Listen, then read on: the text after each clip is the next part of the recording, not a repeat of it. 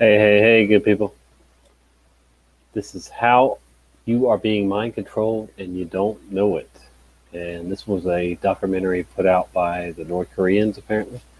Let's check it out. And I do have the speed on. I did have it on 1.25. Okay. Yeah, we're going to put it on 1.25. Let's see how this goes. Alrighty. Welcome.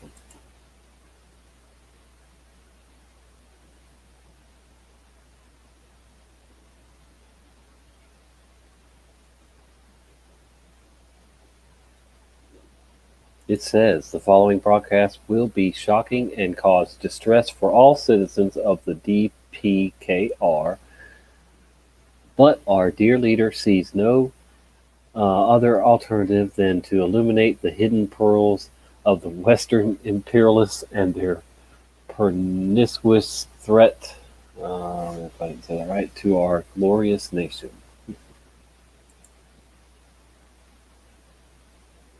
These revelations are the direct result of the miraculous visions of our eternal president who, in his eternal wisdom, blah, blah, blah, blah. Okay, yeah. So this is actually North Korean propaganda. Some of you probably even seen this before. I want help. I do. This is a film about psychological warfare. A specific type of warfare designed to distract, misinform, But trust me, and anesthetize the brain. It has many disguises and is used against every one of them, against them, and against them.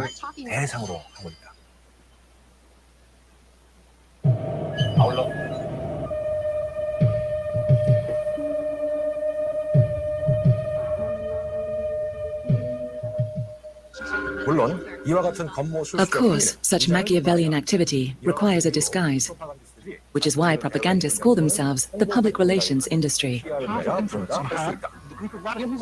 But do not be fooled. Public relations and propaganda are interchangeable, and it is the massive public relations industry that is designed to alter perception, reshape reality. Bear with me just a second here. I'm going to hop in the chat for a second. Hey, Marika, good to see you. I was about to message you, like I just said, and let you know I was going live, but you got the notification. Cool. Very cool. Hopefully we'll have some more people join. I'll probably share it at some point. But, again here, I'll pause this and make you a moderator.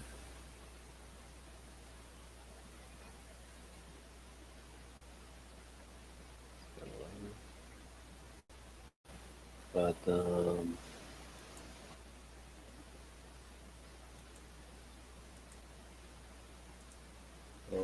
right. Yeah, you beat me to it. You're right. I'll just leave this open in case I need to get back in here.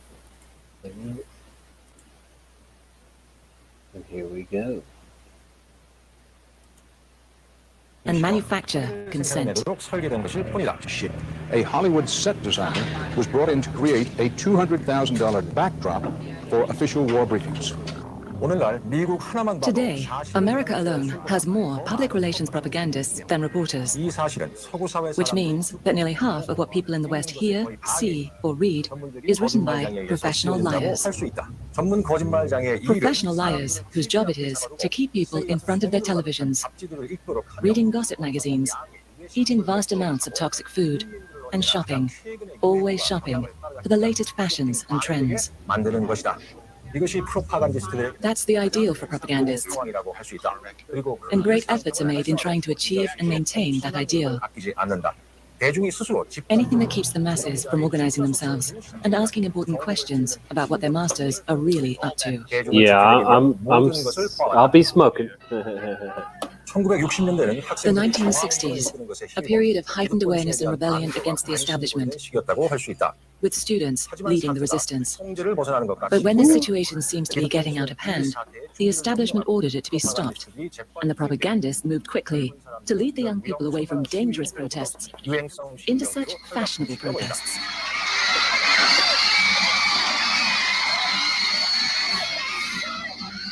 That was then.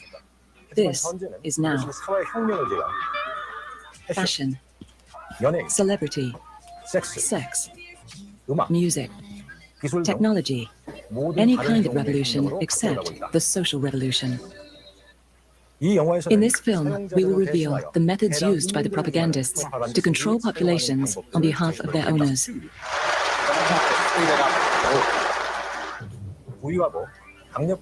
Although these rich and powerful owners only make up 1% of the world's population, they have mastered the use of propaganda over 99% of the world's population. They've legalized it too. Turning them into consumer slaves who work harder and harder to buy things they don't need. These consumer slaves are also made to pay taxes to their government, money which is used to develop new weapons for the pernicious invasions and occupations of other countries. Hey, In the Brian, last 5 Stavely, years right alone, back. they've given their owners more than $1 trillion for these illegal and immoral wars that can't be won, and are even encouraged to send their own children Hey, to fight Chris. them.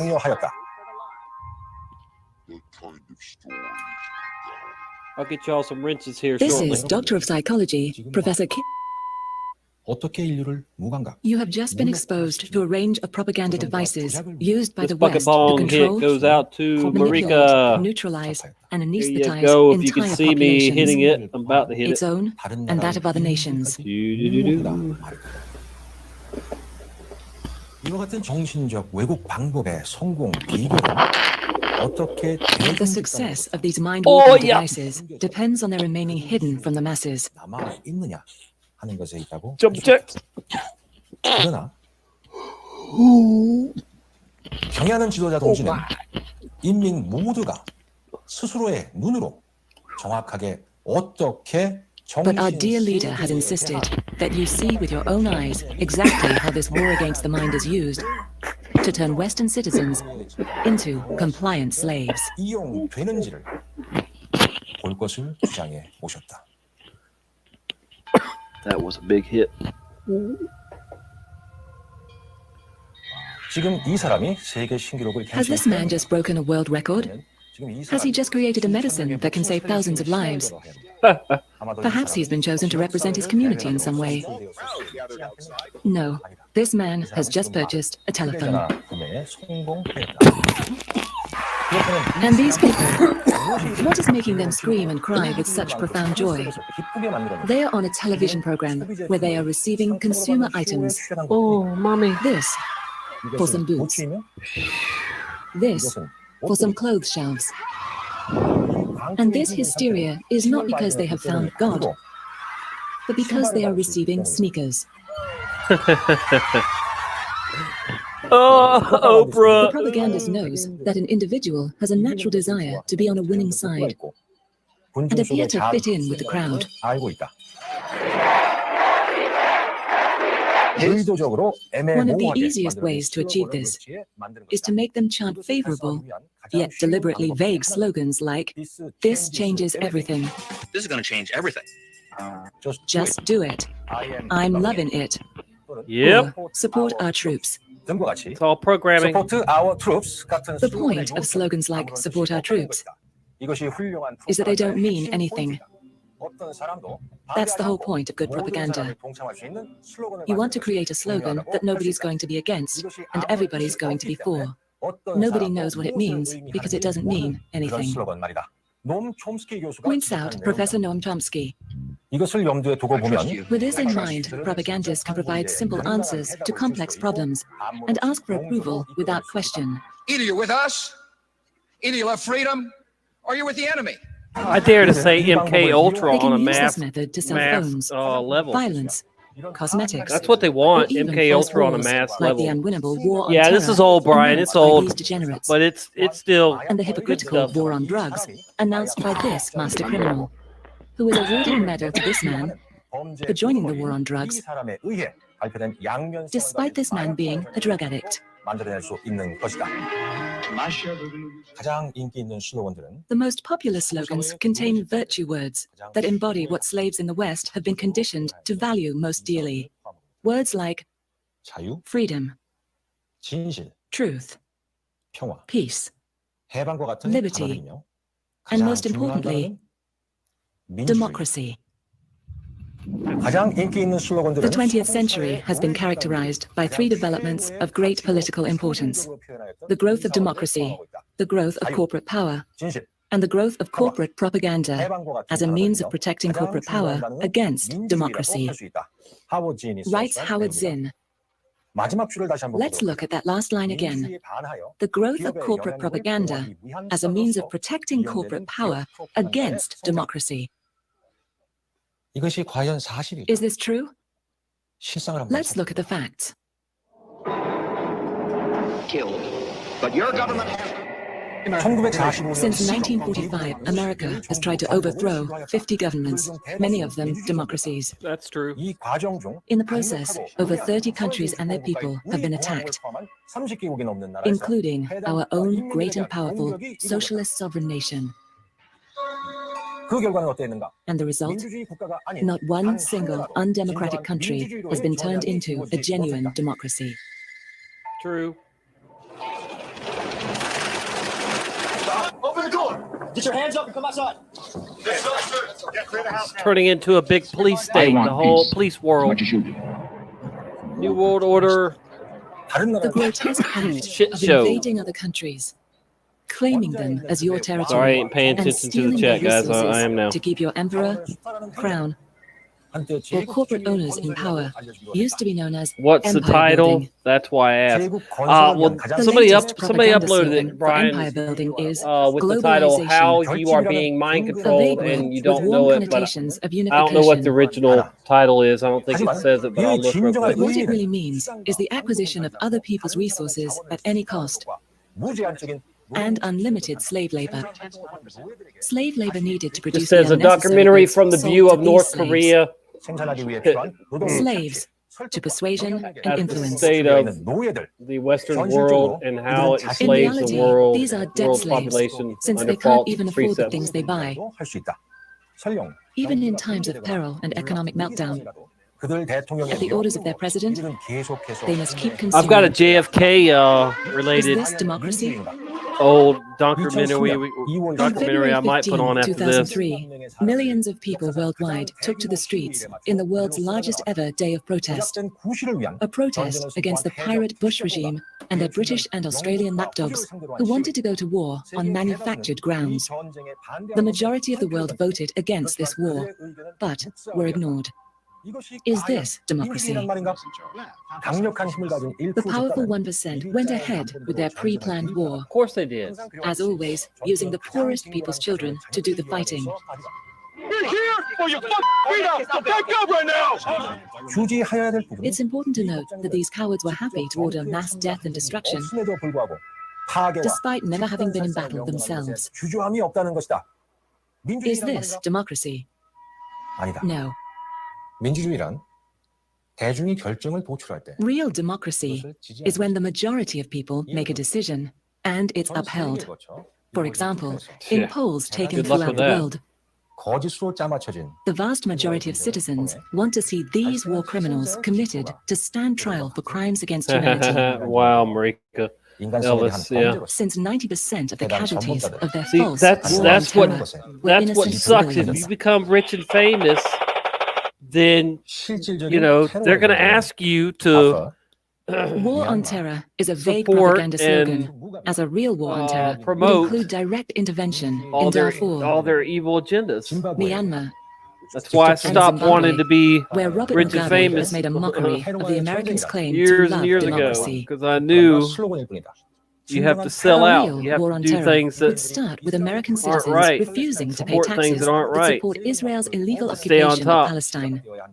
Taxes that could be used to help Americans who are unemployed, 그리고 working without health care, and homeless. 그 세금 말이다. Of course, if you dared to point this out in America, you would be named anti-American and a traitor, or one of those who hate freedom. So people keep quiet because they are afraid of expressing how they feel. You've got to keep them pretty scared, because unless they're properly scared and frightened that all sorts of devils are going to destroy them from outside or inside or somewhere, they may start to think, which is very dangerous, because they're not competent to think. Therefore, it's important to distract them and marginalize them. Points out Professor Noam Chomsky. 하지만 대중 집단을 소외시키고 교란시키는 것에 앞서 Before you can distract and marginalize them, however, you first have to know what motivates them. 알아내어야 할 것이다. 11 o'clock on the dot. Here.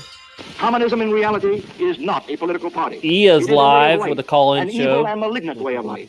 It reveals a condition akin to disease that spreads like an epidemic. And like an epidemic, a quarantine is necessary to keep it from infecting this nation. Fear is the engine room of imperial propaganda.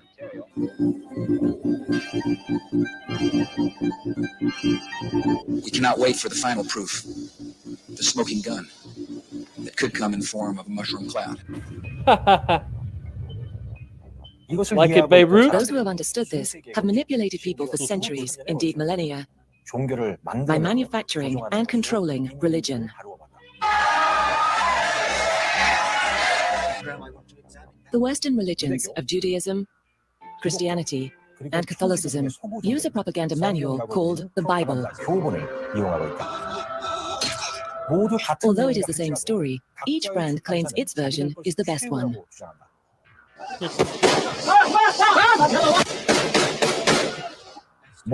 As with any advertising, the propagandist knows that there is no idea easier to sell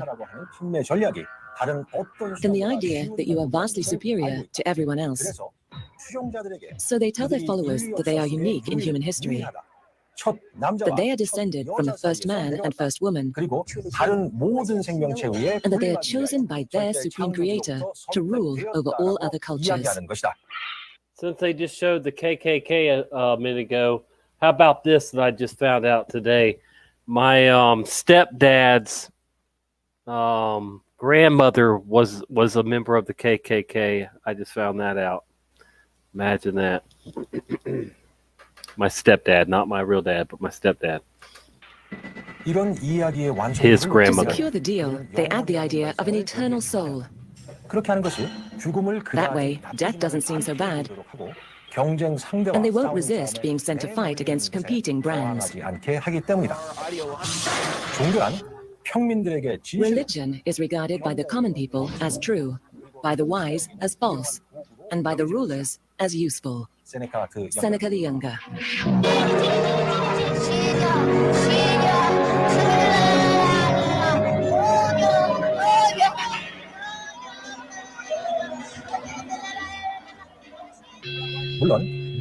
Of course, only the truly ignorant believe that books like the Bible are really the Word of God. Religion is horribly, unmistakably human.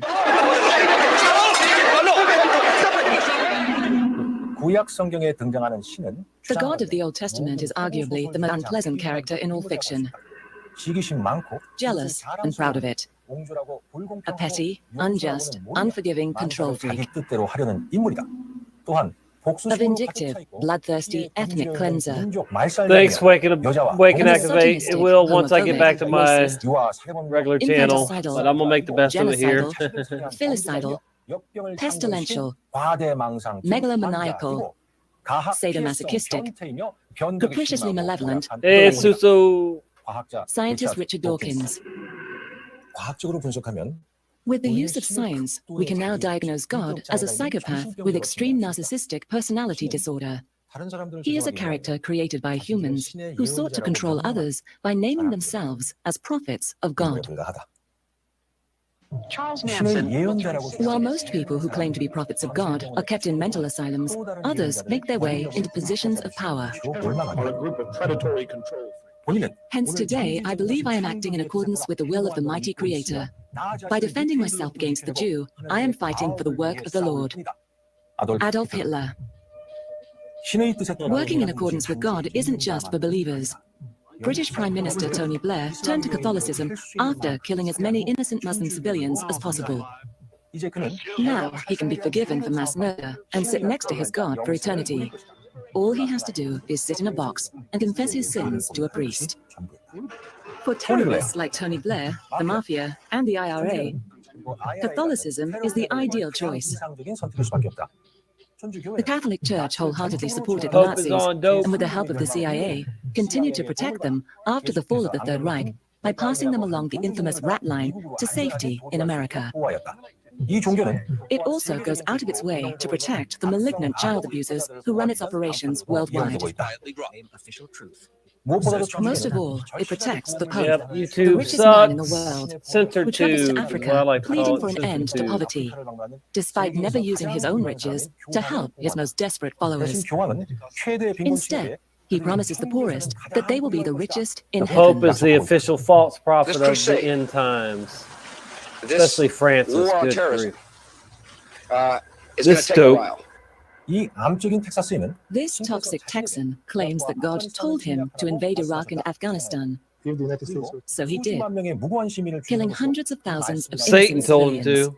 이자는 자신이 He must speak to the same God as his father, whose war and sanctions killed millions of innocent civilians in the same place. 되물어야 할 것이다. I have said to the people of Iraq that our quarrel was not with them, but instead with their leadership, and above all with Saddam Hussein. You, the people of Iraq, are not our enemy.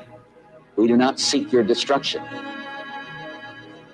이 사람은 We just want to 인간을 enslave This you. man clearly enjoys killing people. Ah. Even though he was too scared to fight for his country during the American War of Aggression in Vietnam, 무서워했음에도 불구하고 텍사스 주지사로 he broke all records for killing prisoners during his time as governor of Texas. 기록들을 갈아치워 버렸다. 미국과 같이 Such a civilized society, America, where this two-term president refused to pardon Ricky Ray Rector from execution. A man so severely retarded that when the guards interrupted his last meal to lead him to his execution, he assured them it was okay because he would just have to finish it when they got back. Like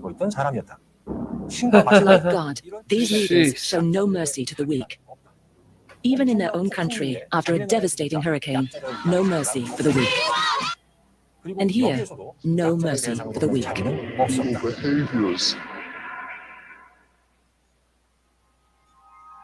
Beware the 1%. The whole truth The whole truth and nothing but the truth. and nothing but the truth. Although the psychopath Everything makes up but less than the truth. 5% of the Western population, those infected with narcissism and unusual intelligence force their way into the 1% who rule over the masses. 정치와 거대 Drawn to 사업에 politics and big business, they are strongly against democracy. 왜냐하면 Because in a true democracy, these treacherous monsters would be impeached and sentenced to death for lying, fraud, treason, race hate, mass murder, and war crimes. But impeachment is not acceptable, declared this smiling new president, who came to power in 2009. Why? Because he is one of them. Obama and Michael. His advisors are drawn from the same gang of Washington thugs and Wall Street banksters as the so-called opposition. His presidency was paid for by the same lobbyists and corporations that sponsored all of the other presidents before him. Because they're all New World Order puppets. Here we see the most obvious lie in democracy, the one that two candidates represent a choice when they are clearly run by the same interests. That's right. There's actually a single-party system in the United States, a Demo-Republican Party, under the guise of two parties, Democrat and Republican. Democrats and Republicans. You vote for the Demo-Republican Party. This was said by a conservative ideologue, R. Ridger.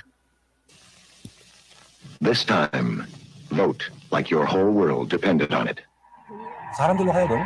Allowing people to vote for one of your Well, I didn't know you were saying that. is the best way to So YouTube shut this stream down already? Is that what you're saying, Chris?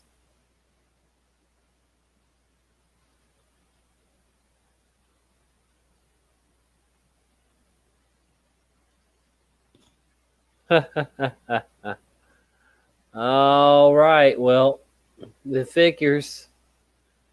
It only has 583 views. It's on YouTube. This, but that was put out in 2014. You see the date here, July 18th, 2014. I don't know if anybody else, how many people have put it out since then, but all right. So I guess, yeah, but D Live. I don't know. Will enough people go over there? That's the thing. This is where the masses are. YouTube. What chumps?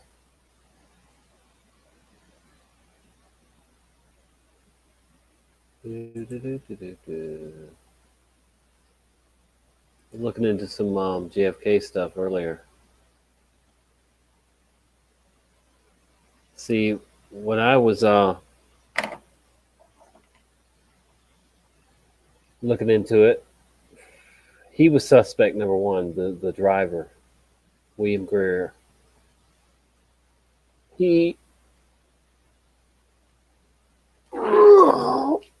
But there was no windshield. There was no second windshield, and now there is. So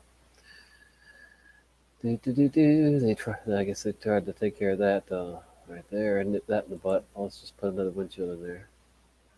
So here's a video somebody did on the driver shot Kennedy, but you think you're going to see the gun or whatever it says there's a gun, but you can't really see a gun. Let's see if they let me show this.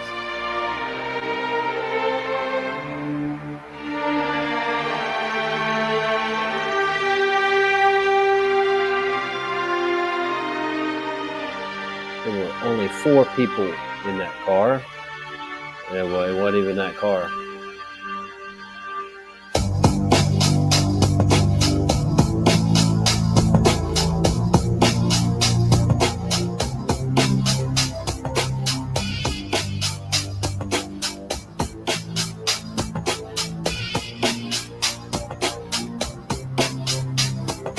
William Greer.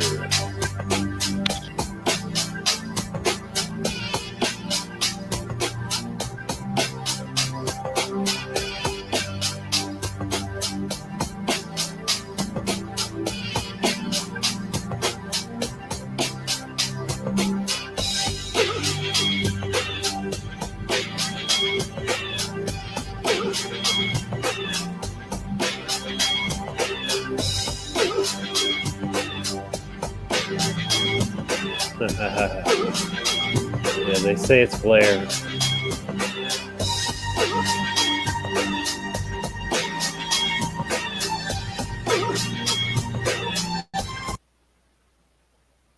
Did the limousine driver shoot JFK?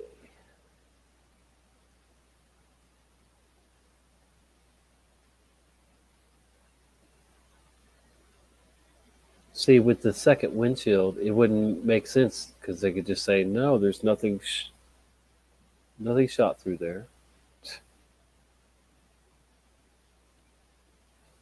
And then they show you both his hands on the steering wheel here. Yeah.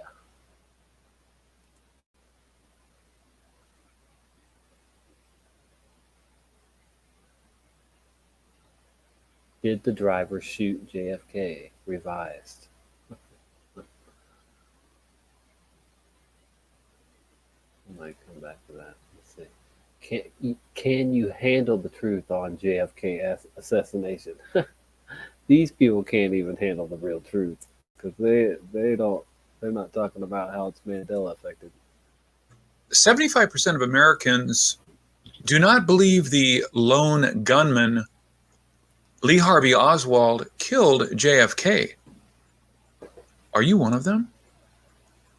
I want to share with you what I believe to be the most convincing evidence, and it may be a truth we all can't handle.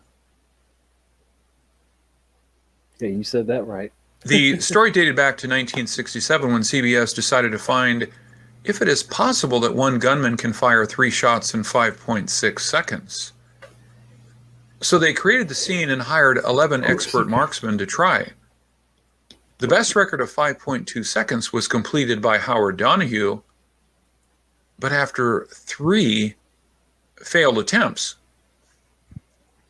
Howard's record put the speculation to rest, and America hesitantly acknowledged that, okay, it is possible that Oswald alone killed the president. But in 1977, the popular True magazine decided to hire Howard Donahue to write an article about the JFK assassination with a main focus on empirical evidence. A one-gunman theory may be possible based on expert marksmanship, ballistic analysis, and the trajectory of the shots.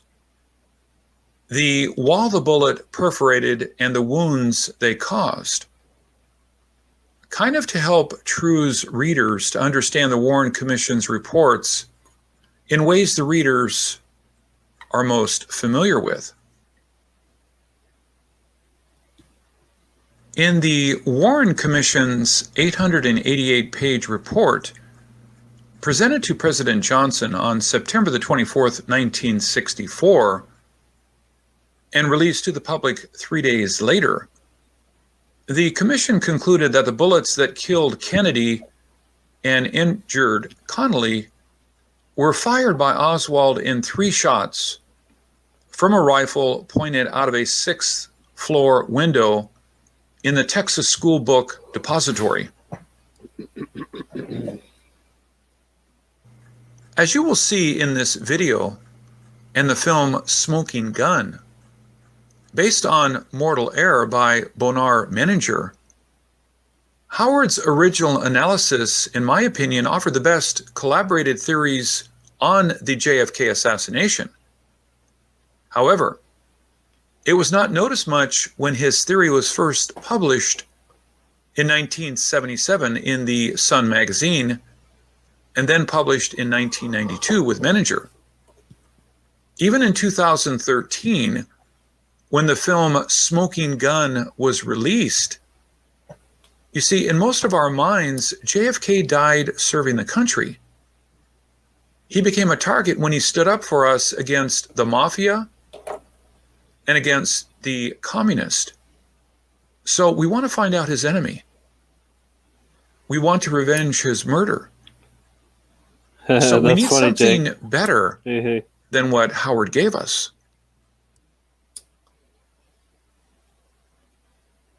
But what was Howard's theory? Let's take a look. The Warren Commission stated Lee Harvey Oswald fired 3 shots. The first one, which is best known as the single bullet, passed through Kennedy's neck, wounding him and Governor John Connally. Oswald's second shot missed entirely, and his third shot hit JFK in the head and killed him.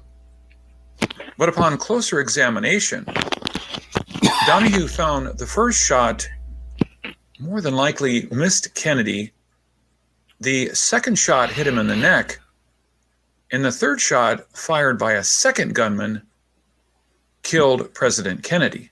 The driver, probably. Many people believe the second gunman theory because the single bullet is just not convincing enough. And people like Oliver Stone call that the magic bullet. The bullet that looked pristine after piercing through the president's neck made a sharp right turn, then going through the right side of Connally. It is a theory even Governor Connally had a hard time believing at first.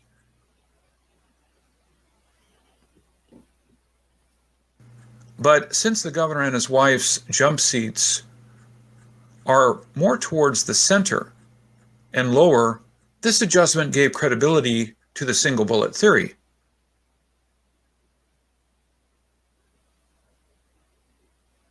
But there's another troubling problem. The first bullet, after ripping through 2 bodies, remained in great condition. But the third bullet blew President's head and itself into pieces. Why then are they so different?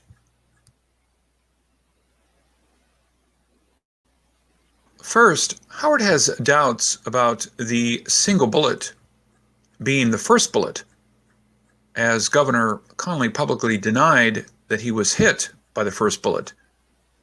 He said he was hit by the second shot.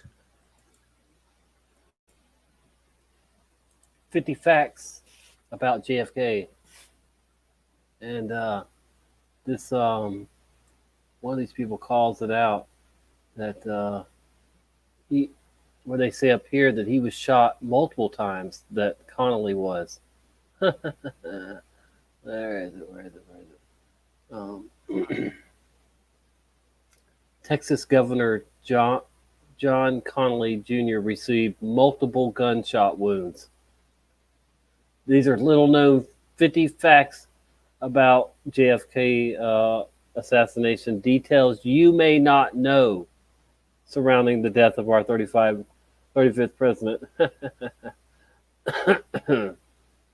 There's a bunch more of things that should be on here that aren't on here, of course. The Zapruders film was later bought by Life magazine for $150,000. That is a lot of money back then. Jeez. That's insane. But anyway, yeah, down here I wanted to share this comment that this lady left. Kathleen S761932 said, check this out, guys.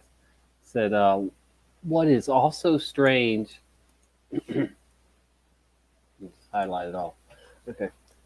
So what is also strange is that Oswald could be world if Oz, whatever that means. But anyway, Dorothy Kilgallen,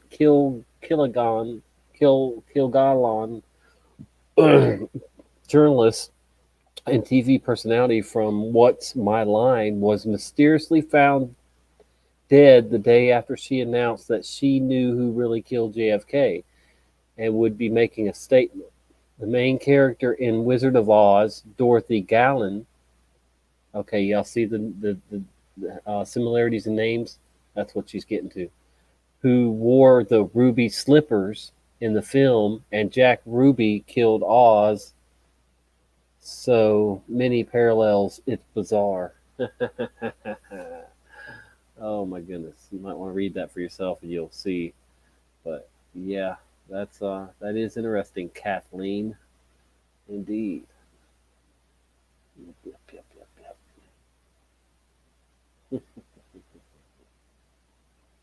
I like to read the comments to see if anybody will say, hey, wasn't there only 4 people in the car? But yeah, they ain't found that yet.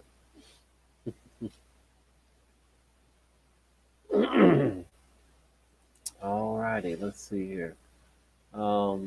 Rust to Judgment was a book put out in the 60s. I guess it was the first book. Probably they're saying, yeah, attorney Mark Lane was first out of the gate with Rust to Judgment. Now, I'm surprised it doesn't have an Eve being that old in there in Judgment, but you see it's been Mandela'd, and I'll show you that even the book has in the movie. Anyway, or the documentary.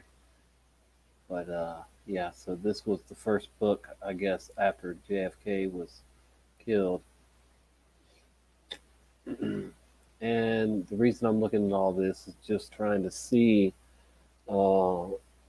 other people that were involved, see their memories.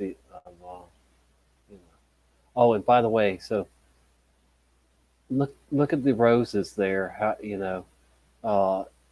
when they showed that her dress, it just you would think that you would see more blood on her dress after the shooting, and blood and red does stick out on pink very well, as you can see. It's definitely brighter and stuff. So blood would, there should have been a lot more blood. I don't even know if you see any on her, but I guess. But anyway, also this dress right here is in the National Archives or something like that. It's put up in the government vault somewhere, and the public is not allowed to see it until 2103. 2103. That's a long damn time. 100 years from now, whatever. Oh yeah, that's crazy. Yeah, so, anyway, what are they hiding? Let's see. Is anybody even still in here? I know I'm not being very entertaining tonight, but there was only 4 people. Yeah, I know that. That's right, Jake. Definitely, definitely. La la la la la la. Let's see, what did we go over here for? Oh yeah, I was looking at this channel. What's that? Wolf and the Lamb. 4 years ago, the wolf and the lamb shall feed together. I guess that's about the Mandela effect. Let's check it out.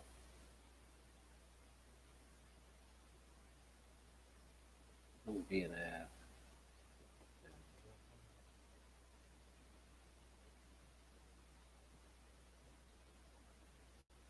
Wow.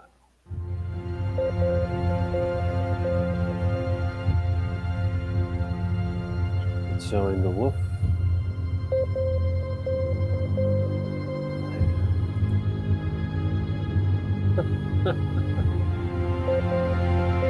This dude's found more graphics than anybody with the wolf and a lamb, because I ain't seen these. There's your lion. Yeah, there's your lion. Okay, yeah, so this is a Mandela effect. It's got to be a Mandela effect. A video about the alteration of Isaiah 11:6. Mandela effect, yeah. Okay.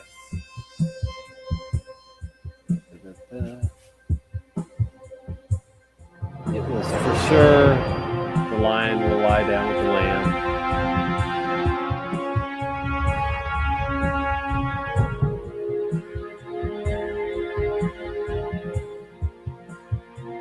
Yeah, I've never seen this many pictures of a wolf and a lamb.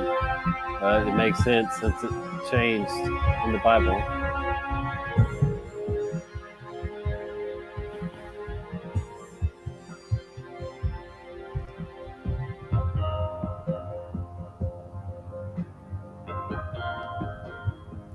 Hold on. One said the wolf will live with the lamb. It was probably just another version instead of dwell.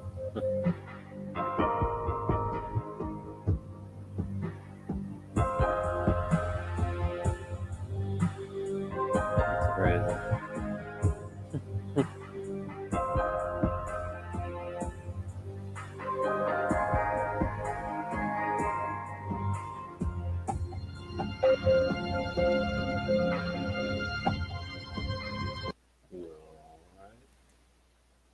Anyway, this channel is the one I found, the one I was watching before, I guess, YouTube interrupted the stream.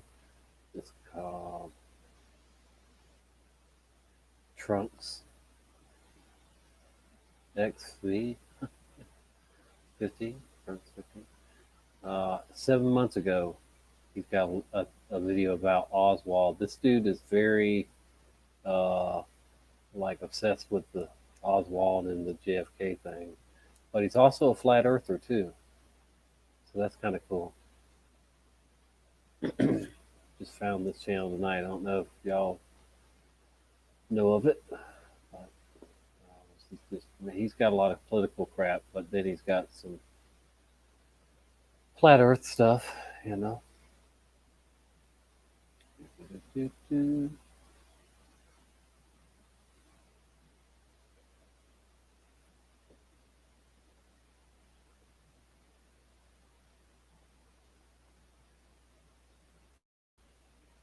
The Wizard of Oz JFK assassination documentary. Damn, that thing's 2.5 hours long. Jeez. That's insane. So I wonder why, if this guy knows the Mandela effect, why doesn't he have one on JFK? Let's find let's find out real quick. We'll do JFK Mandela.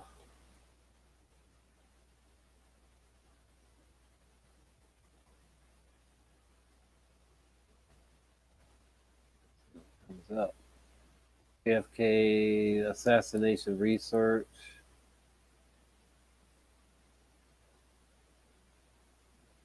High school students discussed JFK assassination conspiracy theories 1992. Ooh, that would be interesting to see if they that long ago what they would say. I don't know if y'all going to find that interesting, but I kind of want to click on it and check it out.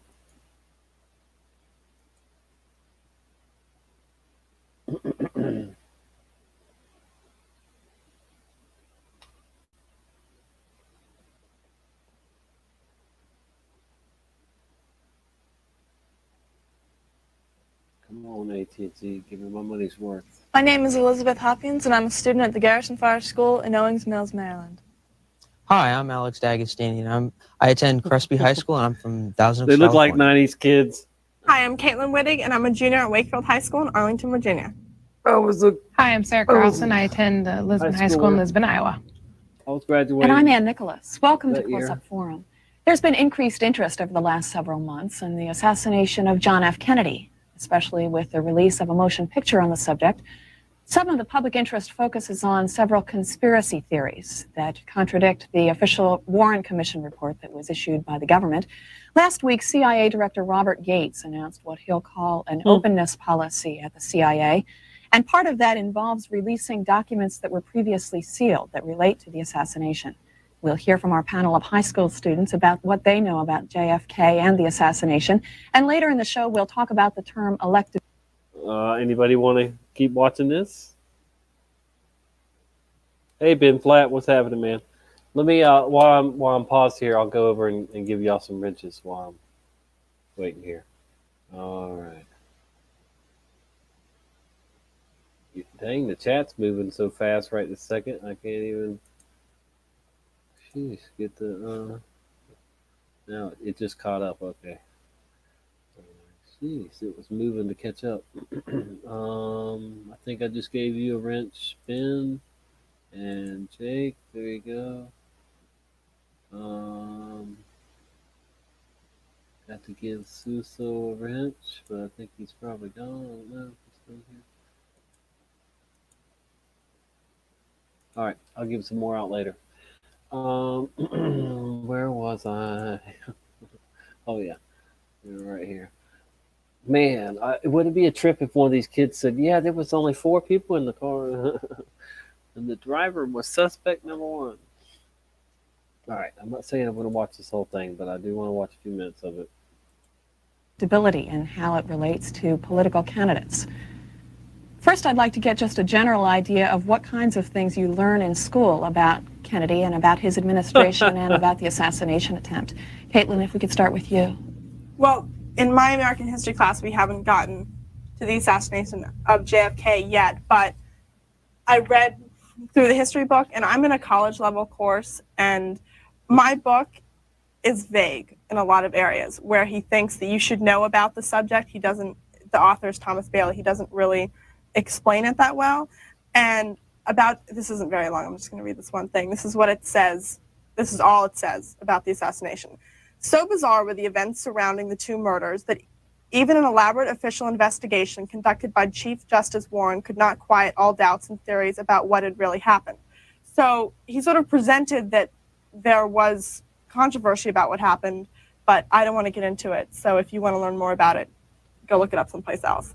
And so we get another book, also we were issued 2 books, and so I looked in that book as well, and that sort of intimated that there was a lone gun theory and a 2-man theory and a conspiracy, but that there wasn't enough evidence after the Warren report to go ahead and prosecute.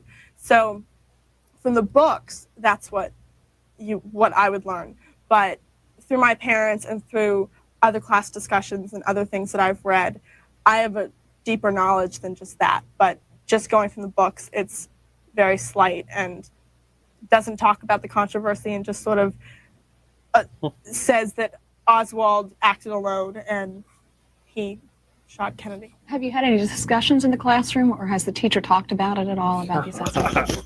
Not as of yet. Can't in believe this the class, way we dressed but I and have had styled discussions in ourselves other in the classes 90s. So crazy. about it. What kinds of things are brought up? Do you hear about different theories that are possibilities? Or? Oh yeah, and about the CIA and about the cover-up, the possible cover-up, and if it was a lone gunman and things like that. But also, we talk about more the repercussions of the assassination and the attitude, and I mean the repercussions of people's attitude and people's not faith in government, but just how it was so crushing to the nation and such a deep loss.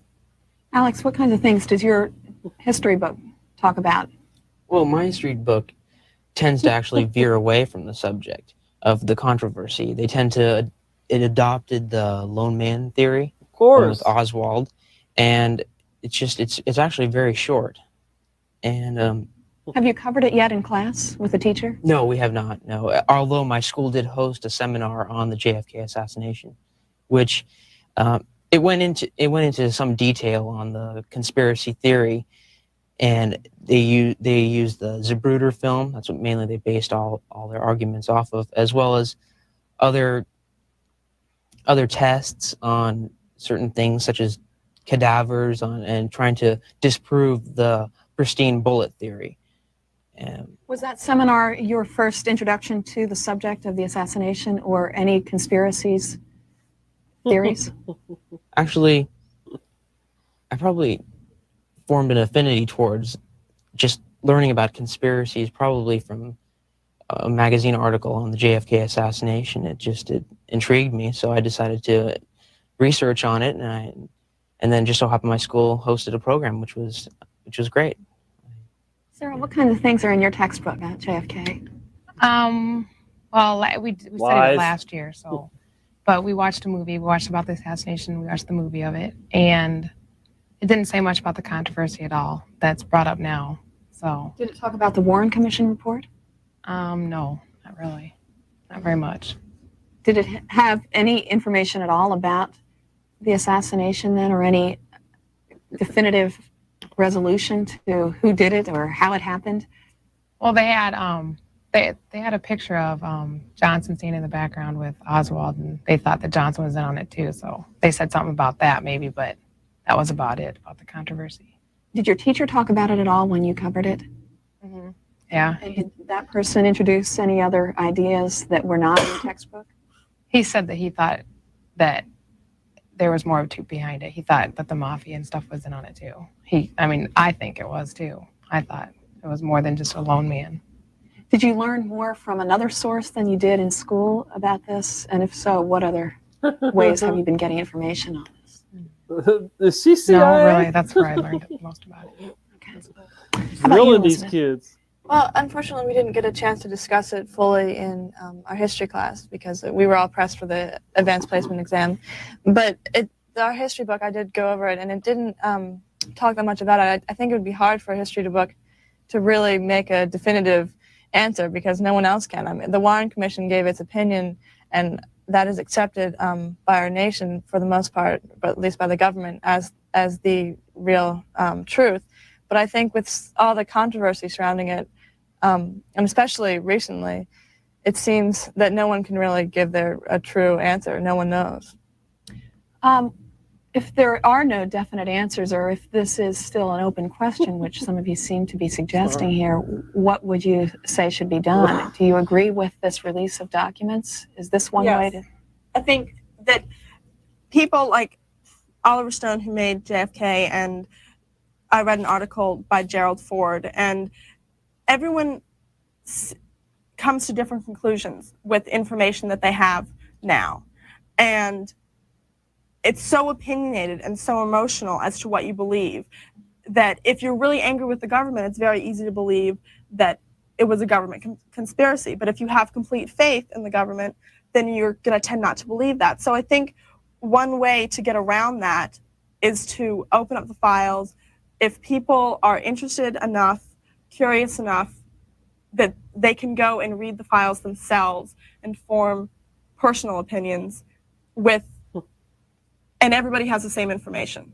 So you're not dealing with people who only have some of the information, so they come to this conclusion, and then you have people that were on the Warren Commission, and so they come to different conclusions. But if you open everything up, then everybody's starting with the same base, so you have a clean slate to start with.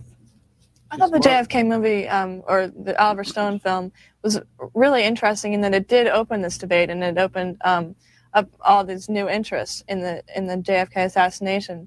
But of course, it can't be taken as truth. It's a film. It's not a documentary even. It's just a feature film. So I think that it's good in that it opened up the interest in it. I think that the CIA files should be open, and I think that a lot of people will read them and are very interested in what they have to say.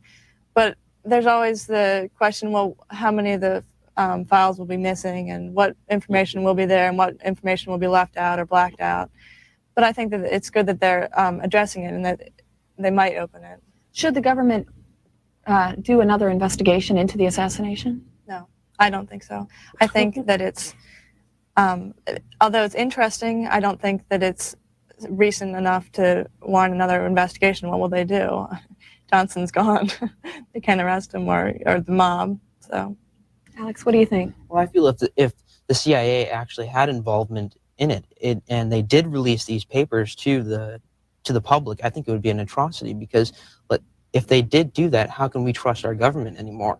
There would be uprisings and certain things. I mean, maybe this is just really speculating and being very idealistic, but I think I feel it's actually very realistic if the just CIA a couple of years after in this was conspiracy. made. Are you suggesting then that if the and CIA told were all involved, about the New World that it Order would be and their better that we plans don't and know what they're that? implementing now? Yes, I'm saying that it would be better because I know for a fact that I would not be able to trust my government if that was the case. If they were involved in the assassination of our country's highest executive, I wouldn't feel safe. If they can assassinate the president, then it would be extremely simple to assassinate any other person.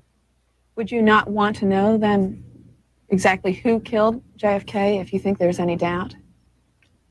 I don't think the public should know, really. I don't really think they should find out, because there is the reasonable doubt that the CIA was involved. I mean, who's to say that they weren't?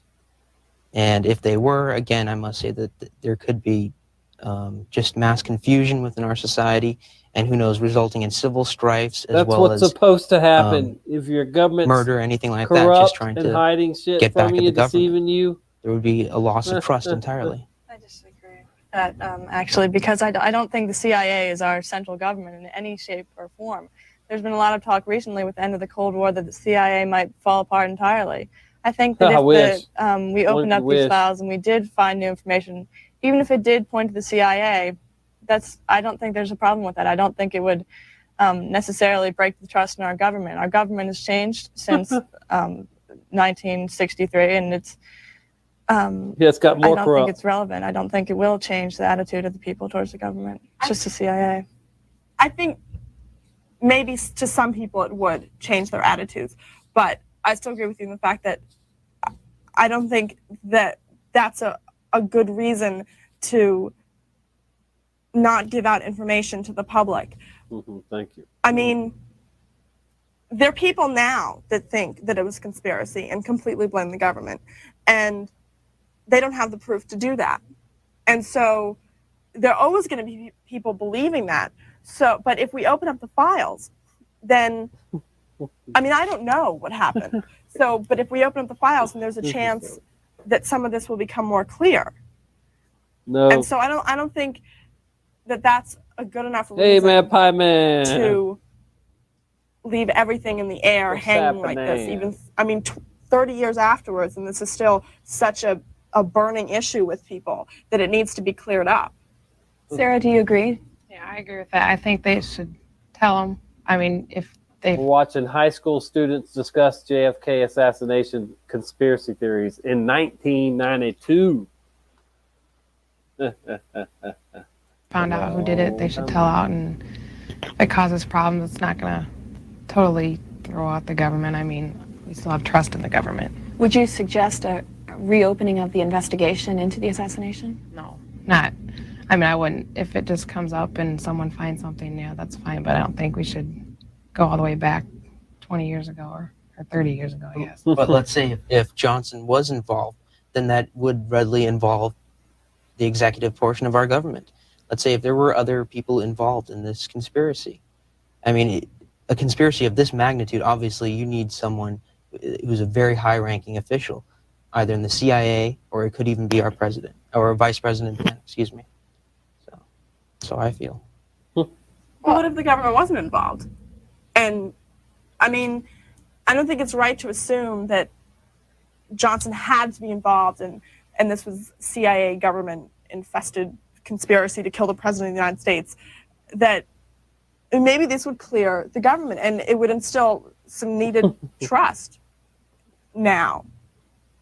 So I Good luck with that. strongly agree that they should open the files. Even if the government was involved, I don't think that there would be mass uprisings as you suggest, just because I don't think it's necessary. And if the government was involved, I don't think that doesn't make me very happy. I don't think it would make much of the public very happy. And I think that if the government was involved, then that would necessitate changes. And so that sort of thing can happen. I don't think it's right that it would have happened. So Who's to say that the government wasn't involved?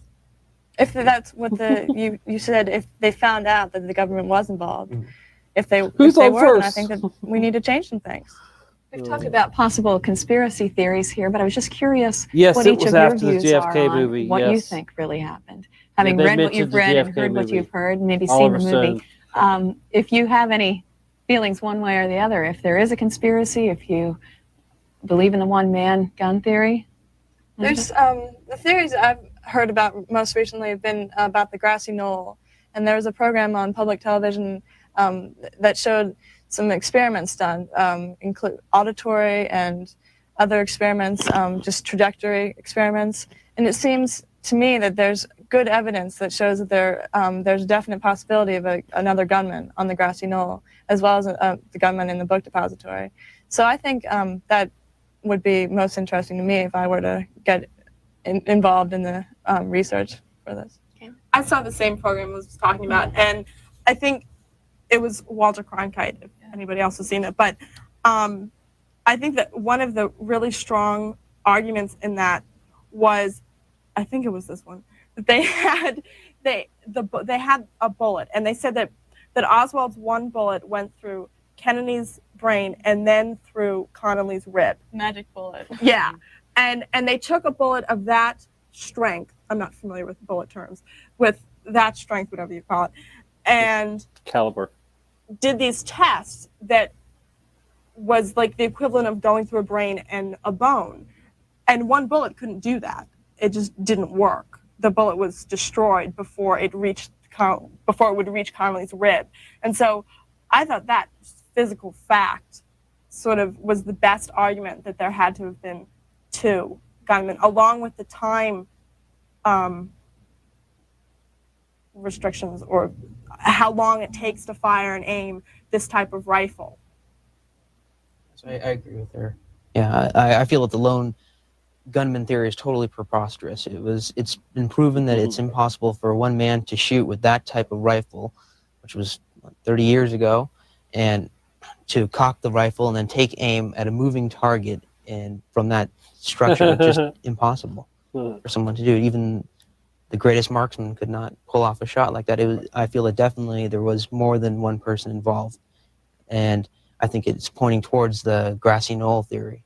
I think that would give the clearest shot and to kill President Kennedy during that time. Sarah? I agree with that. I definitely don't think it was a one-man thing. I think someone was behind it. I'm not sure who, but... Our other topic today is a look at the term electability, which we've all heard used by political commentators and pundits to define some of the candidates who are now in the race for the presidential nomination and some other candidates. It's sometimes unclear what exactly they mean, but we asked each of you to come up with your definitions of what you think makes a candidate electable. And I'd like to go around and find out what you've come up with. Elizabeth? Oh, boy. Well, I find electability to be a personal thing in each voter's mind.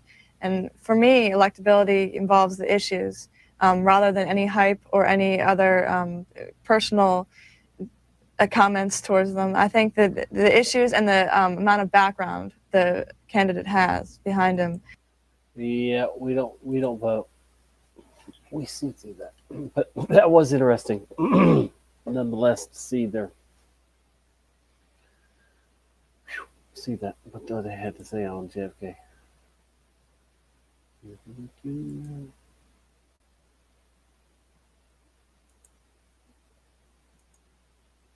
Get some of these.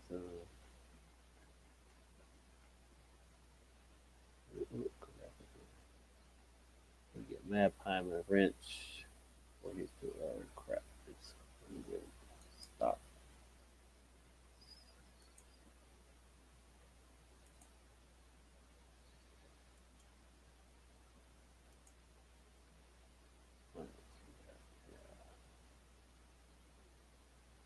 Mr. Mad Pieman, what you got going on, brother? You want to join me?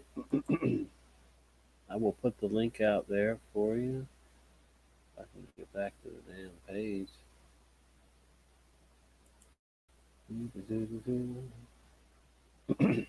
I was showing a documentary that North Korea put out, and I guess I didn't even know, but I guess it got the YouTube shut it down, the stream, because I was playing that. They didn't like it. On the New World Order, on the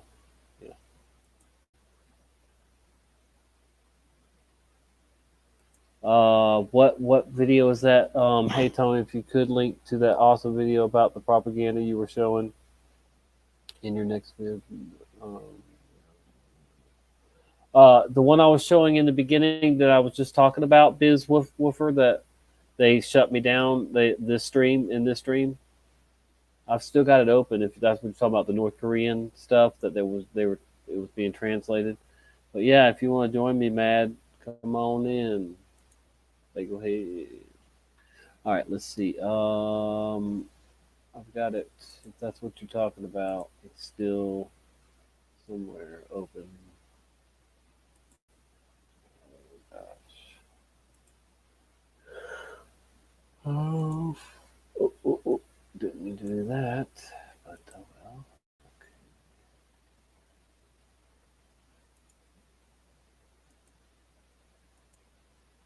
There it is. How you're being mind controlled and you don't know it. I think that's the one you're talking about. Yeah, we were only 27 minutes into it. It had another hour or so to go. So it sucks. Oops. Come back up here.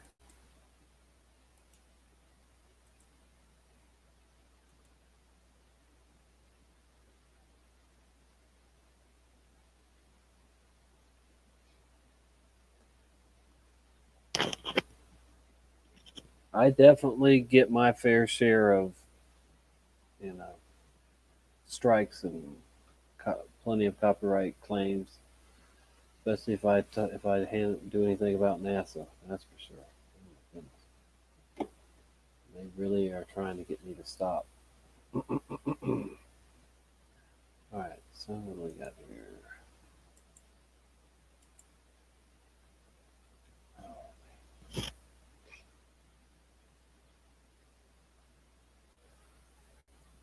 I don't know what time. It might be too late there for Mad. It's Friday night, though. Come on, brother. You can join me. Let's see what else I had here. Close all these off. What is this here?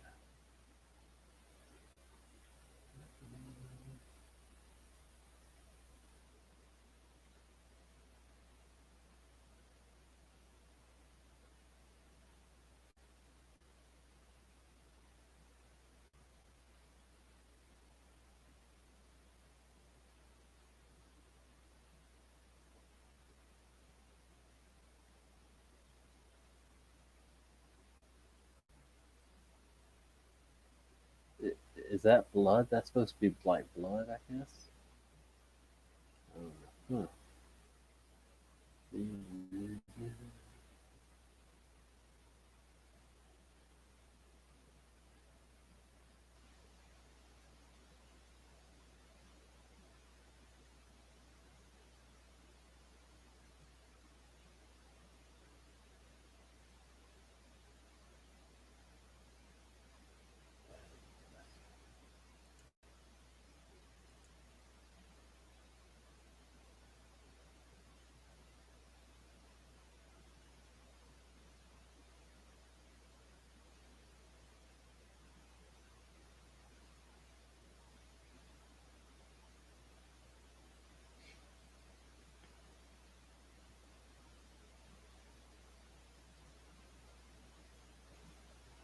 Sorry, guys.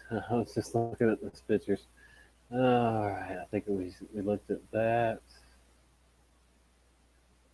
No, we didn't. We looked at part of that. That was done.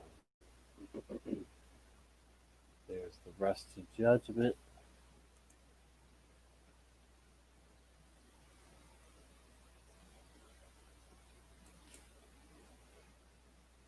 And that was that what we were watching. So click off of that. And how we be in mind control? Okay, yeah, that's the one YouTube didn't want me to keep playing.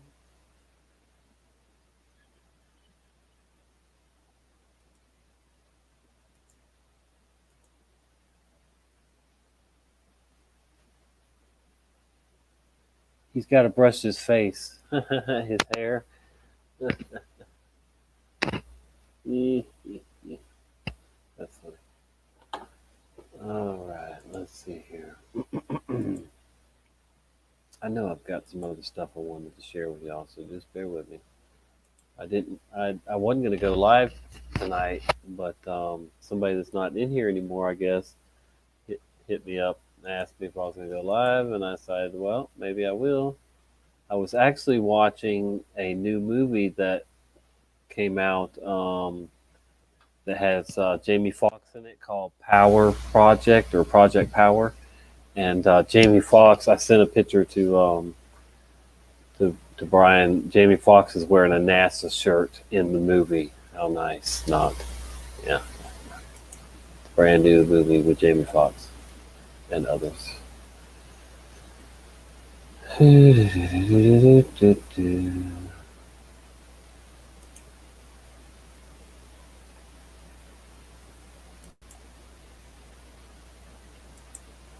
Okay, I'm hearing more and more people who actually believe that Bill Greer, the driver of the limousine, turned around and shot President Kennedy. That is absolutely false, and I'm going to show you why even the most radical pro-conspiracy people reject that idea. And he shows you the glare on the dude's head. As we go through, and that is the top of Roy Kellerman's head. It is not a gun. Okay, keep in mind, this is frame 312. It's exactly 1/18 of a second before the fatal headshot. The reason we've been focusing on that frame is the 313 is horribly blurred.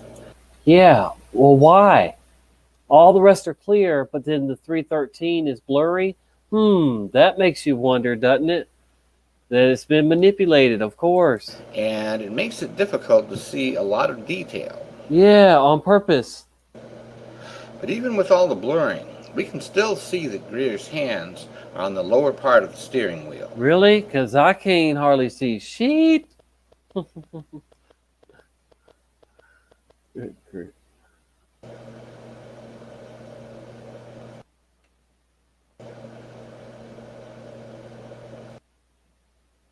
If any of you still have doubts about this, I would suggest you consider several questions. There were hundreds of people in Dealey Plaza that day. How is it that not even one person claimed that Greer fired a weapon? He was suspect number one for many people, but let's though, say that for Greer years. got lucky, and nobody happened to notice that he blew up the president's head. Shouldn't he have been trying to escape? I mean, why did he instead drive his victim to the hospital and then hang around where he would surely expect to be arrested? At that point in time, he had no way of knowing that his dastardly deed went unnoticed. And finally, think about the Secret Service agents who were standing on the running board of the follow-up car, which is almost bumper to bumper with the limousine. There's just no way they could have overlooked something like that. There probably isn't on it. You really think Clint Hill, who risked his life to get to the president, Mrs. Kennedy, was in on the cover-up? Very well could have been. There are plenty of good logical reasons to support the fact that this crime was a conspiracy. But the theory that the driver turned around and shot JFK is not one of them. Thanks for listening, folks. My name is Bob Harris. It was for a lot of people.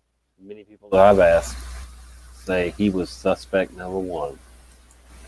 So, there's that. Yeah, she did. She knew something too. All right. We have the Mad Pipe Hey, in the house. Hey, hey, hey. there you go, Is mate. he upside down? I don't know. All I've What's got to say is the passenger in the JFK limousine, that? his head is not a gun. His head is not a gun. Yeah, but That you was know, the reason. That was the top of his head with the blurred photo. That's the reason that people thought that the driver shot JFK, isn't it? That's probably the no, main reason. not me. I never heard that until today. I never knew it was a glare. I mean, I know I never, I did, I always thought he was suspect number one. You know, just it just because he just freaking was in the right spot and everything. And yeah, he did turn. I knew he turned around. You know, turn. He did turn I don't around. know. Yeah. You know, but so I mean, I didn't. But I never actually the gun thing. Like I don't even remember ever seeing a gun necessarily, but still, just you know, still suspected him because you know somebody he shot never had him. to. Somebody else shot. Yeah, he never. He We never. know that Oswald probably didn't shoot him at all. He probably never got a shot off at anybody. But the driver never had to shoot through a windscreen before either. You know, there was no Right, windscreen in the middle exactly. of the car. Exactly. Yeah, exactly. Yeah, But man, good to have you. isn't the official Warren Commission report? Doesn't that say that there was multiple shooters now? When originally it was, the magic bullet theory, and Oswald did it all. Mhm. Yeah, I don't know that it alludes to anything other than that. The Warren Commission. It was the movie, the JFK thing that did, and they wanted to, they wanted them to open it back up after that or Oh, they whatever. wanted to reopen it. Okay. But I think it, the Warren Commission. I don't know. Maybe part of it did allude that even 9/11 Commission, said it smelled fishy, in their own way. But they of course weren't going to say that it was an inside job. No. Yeah. But yeah, they always keep everybody arguing about the details of something that never happened in the first place, which is quite ironic, really, isn't it? Right. You're occupied and you never work out what's really going on. Everyone fighting amongst themselves over bullshit details that don't There's matter. people that think he's still alive. Well, he could be, yeah. Who knows? Yeah. He definitely wasn't killed that day. Nothing happened in Dealey Plaza. That was a movie set. But, yeah, the car might have driven through there, but I'm pretty sure no one was there. You know what I mean? Yeah.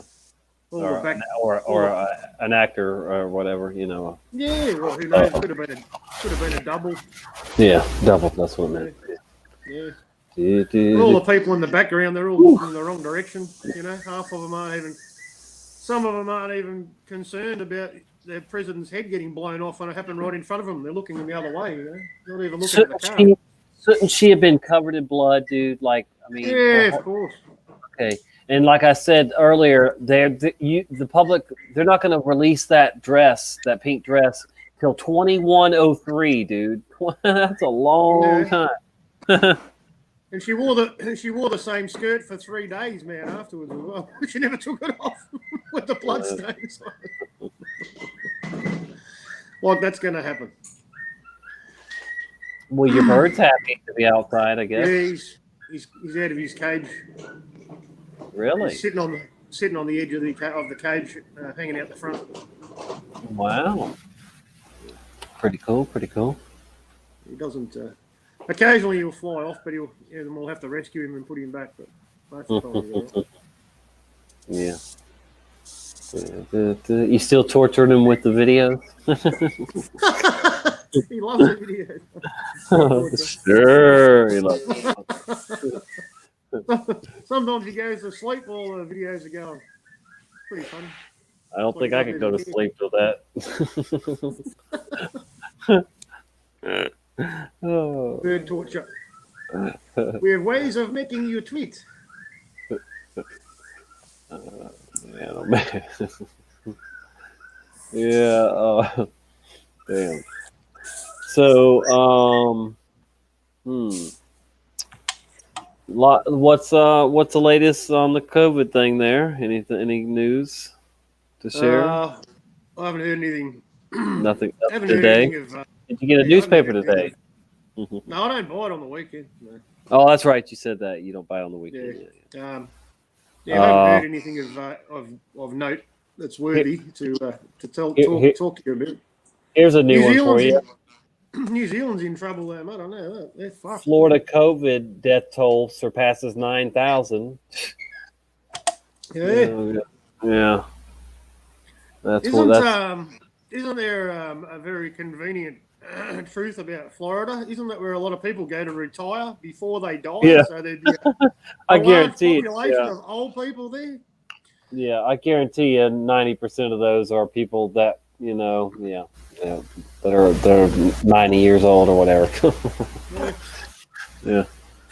Convenient. It only gets into the nursing homes. Only old people die in nursing homes. Yeah. The sneaky virus.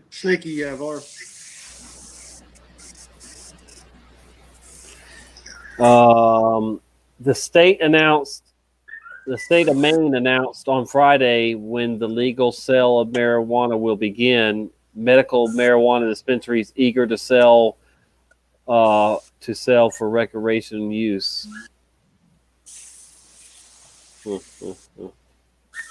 So I guess Maine is finally getting their chance to smoke up without going to jail. It says retail sales to people 21 and older will begin on October 9th. So the recreation, they'll be able to just go in, without a medical card and get it. That's pretty cool. Yep. Anybody over 21. I've heard that's going to happen here as well. Yeah. In all pharmacies are there's a push for pharmacies to sell weed. But you can buy it over the counter, apparently.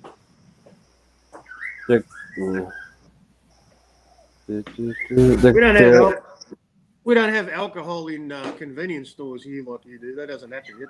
But that's another thing that's getting pushed as well. You mean you don't have alcohol in your grocery stores? You never have? Wow. No, it's a separate. It has to be a bottle. Wow. Yeah, that's interesting. Separate to the supermarket. Yeah, Coles, Woolworths. They've got their own. They've got them in different locations apart from the supermarkets as well. All over the joint. Like I said, man, it's a duopoly. The same two corporations, they run the country. They run it all, mate. They run alcohol, fuel, and all the groceries. So they control the value of the dollar as well. They're very powerful. NASA launched lasers beams at the moon for the first time, and for the first time they received a signal back. Nice. It says dozens of times over the last decade, NASA scientists have launched laser beams at the moon, but now they got some response, I guess. Oh, geez. The signal back. The shiny dust rock. Yeah. Trying to see what it's like a sand pit floating in space. It's so reflective. Scientists have been using reflectors on the moon since the Apollo era to learn more about our nearest neighbor. It's a fairly straightforward experiment. Aim a beam of light at a reflector and clock the amount of time it takes for the light to come back. Decades of making this one measurement has led to major discoveries. Oh dear. One of the biggest revelations is that the Earth and the Moon are slowly drifting apart at a rate that fingernails grow, or 1.5 inches per year. Shit, mine grow more than that, I think. Mine grow faster than that. Longer. This widening gap is the result of gravitational interactions between the two bodies. Oh gosh.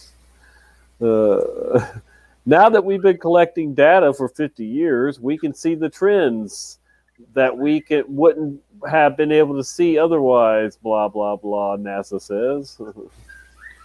Laser ranging science is a long game. They said. Is this a NASA news website? Is it? What are you looking at? So, look, check this out. So this is apparently their reflector panel that they've got on the moon that they shoot the beams at. There it is. Looks like someone left some space junk behind. It's some kind of panel looking thing. Oh, yeah. Oh gosh. It says, hold on. It says a close-up photograph of a laser reflecting panel deployed by Apollo 14 astronauts on the moon in 1971. Bullshit. Watch, they're gonna take me down now because I'm getting into NASA stuff. Oh god. The whole reason I'm on this channel, backup channel, is because NASA. It looks like one of the downlights fell off the roof at the fucking. Here's some more exciting bullshit for you. There are 5. They've got 5 of these reflecting panels on the moon. Oh shit! Okay, 2 were delivered by Apollo 11. 2 were delivered by Apollo 11, and 14 crews in 1969 and 71. So between 11 and 14, I guess. Okay. They are each made of 100 mirrors that scientists call corner cubes. As they are corners of a glass cube. The benefit of these mirrors is that they can reflect light back to any direction it comes from. Another panel with 300 corner cubes was dropped off by Apollo 15 in 1971. Oh, okay, this is where they're explaining each one. Soviet robotic rovers called Lunokhod, I guess, 1 and 2, which landed in 1970 and 1973. Bullshit. Carry the 2 additional reflectors with 14 mirrors each.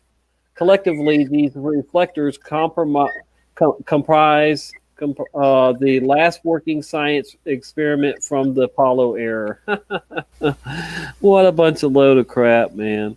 And the mirrors survive with all the asteroids that keep. All right, here you go. The here you go. It says some experts suspect that dust may have settled on these reflectors over time, possibly after getting kicked up by micrometeorite impacts to the moon. As a result, the dust could be blocking light from reaching the mirrors and also insulating the mirrors and causing them to overheat and become less efficient. Oh dear. They just lay it on thick with their bull crap, don't they? Yeah. Oh my goodness. So all the micrometeorites, they all struck the moon all around the mirrors, but none of them hit it, and the dust flew up, and then that's why they don't work. Okay, that makes sense. Yeah, they don't say that they could have gotten hit by them. They just say that. Yeah. Oh boy. Makes perfect sense if you don't use your brain. Right?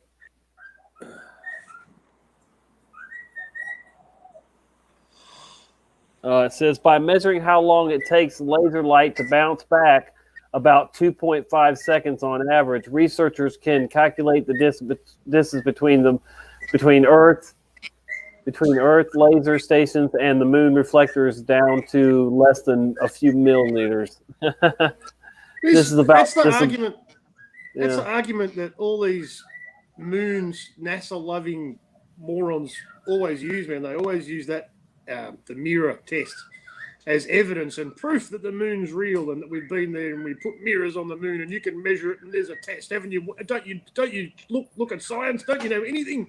It's out there. Oh, shit. Look, they got a picture of them shooting the lasers at the moon. Yes. That's supposed to be real. I think isn't that a Dio album cover, man? That's a real picture of them shooting lasers at the moon. Apparently, Yeah, it's real. from, Yeah, I from believe it. NASA, from here in Florida. That's ridiculous. No, that was from Maryland. They shot it from Maryland. Okay, so my bad. I thought it was here, but Maryland must be closer to the moon. Oh my goodness, man. What a joke. Magnetic measurements of the moon samples returned by Apollo astronauts revealed something no one had expected given how small the moon is. Our satellite had a magnetic field billions of years ago. Scientists have been trying to figure out what inside the moon could have generated it. Laser experiments could help reveal if there's solid material in the moon's core that would have helped power the now magnetic field, extinct magnetic field. I'm sorry. Wow. So it's saying it used to have a magnetic field. Yeah, it's. Oh yeah, look. Here's a picture of the astronaut putting them out there on the moon. The stupid things. It was bin night on the moon. He's placing them there. You know, the reflectors. Give me a break.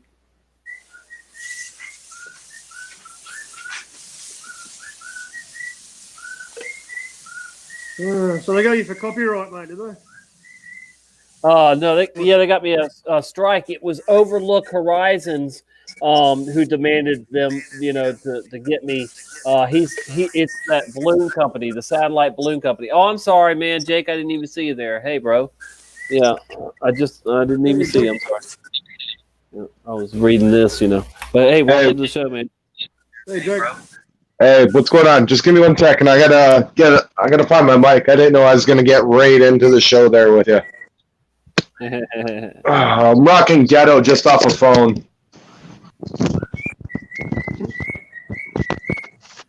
Okay, so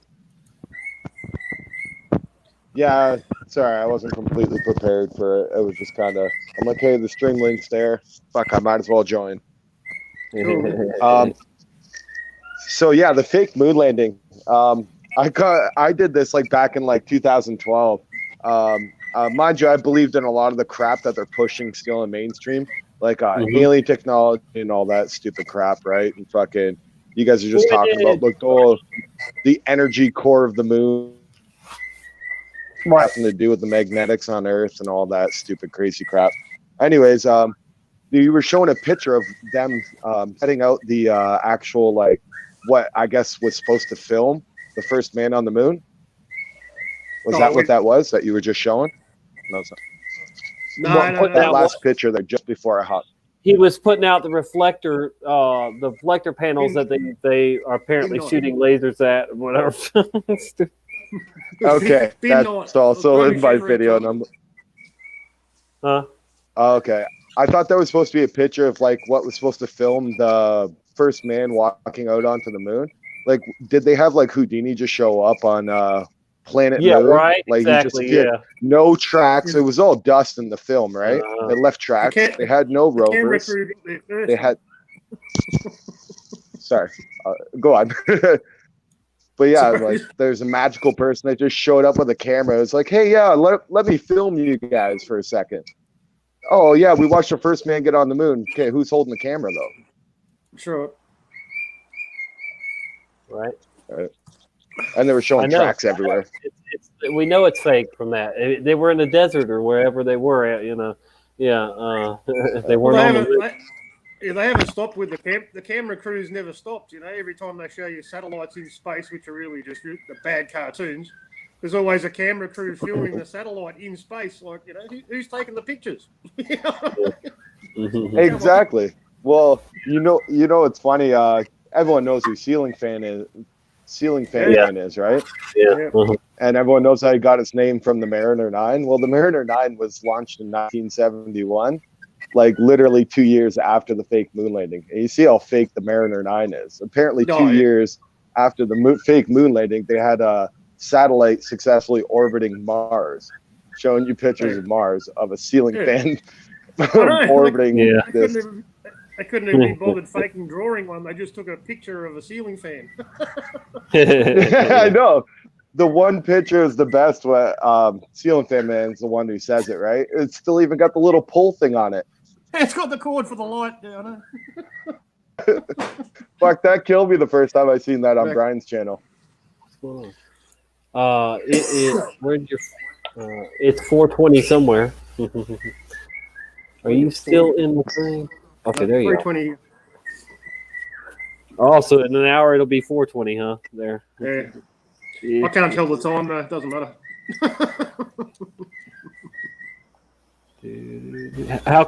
What's the temperature there today? Tonight? Here? Yeah. I reckon about 15, mate. It's not too good. Yeah. So, 15 degrees over freezing. I don't know what that is in Fahrenheit. Probably like, I don't know, 40 or 50 degrees, something like that. Right. It's going to get colder overnight, though. Yeah, it was really cold last night. I reckon it was about zero. About freezing last night. So we're getting out of the cold weather. We've only got a few more frost, I reckon, maybe another week or two, and then we'll start improving. Spring's around the corner.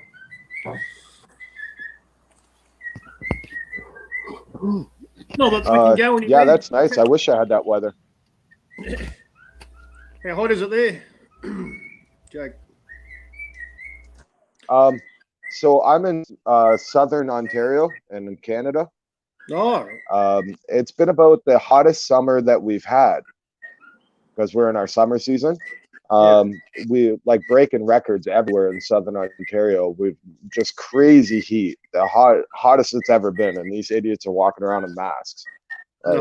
At first, it wasn't bad because I live in a rural area, and everybody in the big cities all passed their mask laws and shit, and they left us alone for a long time because we were putting up zeros for a long time in Norfolk County, like COVID cases. We're putting up zeros for weeks on end. And then they finally cracked down. They went for every little bush town, every little town that you could have. We got the mask orders. They want to take your name.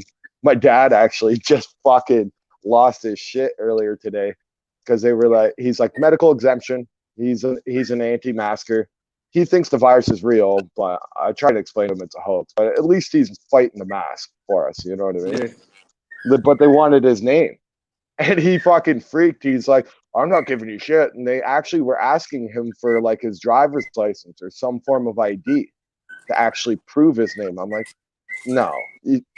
But he was already confrontational, so he kind of burned his own bridge. Yeah. Yeah, we're starting to suffer pretty bad here. And you can feel the energy from the people wearing the mask around you when you walk in without your mask, because I haven't worn one. Last time I wore a mask was when I was 20 doing stupid YouTube drunk videos with my buddies. It was like a gas mask, and like I was worried about my identity back then because I was kind of paranoid about that shit before I truly realized, fuck, they know everything they want to know. Yeah. Yep. Exactly. That's right. Yep. That's true. Yeah, I get around first and put a Crown Royal bag on, just like yeah. That was just on here. I haven't worn anything like a mask at all out in public. I've been I haven't all over my town in the county part, and they want you to wear a mask, but in the county they can't enforce it. But if I go in the city, there's a bunch of places I can't go. Most places I wouldn't be able to go into without a mask, but I just don't go, because I don't even want to give them my money anyway, but at least in the county, they. Go on, Tommy. Sorry, I don't mean to cut in, man. I'm not trying to interrupt your show. I'm trying to join the show. Mm-hmm. Yeah, go ahead. You're good. Oh, good. Everybody knows Flat Earth Fokker, right? And like, we can fight it, but everything's kind of turning real quick into what I'm hearing what the States is like. Well, we got It's getting crazy We where got- Matt's at. You know. Yeah, I we mean, got police patrols driving around everywhere, looking for people not wearing masks, not social distancing. They're handing out fines like lollies, mate. And people who don't comply, don't want to give their name, their windows in their cars will be smashed. They'll be dragged out of the car, arrested, just for not Well, agreeing over to here- comply with the bullshit. Well, over here in Canada, we kind of suffer from the same stuff, obviously, that the UK does because we're in a monarchy. Driving's a privilege; it's not a right. So if you're in your vehicle, you have to provide identification. We're not making it yet, and we Yeah, that's what they have tell fucking us. SWAT patrols out looking for humans yet. Yeah. contract. Oh, see, that's telling us in the news that there's like they handed out 3,000 tickets in my province, and I can't find anybody who's got one. They've got to raise revenue, mate. That's what it's all about. It's control and revenue. Is it just law enforcement, or Matt, or do they have are they hiring your neighbors as contact tracers and stuff like that? Yeah. They're Yeah. talking about that, mate. Yeah, that's meant to be happening all over the world, mate. Yeah, supposedly. All right, I just wondered. Well- they're having trouble You'll get- here you'll- in my city getting people in my area getting people to Hmm. sign up to do that. Oh, you got people who just do it voluntarily, mate. They'll do it for free. I think they're doing a community service. Yeah, they just got a tip line set up. Yeah, that's right. They got a Snitch tip hop. line set up so you can go rat your neighbors out. Yep. You know, see something, tell something, whatever. You know, say something. Crap. Oh yeah, fascism stuff. It's straight up out of Stalingrad's playbook, the great Stalin. Well, he's a great man. You know what I Marxism. mean. They call it cultural Marxism, man. That's what it is. Well, the Everybody's Jews just forced to infiltrated all comply. of our countries, and they flushed it all down the drain. I'm not specifically blaming them because I know they're all Freemasons. It just, you know what I mean? It was just a very common thing in history that the Jews infiltrate countries and ruin them. Oh yeah, they run it all, mate. We know that. Yeah. They run all the media. They control the money. That's just factual history. They own the politicians, the banks, the lawyers, the police. It's all a big club, and we ain't in it. Yeah. Yeah, because we're not Freemasons and we're not satanic. Oh, the lower level. I took their hush. Lower level Masons aren't in the club either, mate. They're just part of the machine, you know. Oh, that's true. I took the over here. It's called the Serb in 2000 because I lost my job and everything from this shit too, right? Like I suffered hard, but they cut me off of it, and I can't find anybody else in Canada yet. I know, I know people from one side of the country to the other side of the country. Some of it's friends of friends, but regardless, I don't know anybody who's been kicked off it yet, except for me. And the difference is I'm kind of anti-government or anti-authority, I guess. And I speak the truth, and I believe in God, and I say this is a hoax. And I got a video on my YouTube channel showing that the hospitals were empty in Hamilton, Ontario. At least one of them, anyways.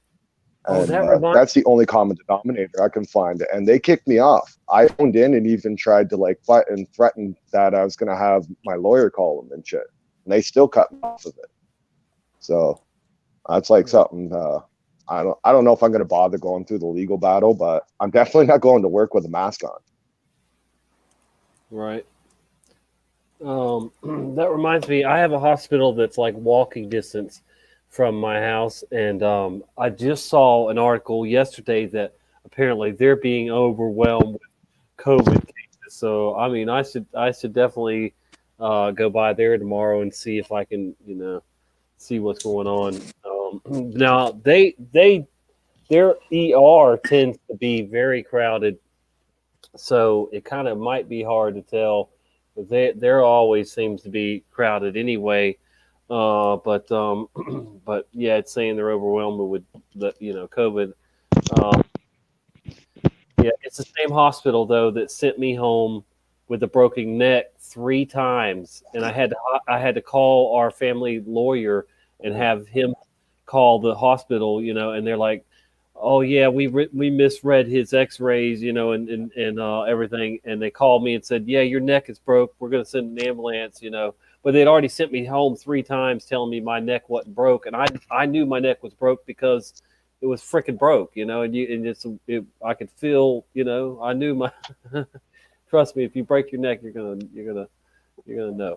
Anyway, I haven't broken anything in my body like that. Not like official broke, but I've definitely slipped a disc in between my shoulder blades, and I had a sciatic nerve lower back injury last year, where I had to stand on my feet for 3 months or lay down. There was no sitting.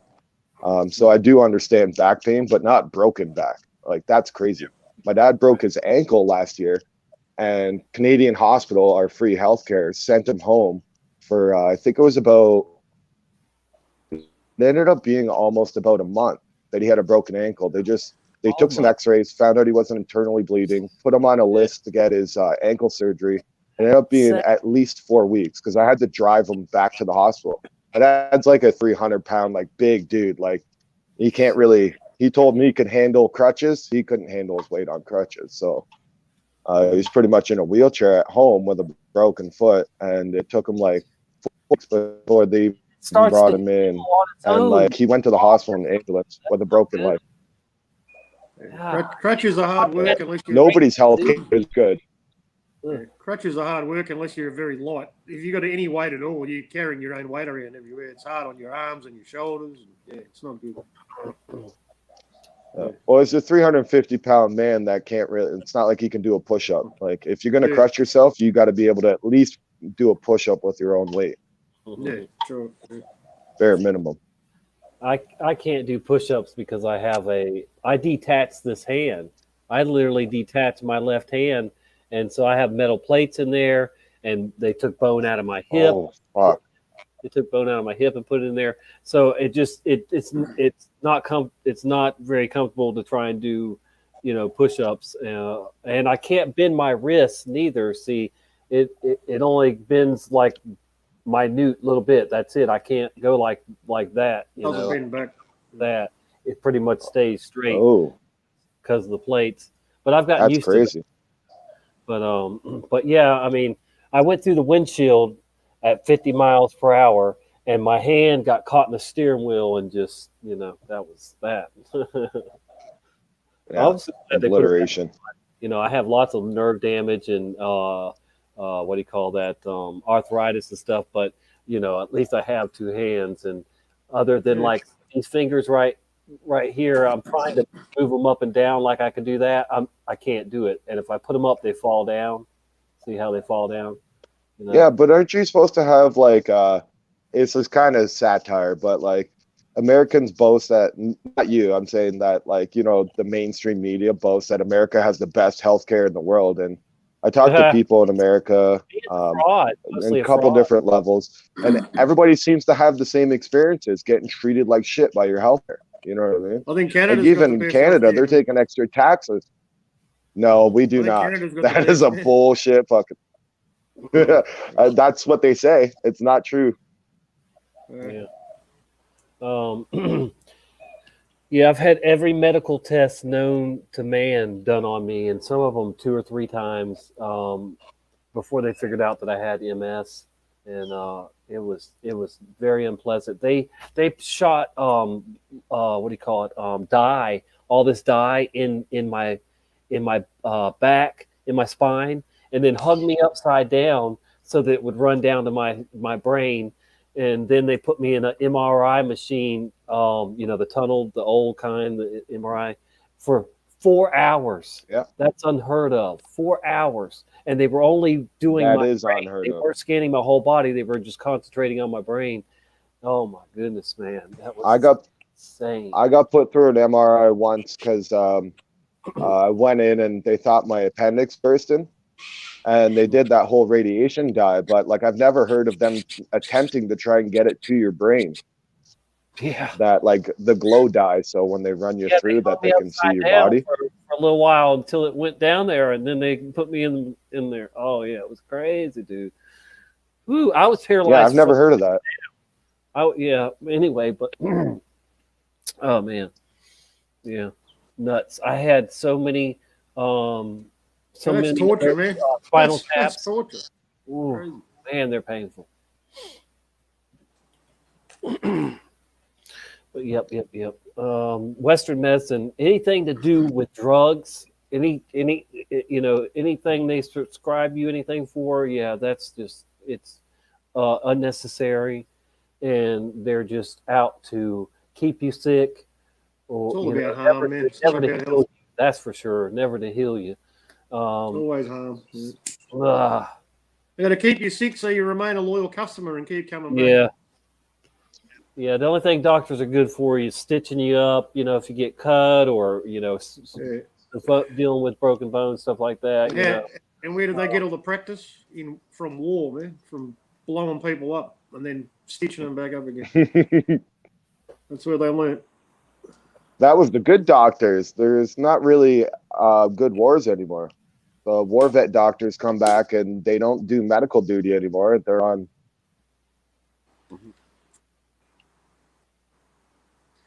You there? You muted me. Muted, Jake. You dropped out on us. Your audio. Yeah, we can't hear you.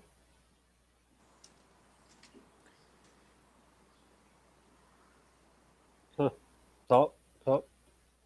Yeah, we're not hearing him. What in the world happened all of a sudden? We didn't do it. That's weird, man.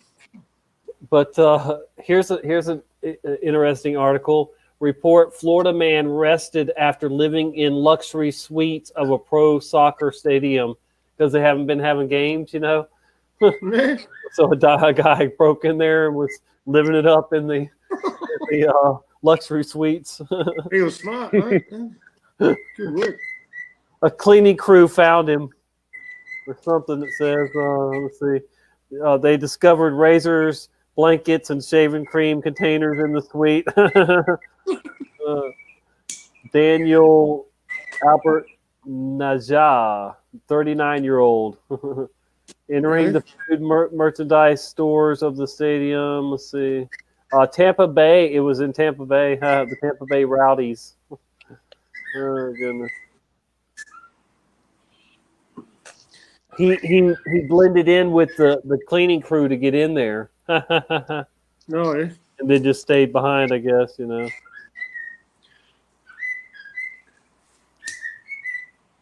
Is my audio working again? Yes, you're back. We can hear you now. Yeah. The bird's going off.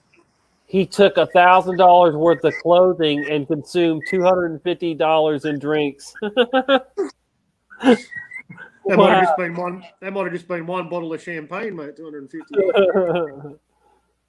He faces burglary and resisting an officer without violence. Huh. Did you hear me about that though? The guy broke into a stadium and he was living in the luxury suite. The luxury suite of the pro soccer stadium. They arrested him. Wow, a homeless guy. Gee. Yeah, I hear you perfectly. Okay. We definitely got you again. I don't know how you disappeared. It must have been your phone or something, or YouTube attacking. It doesn't matter. If you're on your no, phone, I live in the boonies. Okay. All right. Yeah, my internet's really crappy. Comes in and out. Mate. Mm-hmm. It comes from a satellite to a dish, or sorry, it comes from a radio tower to a dish, and then to my phone. I saw I remember reading a very small news article a couple of weeks ago about Google speeding up the internet, and it was only like 2 paragraphs, very short story, but basically it was saying that to increase the speed of the internet, Google has decided to lay thousands of undersea cables from the UK to France and from Africa to America or something. It was two lots of cables, and then right.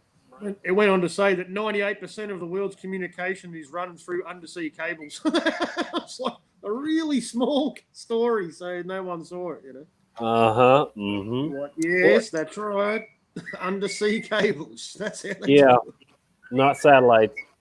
Yeah. Check this out here. This article. Marijuana company will destroy 2.6 million in inventory of just year-old vapes. They're only a year old, but they can't sell them anymore, so they're going to destroy it. Man. Tommy will take it off their hands. You think right? I'd take them. I'll empty all that oil out, put them in new vapes or whatever, eat it. Yeah, but I would take it. I don't care if it's a year old. Shoot, that's the thing. Well, they got a lot of funny stories going around Canada right now. You guys can hear me, right? Yeah. Yep, we got them. Okay. Well, the funniest one that I've heard so far, because they started doing the client tracking, taking everybody's names at like restaurants and stuff. Yeah. Well, apparently they were doing it at the strip clubs, and they were on the radio today saying that they're tracking down a bunch of people that gave their names at the strip club because apparently they say a worker was tested positive for COVID and worked for up to a week before it reached news of her employment. Well, they didn't say her. I'm assuming it's one of the strippers that's grinding up on people. So now they're trying. It was on our radio, like our public radio advertisement of like now that they're trying to track down these people that were at this specific. So I'm sure I could find a news article of it. I couldn't pull it up because I just heard it today and I was just laughing my ass off in my car. I was going to pick up beer. I was like, oh my fuck. What Probably about on the lookout for. Y'all are supposed to use glory holes now. They're probably on the lookout for 500 John Smiths. Yeah, from a strip club. Well, John Smith. Well, I don't know if you know this, but in Canada here, our strip clubs, I don't go. I don't pay money for sex or sexual interaction. Same reason why I'm against a lot of this online dating crap and all that, and a lot of the like porn site crap is because it's all pay to win. It's like micro paying. Anyways, there is what's it called? Sorry, I brain farted. Completely lost track. Sorry, guys. Talking about strippers? Yeah, the strippers. Yeah. Oh, okay. Yeah. So the strippers here are they go completely nude here. Yeah. Hey, Rick. They go completely nude here, and I heard in America they don't do bottoms off. That's what I heard. I don't go down to America. Right? Is that right, Tommy, or what? What? I couldn't hear. Yeah, I didn't hear. Go ahead and tell me again real quick what were you saying? Over here in Canada, the strippers go full nude, and I heard down in America they don't actually go full nude. They only go topless. They were full nude. It just depends on where you're at. There are some places they are, but I think the majority, though, you're right, it's not full nude. And in some cases, like Virginia, they can only have tassel, the thing cover their boobs. I mean, they can't, so they're not, they can't even show nipples. Oh, really? Yeah. So here they go like straight full nude, like. If the bitch has got a weird looking vagina, sorry, I'm not trying to be derogatory towards women. Like, you know what I mean? I do believe in God, Yeah. It comes from my old life. I'll say this. But yeah, you know what I mean? Yeah, I'll say this. I've been to a few in Orlando. My coworkers, when I worked for the city of Orlando, used to take take lunch at some of them in Orlando. And there was one that you could go in, and they had a fancy buffet with prime rib and I mean all the fixings, good stuff. And so for $10 you could eat prime rib, and they had all these women dancing and walking around completely nude, and they so That was quite the bargain back then. But to me personally, I'd rather be with my old lady, than and have her do stuff for me than go to strip clubs. I just wasn't. I've never been that big on them. So compared to most guys, I've been to them very little. But I have dated I've dated a couple of them before, and that never works out, of course, too. Well, they consent to demeaning themselves and exposing themselves for money. So Exactly. of course, no offense to the strippers out there. The stripper stripping for college, that's a myth. You know what I mean? Yeah. These people are usually drug addicts and people that have low morals or have nothing else left to do and they need to pay their bills. Daddy And issues. that's not really an excuse for demoralizing yourself. And then we're supposed to, I don't know. It's kind of like that thing that people say, like, I need you to consent, right? Those strippers wouldn't get on stage and demean themselves that way if they did not consent to it. And they did it of their own free will. So, you know what I mean? It's still wrong. People shouldn't have that option. My older sister, who would never do that now and regrets doing it, but she made my literally, man, my older sister, she used to make like oh my goodness, thousands. I mean, just thousands of dollars a week.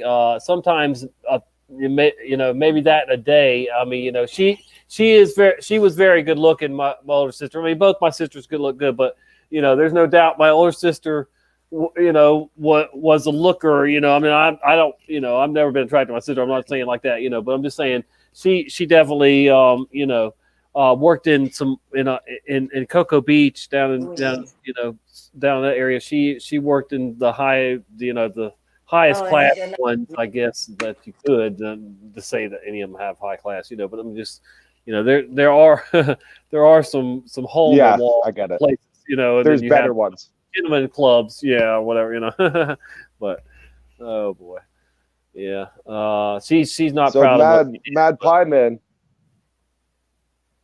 Tell me what strip clubs are like where you are. Because where are you? Are you in Australia there? Sorry if I'm wrong about that. Are you in the UK there? You're right. Yeah, I'm in Australia? In Melbourne, Australia, mate. Yeah, we got.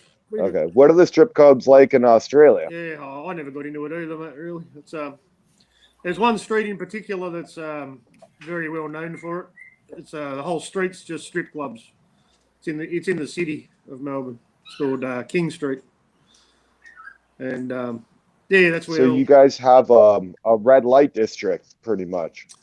Oh, yeah, I suppose it is. Yeah, that is. Yeah, that's sort of like their one spot. And then they're spread out all through the suburbs, or all over the place. All the other ones, and of course, you got all the other entertainment as well in that area, which are everywhere. The ladies of the night. One suburb in particular used to be well known for it. It's called St Kilda. They've got a red light district, and there's street workers, and you can get anything you want there. It's sort of like a mini LA, I suppose. Like anything you want, you can get it. You know what I mean? But they're trying to clean it up because it's become an exclusive suburb, and only millionaires live there now. When before it used to be all different types of people live there. It's now it's the high class ones, probably, call girls. Yeah, they're trying to clean it up and make it into a nice, clean city now, but they probably never will. And Tommy brothers, sorry to hear that your sister had to go through that. You know what I mean? I know you weren't looking for sympathy or anything, and I'm not trying to give you sympathy. It's just we've all done bad things for our life. Good. She did it. She was married when she did it, so she was already married. Her husband. Her husband. Oh wow. Her husband was not a very good person. He. Yeah. If you're gonna let your wife strip, then yeah. Yeah, he didn't care, but he was very possessive over her, though. So I'm sure that he did care, but he didn't care, because the money was so good. He had a bad drug problem. He still has a drug problem, and he's a grandfather, great grandfather, probably at this point. I don't know. Yeah. and he's done some horrible things, over the years. But yeah, I guess every family's got their issues. They're bad Yeah. people in the family and stuff. It sucks. But yeah, I've had my fair share of problems in my family that Yep. Do you believe in Well, I've had generational? my own fair share. As my Do you believe in, go family on. Sorry, curses? generational. Yeah. I am kind of superstition by nature. Long before I ever became religious, because I was raised agnostic, turned into an atheist, and I'm a Christian now. Over the last 3 years, well, about going on 3 years. Anyways, I do kind of believe that because I definitely carried over a few curses from my dad, which I also heard that my grandpa also carried, which is just they're stupid things. They sound like braggatory things. That's why I don't like to say them much. You know what I mean? But it doesn't do you good. It's stuff that most men will go through their life wishing they had, and when you get it, you realize it's not what you want. Like, Right. just things come easy to you when it comes to relationships and like meeting women, but like it actually does you more wrong. Yeah. There's a woman in my past I wish I was still happily spending my life with, and because of that and like a family. You dropped out again, mate. Yeah, you dropped out on us again, brother. Jake. Yeah, I thought Voynich was going to join us, and he just didn't do it. I don't know. Oh well. He did play Voynich. Yuck. Hey, come in, Voynich. If Voynich wants to come in, I can hop out. Like, that's no problem. I don't. Yeah, you're good, mate. We can have is it 10, is it, or 6? No, nothing bad. I like Voynich, but I don't think Voynich likes me very much. At least as much as like through the live chats and stuff. I don't think Voynich ever really taken a shine into me. Oh well. And I like the dude. I've watched him on like doing live streams and stuff, and I like his opinion. And he's got like same with always I can't say it. I can spell it. Nachak. Yeah, Nachiketa. Yeah. Sorry for saying his name, but him as well. I think he's awesome, and I like hearing. I liked his new one too that he did. His last two ones that he did were great, like telling his life story, and then even talking about his bee experience was pretty cool. And like going through like him talking about meditation. I kind of get where he is, but like I don't have the same experiences, but I definitely respect like different people's ways. You know what I mean? Sure. He seems like a really good person. No, yeah, he's a good man. He's a good man. I'm definitely open-minded to listen to people's experiences and different things they're trying. So I have my core beliefs, and that that's that. I don't appreciate when people try to talk me out of believing in Jesus and stuff like that. I mean, but otherwise they can. I let people believe whatever they want to believe. And I'm not going to shove anything down your throat. I mean, but I'm not going to sugarcoat things or whatever neither. I mean, I definitely know that time is short and Jesus is real and he's going to return again. Good to see you, Rick. Rick's here. Rick's fine. I full hard. Oh, sorry. Go ahead, Matt Pie. Sorry about that. No, you're good. I was just saying hello to Rick. Hey, Rick. Go ahead. Yeah. I full-heartedly believe in Jesus and God as it stands. When I finally hit that point, because what I did was I actually repented, like genuinely repented and asked for forgiveness, and it's the only way to describe the feeling that I felt. It just let me know I was definitely I'm on the right path, at least for me. It's supernatural, the energy that I was hit with, and it was such bliss and joy, something I'd never felt in my life. being raised as an agnostic and atheist, and like I knew all the science stuff that everybody believes. He gave the fine But, yesterday. He knows all about it. Don't worry. I finally sat down and repented, and then I said his name out loud, and I told my father, because my father is heavily against religion in any kind.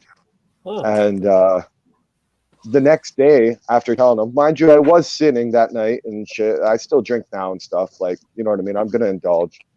You know, I'm still supposed to enjoy here. I'm just not supposed to make bad choices. But I said it out loud to him, and I said it around his friends. It's kind of turned into an argument, but not too much. Next day, I woke up and I was throwing up blood, like heap tons of blood, and I had to go to the hospital because I was worried I had an ulcer. How much blood I threw up. Like I got to the point of woozy before I went to the hospital. They just jammed me full of drugs, and then they sent me home for 2 weeks to wait to get the camera shoved down my throat, to find out whether I had an ulcer or not. They're just like, they shoved me full of drugs. They're like, you're not puking any more blood. Here's a prescription for ulcer medication. After 2 weeks, they finally shoved the camera down my throat. No, not one sign of scarring. No, 100% healthy. No ulcer, nothing. And the only correlation, because I've never had that problem before in my life, was I actually spoke Jesus' name out loud. And to be honest, I know it's kind of blasphemous, and I didn't really understand or know it at the time, but I actually did a prayer for him, kind of against his will. So I don't know how that works, whatever. I know when I finally professed and said it out loud, because I said it first to my father, he still rejects it. Still completely against it. But I woke up throwing up blood the next day. You know what I mean? And you know what I mean? I have it on my medical records from what happened to me. You know what I mean? It wasn't a pleasant experience. Right. And there was a bunch of negative experiences that followed that kind of seemed like something out of sight was actually trying to stop me from believing, and stop me from my faith. I never gave up. It only got stronger, and then things started to get real better real quick after it turned. Like, I don't know if they know finally, like there's no shaking him. You know what I mean? That it can't be beaten. You know, like I try not to do it too much in front of people, because like everybody in Canada and where I live, nobody's religious. Like it's like 1 in 100 people truly have faith. There's like people that say they do because their parents taught them to, so they have to in front of their family, but to truly speak it is a whole different scenario. I don't want to carry on for too long with it, but that's kind of, you know what I mean? Like I definitely truly believe in Jesus and God. And I constantly, when I try and bring it up to people, they immediately go for the fences. Sweat, like the way Neil deGrasse Tyson you would expect to go at you, or Bill Nye, the non-science guy. Yeah, and that's just another sign to me that because the hate God and Jesus agenda is so strong, it's all satanic, man. It's all satanic. Because it's the truth. Talkers and scoffers, you know. What, you put your bird away, man? I think jealousy plays. No, jealousy plays a huge thing, though, too. Sorry, Rick. I'll shut up for a second. I was just saying that. We talk over each other all the time. Just don't worry about it. You keep saying we're used to it. I'm the worst at it. But I feel like it's jealousy a lot of times. These people trying to talk you out of your faith and believe. That's because they don't want to hear the truth. That's all it is. Or see, they think that they're smarter than God and Jesus, and see, there's a lot of that people think that they're just on a we're still you know, like we're or something, that we haven't moved past that, you know. Oh, I can't stand that one too, you know. Right. You're muted, Jake. There you go. Yeah, there we go. I find like they're jealous. Like it feels like they're just because they see you elevating and moving higher. Like a lot of people use the word frequency nowadays. I like to use like energy or ether, because even before I was religious, I still had a spiritual feeling all the time. Like I could sense people's energies. If somebody was in a bad mood, I could feel that they were in a bad mood. You know what I Yeah. mean? They were angry with me. I could feel that they're angry with me. So I feel like not all of them, because some people do not like the truth, and that's just they're rebelling against the truth. But I feel like they're jealous and they want to drag you back down to the misery that they're stuck in, because they don't know how to climb the ladder that you did. And usually it just comes down to making a bunch of good choices, one after another, not because you're expecting to be rewarded, just because you just generally want to do good. Yeah. I did a lot of good choices before I found God, before I got my experience. You know what I mean? I wouldn't call myself a born-again Christian because I didn't go get myself baptized. I don't go to institutionalized churches. I think institutionalized churches are evil. They shouldn't be putting their hand out asking for hard work money from other people to keep their churches open. If you can't afford to run a church, don't run the church. You know what I mean? If you need to beg, if you need to beg on God's praise, that to me seems evil. Like an evangelist, you know what I mean? Right. The evangelist on TV telling you to donate. Yeah, well, it's kind of all right. It's all right to praise, but to ask for it in God's name, like to survive, but not to get rich. You know, not to take it the way these Yes, you're not looking for a reward. Yeah, not to get rich. You know, that's the one dude. Who is it? I think it's Copeland, or what's his name? Tommy Keith Copeland or something like that. That one's very evil. Yeah, what about him? The one with Kenneth Copeland. When they're talking about the plane, when he says it's like a plane, a tin cup in the plane. The one lady's interviewing him, and he's like, he looks at her and he's like, I never said that, yo. And he looks, you could see the devil in his eyes, man. They're demon possessed, man. You can see Yeah, them. right. Yeah. He's got probably hundreds of them in him, or one main demon in him or something, because he is out there. Yeah. Joe Osteen. I mean, there's many of them, dude. There's so many of them. That's the thing. That's what I say. Those are all signs. There's so many signs that true believers, people that are watching for Jesus' return, watching the signs, there's plenty to be seen in the last few years, trust me, and plenty more coming. But I mean, good grief, man.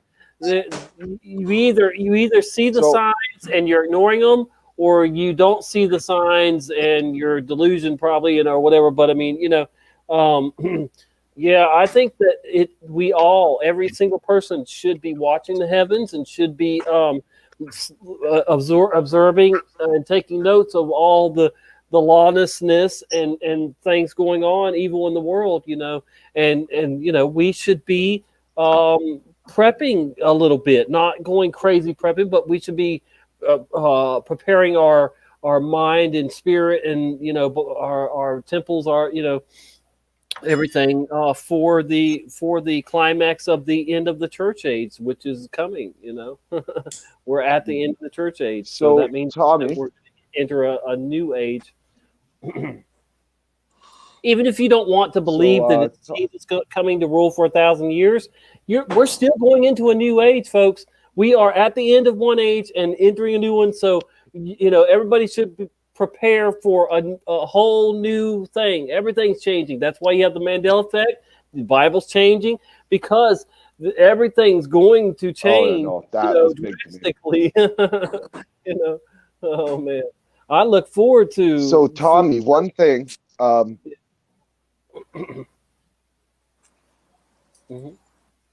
Muted again. Yeah, he's muted again. He's not muted, but you're sounding it now. Just not picking it up or something. Yeah, we can't hear you, brother Jake. Check your mic.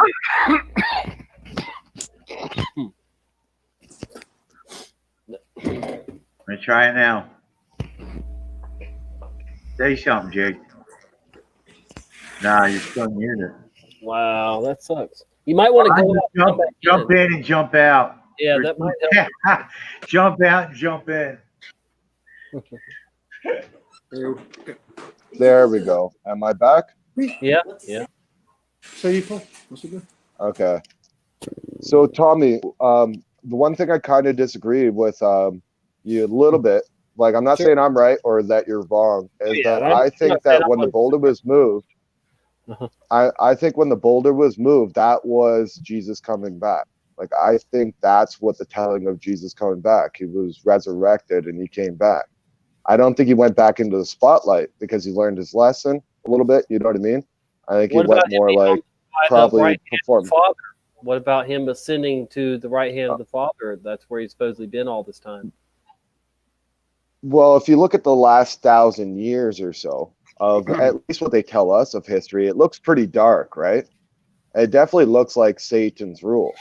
And it seems like they're really grasping at straws now to try and rush their plans along that they probably want to stretch out for a couple of 100 years. But I think they're starting to realize that they're losing control.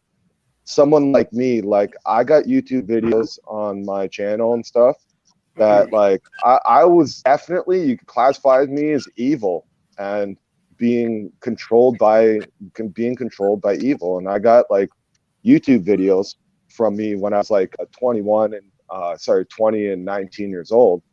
And I do have them up on my channel because there's some good memories because my childhood friend was filming and he's still in my life and he's expecting a new kid now, a second kid.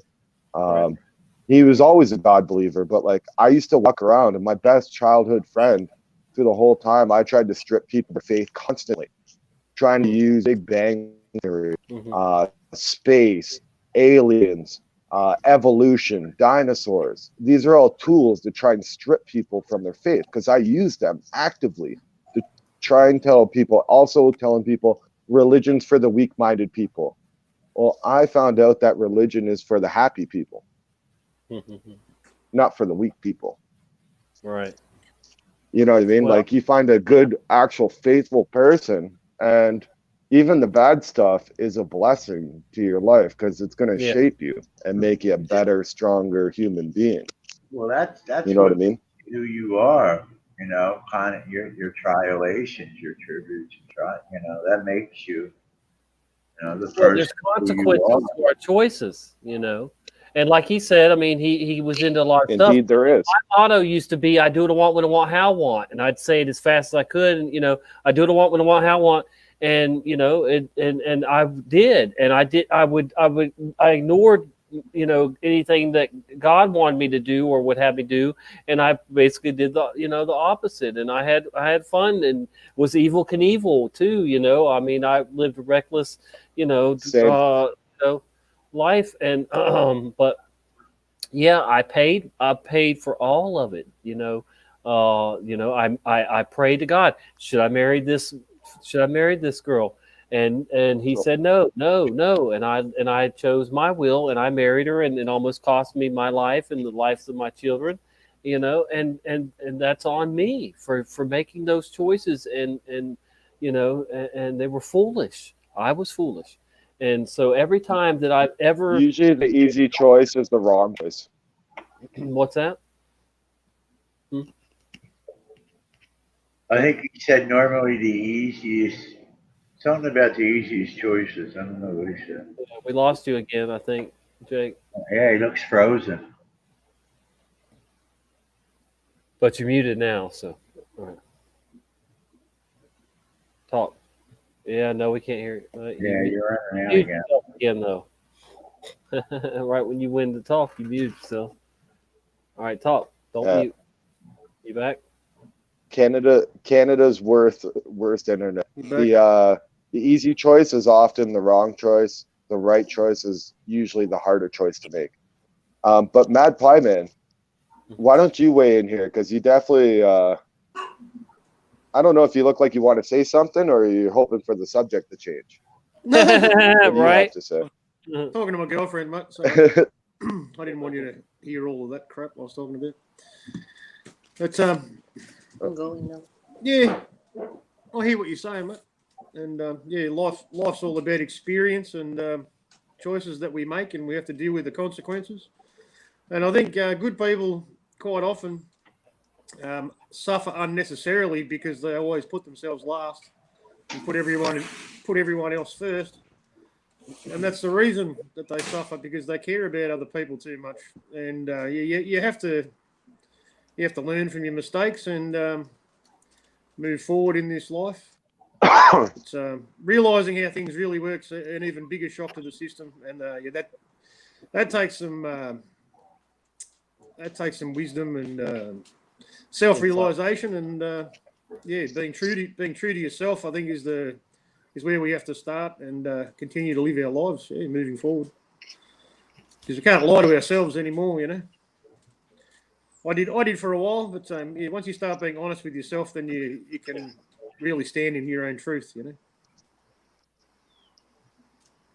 Yeah, that's fair. I definitely can't disagree with what you said at all. What about you, Tommy? Yeah, I think that it definitely is all about how, you know, what makes life. A lot of people actually go through life without having any, you know, serious things happen to them. You know, and the biggest thing that ever happened to them, worst thing that ever happened to them, is their grandparents die or something. You know, I know that sucks, but you know, I mean, where a lot of us have had near death experiences and all kinds of, you know, tribulations and trials, and you know, but I I don't lost my mom when I was 16. You know what I mean? Similar, Like man. it's a part of life. You know I what I was mean? 14. Yeah, no, that's different. If you lost your You were mom, 4? I was 14. Yeah, I lost my mom. I've lost a lot of people. Yeah. My cousin got stabbed to death when I was a teenager. A buddy of mine got shot. And like you're saying, NDEs, near death experiences, I've experienced quite a few times. I kind of feel like I'm already living on borrowed time. Not only that, I developed an severe allergy to bees last year. Like I die if I get stung by a bee. So I can't even get influence because I'm the easiest person to assassinate. My grandmother was allergic to bees, but I'm not. But yeah, that's. You carry a pen with you, Jake? You carry one of those pens with you? My grandmother. Yeah, I do. They're a lot cheaper, I found out, here to get than most places. So I'll give Canada credit for that. But I can pay like $125 and have an EpiPen. EpiPen, it's called. I'll definitely give us credit for that. Nah, Yeah, that's what we call it. I don't know if there's. Yeah, EpiPen. That's not the same. Yeah, that's what I got. That's what I carry from my. That's what I have to inject myself to get to the hospital with. Otherwise, like, but I never had. Like I used to just swell like a son of a bitch. Yeah, that's exactly it. Adrenaline shot. Yeah. Even when I was young, though, I used to swell all the time, and then I got stung last year. Yeah, it was last year, and I completely like went into anaphylactic shock. It felt like there was razor blades underneath my scalp. Like if I would have scratched my scalp off, it would have gave me relief. Like if I would have like peeled underneath my skin, I broke out hives, my airways. Sorry, that's bad, man. That's full on. The thing was, I didn't even see what. So this is Canada's healthcare. So I didn't get to see what bee stung me. There's like over 300 and some odd types of known bee venom. So I didn't get to see the bee at all. So I was like, well, I want to do the testing. The doctor and even the nurses straight up told me, oh, we don't do the testing. I'm like, I want to go through the slow testing process to find out what type of bee or hornet that I'm actually allergic to. Right. Because you can be allergic to one and not to the rest of 250 of them, or you can be allergic to 20 of them and not to the rest of them. And they wouldn't even do that because Canada's cheap, free healthcare. That's what you get. They didn't want to do the testing. They told me that they didn't do the testing. I went home and Googled and did research, found out, no, they're still doing the testing. Canada just told me no because I was young. Well, not young, like fucking 20, 28 at the time. And just not old enough to care about me yet. You know what I mean? I'm like, you're going to survive. Here's a prescription for EpiPens. Get to the hospital quick. It's the same deal here, mate. In Australia, we've got taxpayer-funded Medicare, it's called here, and there's certain things they won't test for. If you go and ask for a test, a blood test, to find all the different heavy metals and poisons that are in our environment that are entering your bloodstream. You can't if you ask for a Yep. test for aluminium, they won't test for aluminium. If you want that test, you have to pay for it yourself. They won't pay for it. They'll test for everything Yeah, else. Canada's healthcare is riddled with all that crap. It's the only way you truly have free healthcare here. Like, they'll fix your leg up so you go back to work, like fix broken bone. Yeah. Well, not at the moment here, man. We're even elective surgeries been put on the back burner because of the COVIDs. All the Yeah, hospitals this are is in. unbelievable. I'm reading some news here, and general news. 2 cities in China said they had found traces of the coronavirus imported frozen chicken wings from Brazil. And on an outer packaging of frozen shrimp, raisin, fears that contaminated food shipment may be cause of new outbreak. Why not? The Paw tested positive, didn't it? So Well, it's a anything's possible. hoax. Anything's possible. Paw, goats. Yeah, Tony the Tiger has got mango, corona. Fuck. Tigers, yeah, dogs, cats. Yeah. And they're saying that you can get it from farts. It's funny because they've kind of covered that up. At least searching from Canada, if you try and like find that flatulence can give you corona and stuff, you'll find stuff like straight from the new stuff, and it'll say safe. Yeah, they can find viruses in your shit, but not to. It's almost negligible. So they don't say no, you can't get it. They're saying it's negligible. Most people don't even know what the fucking word means. They say negligible. You know. You know what I mean? They're using a word that like 90% of our population, most of our population doesn't even understand that the word conspiracy just means to plan 2 or something. more people getting When we got out together. of high school, getting towards the end of high school, Yeah, 2 or more people getting together and making a plan. they That's want you to have a conspiracy. 5-year plan. Yeah. Exactly. Hey, you want to go to the beach tomorrow? We're now conspiring to go to the beach. Yeah, most people in Canada, at least, they don't even understand. They only know conspiracy as the term conspiracy theorist, and they know no other term for it. If you put theory on the end, it makes it sound like a mental case.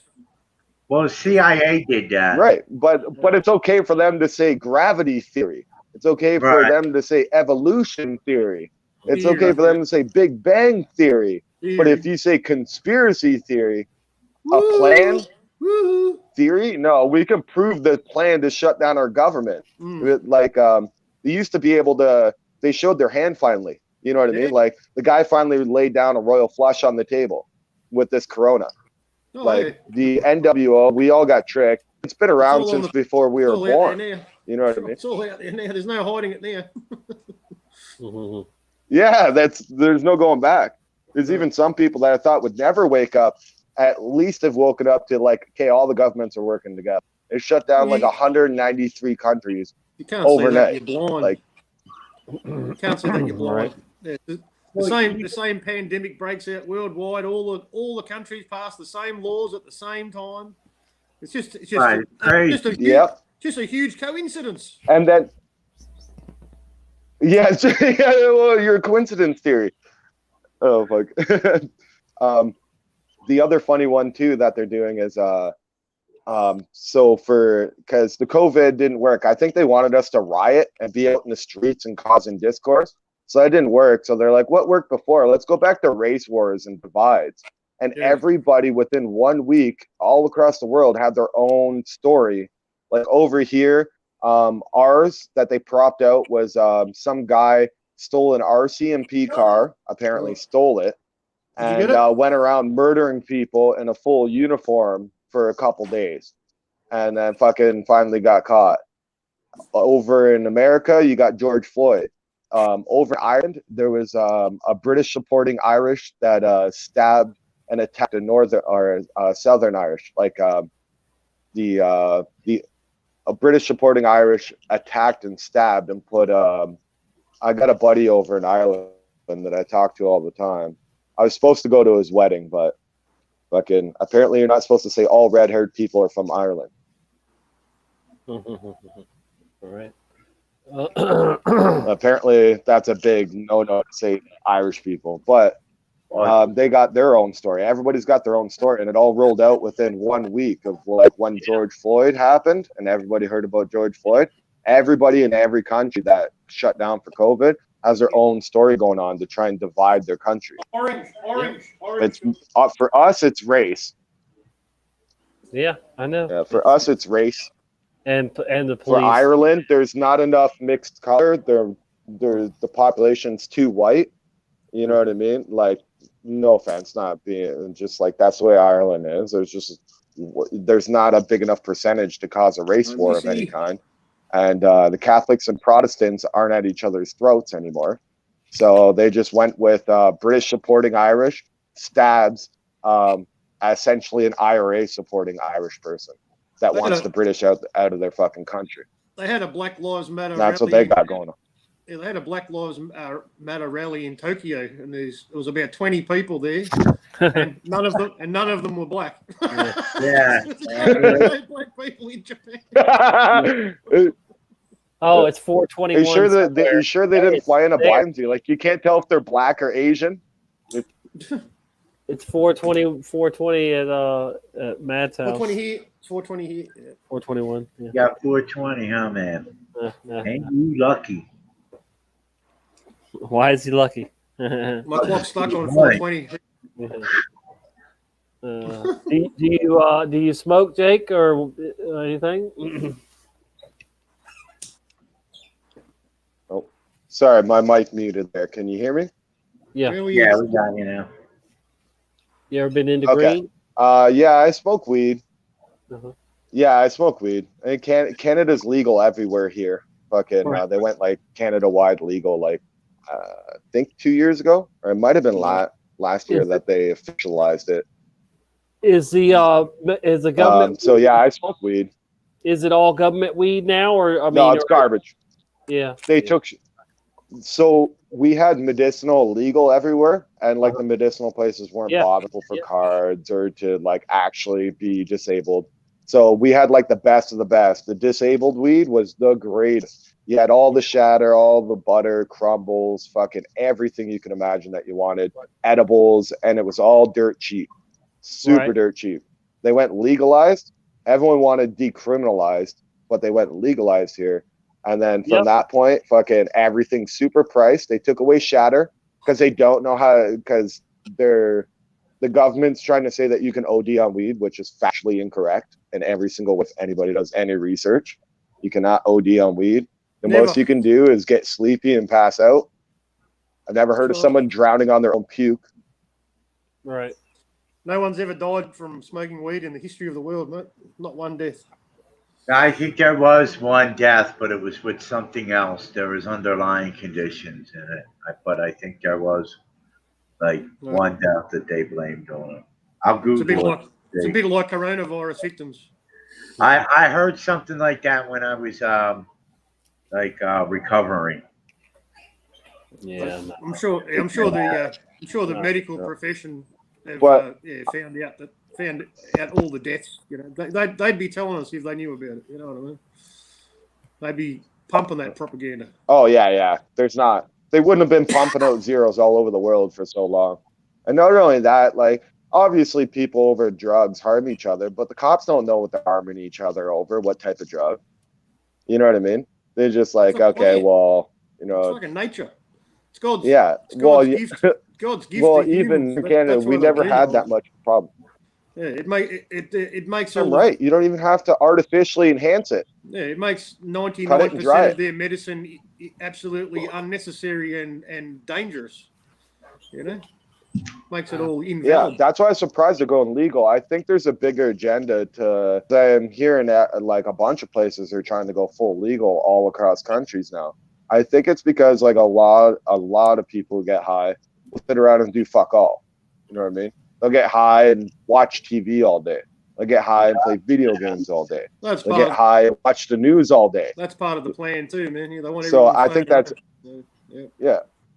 They're like, well, it's more important that they're paying attention to the devil black box than it is to, you know what I mean, make this illegal. Okay, so they're making that legal, but cocaine's still illegal. I'm all for 100% natural cocaine. I'm not saying that I don't do it anymore. I did it when I was a teenager. I'm not saying for the chemical process. I'm saying you take cocaine or like chewing on coca leaves.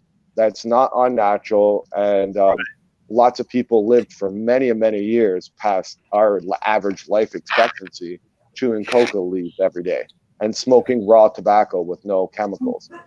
Cancer is not being caused on Canadian smokes right now. On the front of our packs, it made all our cigarettes look exactly the same, no matter what brand you're smoking. And our smokes do kick ass compared to America. Sorry, I've smoked American smokes. They fucking suck. What? Trying to hold up our fucking smokes. Every pack of smokes in Canada. Oh, I'm sorry, I'm using a phone. Every pack of smokes in Canada says this. And see that paragraph that's there? I'll read it for you real quick. It said, oh, no, this one's a little bit different. They have different slogans, but my last pack of smoke said, opening the window while you drive does not protect your passengers from the over 70 different chemicals that can cause cancer. And it doesn't even say tobacco in the paragraph, because that would be a bull-faced lie that could hold up in court. It says it doesn't protect people, like driving with your windows open doesn't protect people from the over 70 different cancer-causing chemicals inside the smoke. There's no reason to have chemicals on your cigarette at all. There really is not. There's more than 70 too. Tell me a reason for it, and We used to spray catnip on our cigarettes to try and get a buzz. That's funny. Okay, this was a real funny one from this is from elementary school. I think it was grade 7 or 6. These kids were doing it. They were crushing up rockets. You know, rockets, like the little chalk candy, like little tiny pill things. They come like a little tiny, like we call them rockets here. I don't know if you guys have them, but they were fucking crushing them up on their desk in class and snorting them. Other kids were also snorting pixie sticks. Not even joking. And they were it looked like they were getting a sugar rush, but It's like icing they were sugar, straight up. Icing sugar, man. Yeah, pretty much. The pixie dust. Yeah. The rockets are more like a chalk candy. You can Google rockets and you'll find the little things I'm talking about. They're like the size of like a Mentos, pretty much. You know what I mean? And then it's like a heart. And they were crushing doing cocaine in like grade 6 and 7 and snorting it off, railing it. They had their bail. We got a candy, or you call candy, we call lollies, called Whiz Fizz. And it's like powder that comes in a bag with a little spoon. Fucking kids fucking they eat it. Oh yeah. Over here they're called dipsticks. Dipsticks. It bubbles and pops in your mouth. It's like it's like a volcano when you eat it. You know? Oh, that's Pop Rocks. Pop Rocks. Yeah, same thing, I think. Yeah, Pop Rocks. Yeah, were you told not to drink soda with it? Otherwise, it could explode your stomach. You'll blow your head. Like that. Mikey likes it. Like cereal. All Mikey. sorts of little. Supposedly, he died from Pop Rocks and He died from Pop Rocks. Yeah, from Pop Rocks and soda. Oh, it's a straight myth. I've straight up done it. It does nothing. It gives you some gas. Unless you're like a seagull and you're incapable of burping, you're in no danger at all. Everyone knows about how to explode a seagull, right? I was always told you that. They give them Dispirin or aspirin and they fucking explode. That's what I heard. But I've never seen it. I've never seen it happen. Alka-Seltzer. I've seen it, and the first time out with a bunch of troublemakers, we gave them Tums because we thought it was Tums. We misheard and did nothing. Like what? We wrapped it up in bread, and like I lived on a beach. on Lake Ontario, like on the other side of New York, Hamilton. That's where I grew up in Hamilton, Ontario, Canada. Anyways, tons of seagulls so we fucking fed Tums. We're like, no. Happening. And then we went and told a teenager because we were like, fuck, I don't know. We must have been like a year before high school, so grade 8. And so we told somebody's older brother, and he's like, "Oh no, you got to give him Alka-Seltzer." He gave us a handful of his parents' Alka-Seltzers. We went out the next day, and sure enough, it happened. And we're like, we felt immediately horrible. You know what I mean? They just explode in midair while they're flying. Yeah. That's not good. It takes. It's not immediate, but it's usually they're up in the air, and it's just like it's not like you hear like an explosion, and they just kind of pop and fly to the ground. You walk over, and you're like, "Oh, okay, it's dead." And yeah, we immediately were like, "Oh, that's so stupid." I remember we were out fishing, and the seagulls kept eating our chum, and my uncle smacked the one seagull with his rod, and he caught the seagull. He hooked him right on the wing. Oh no way! Yeah, yeah. That's great. Fuck, caught me a big one. Fucking, that's some major fly fishing right there.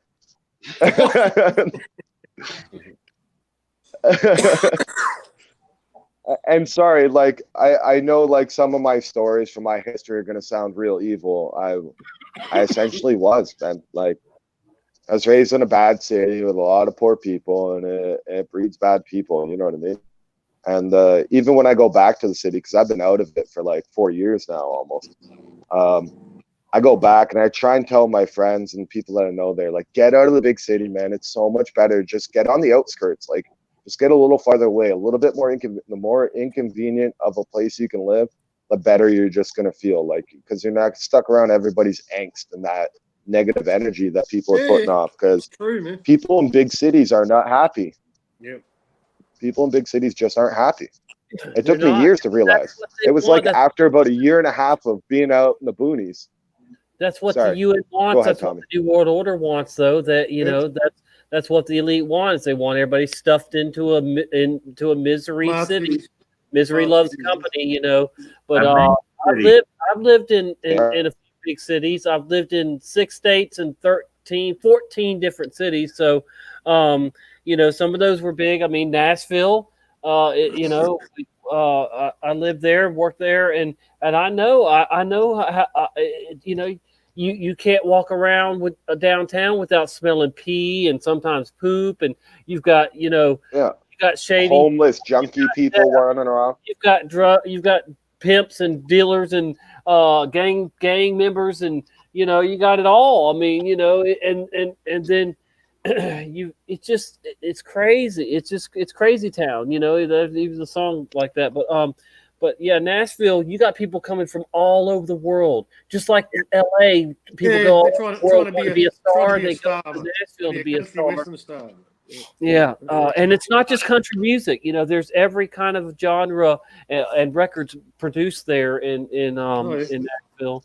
You know, so it's people think it's just about country music, but it's not. It's all kinds of music that's made there. And but hey, anyway, Tommy, I don't want to take away. Oh yeah, go on. Sorry, Tommy. No, I'll shut up. I'll give it back to you. You know, tell some more about the cities up there. Okay. I've seen a lot of Canadian movies and you know, and they're just as bad as in the States. So like where I grew up, and even still now, I can get across. I'm always told on this side, it's called the Rainbow Bridge, the Niagara Falls Bridge to go to the States. I've always been. I can still get to the border within an hour. Probably about an hour and 20 minutes now drive. Nice. I can get into past. I guess it would be Buffalo that I'd go into, because I did go down to Florida when I was young. Cool. And seen all those crazy lizards, which being from where I'm from in Canada, we only have mice. We have no rats, big mice problems.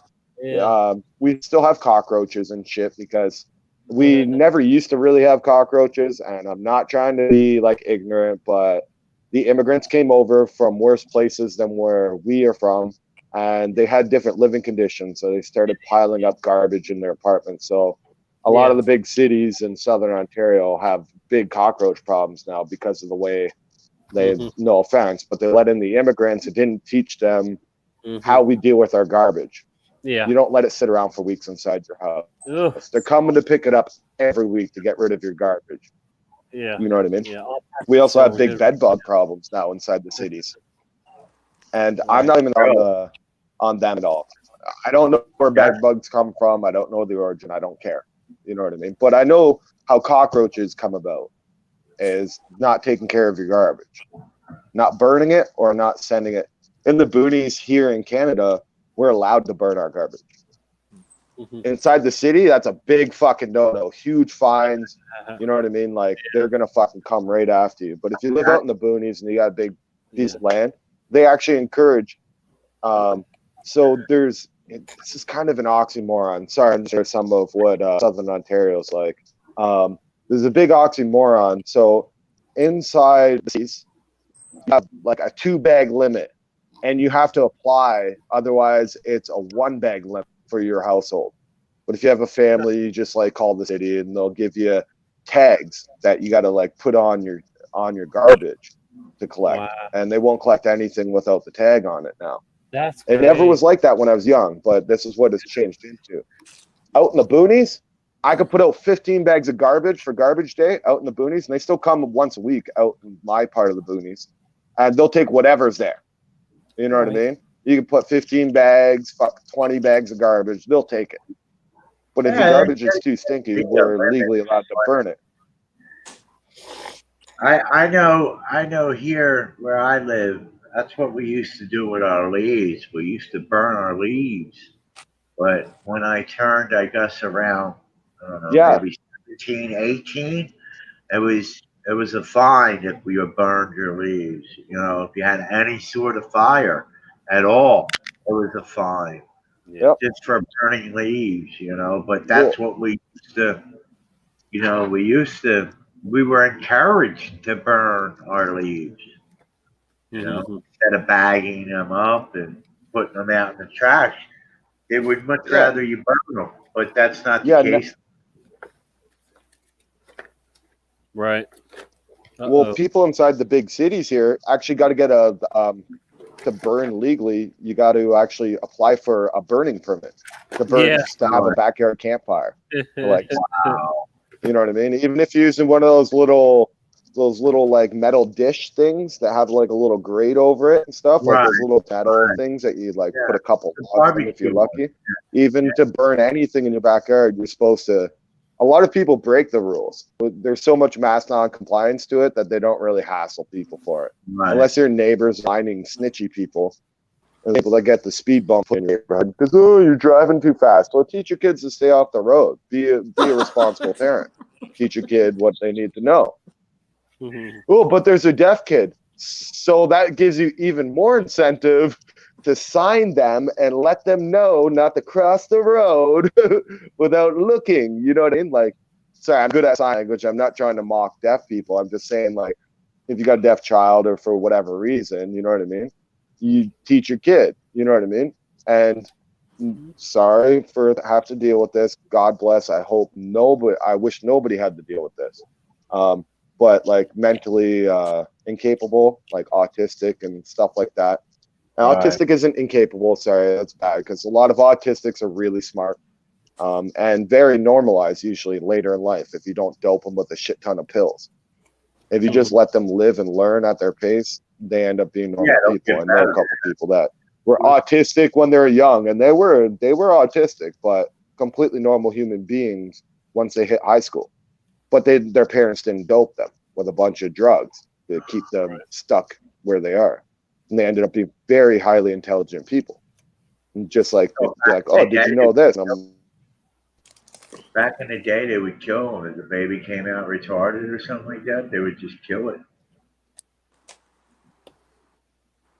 That don't happen no more, that's for sure, unless you're aborting a baby. Well, they're making those laws, worse. Yeah, well, you heard abortion is now a religious right. Abortion is a religious right for the satanic church. Church of Satan, abortion is a religious right. That's fucked. Yeah, we know what religion that is. Yeah. Yeah. See. Well, they did that because of how much money they make off of the babies, man, selling baby parts and Yeah. all that. We just had full term abortion laws passed here. Yeah, that's so. I mean, to think you're not That's killing I something think is unthinkable.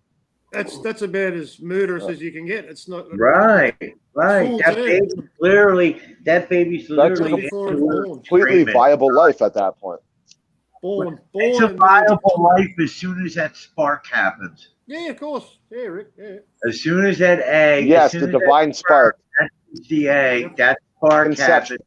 The life, yes. That's the real. It's That's the life. real big. That's the real big bang. If God doesn't want that life to be here, it wouldn't if happen. God doesn't want that life to be here, then that's what stillborns are and stuff like that. It's, Well, yeah, you know what I it's mean? And no offense, it's a terrible thing to go through. But there's a reason for everything. Even if you don't believe in God, there's a reason for everything. There's a reason why somebody gypped you for $20, and now he's not your friend because he probably would have done worse to you, or he gypped you for $100, borrowed $200 off you, and never paid you back. And sorry to use that example for compared to a stillborn. I know that's not equal, but this world ain't equal. Some people are taller, some people are shorter, but life begins at conception to me. Once you're pregnant, it's got not even a heartbeat. Like it's life. You know what I mean?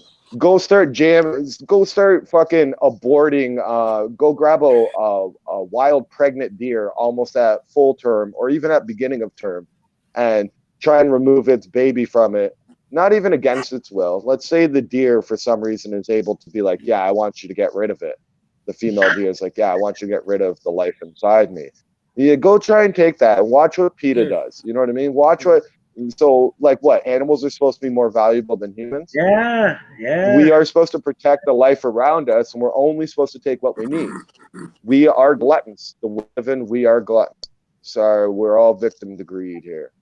I get that a lot of people are vegetarians. They can be like, well, I only eat plants. Well, plants are living. I guess you can put the term creature on them, but they're living entities.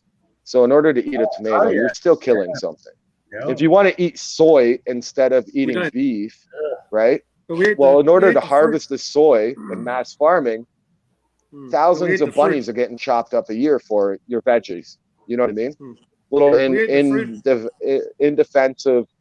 Go on. Sorry, Mad Pie. Fresh fruit. We eat the fruit of the plant, though, man. The vegetable or the fruit, it's the actual, but the plant doesn't die because of us eating it. That's the difference, you know what I mean? No, its life doesn't end. No, to harvest it, well, technically, if you want to look at it that way, it's the same with the animal, but you're not supposed to leave anything to waste, like the way natives treat it. I do hunt. I got my hunting license. I don't hunt that much. I don't hunt for sport. And I'm not a very successful hunter either. You know what I mean? I've tried to take turkeys and stuff, and I'm not a very successful hunter. I was raised a city boy trying to go country.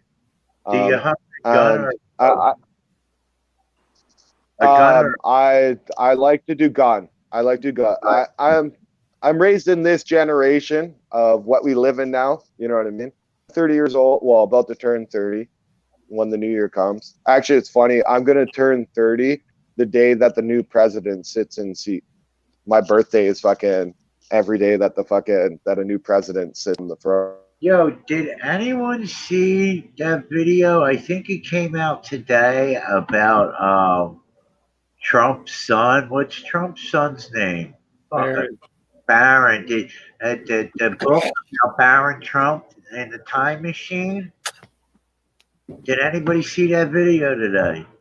I mean, read that's that old book. news. I mean, there's a book about you talk about Right, it was written in the 1900s. Yeah, that's old news. I mean, that's Right, but someone just did a video on it today, and the shit that was it's because it went viral. Somebody's trying to ride somebody's coattails, whoever started that, which I wouldn't be surprised if it's the powers that be. They started a lot of that crap. Usually you're not going to go viral unless, like for example, Joe Rogan. He's fucking shill max to the thing. You know what I mean? Neil deGrasse Tyson, Bill Nye. Anything they put out within a few days, there's at least 1 million views on it. That's because of advertising. They're paying big money for advertising. Only agenda-driven Propaganda, yes. goes viral, man. Yeah. Exactly. And that's the only thing going viral. They've designed the algorithms now not to go viral. I have videos up, like I said, from when I was stupid and young, and I think a lot of my videos are they're pretty even for today is fucking even back then. They're both taboo, I guess.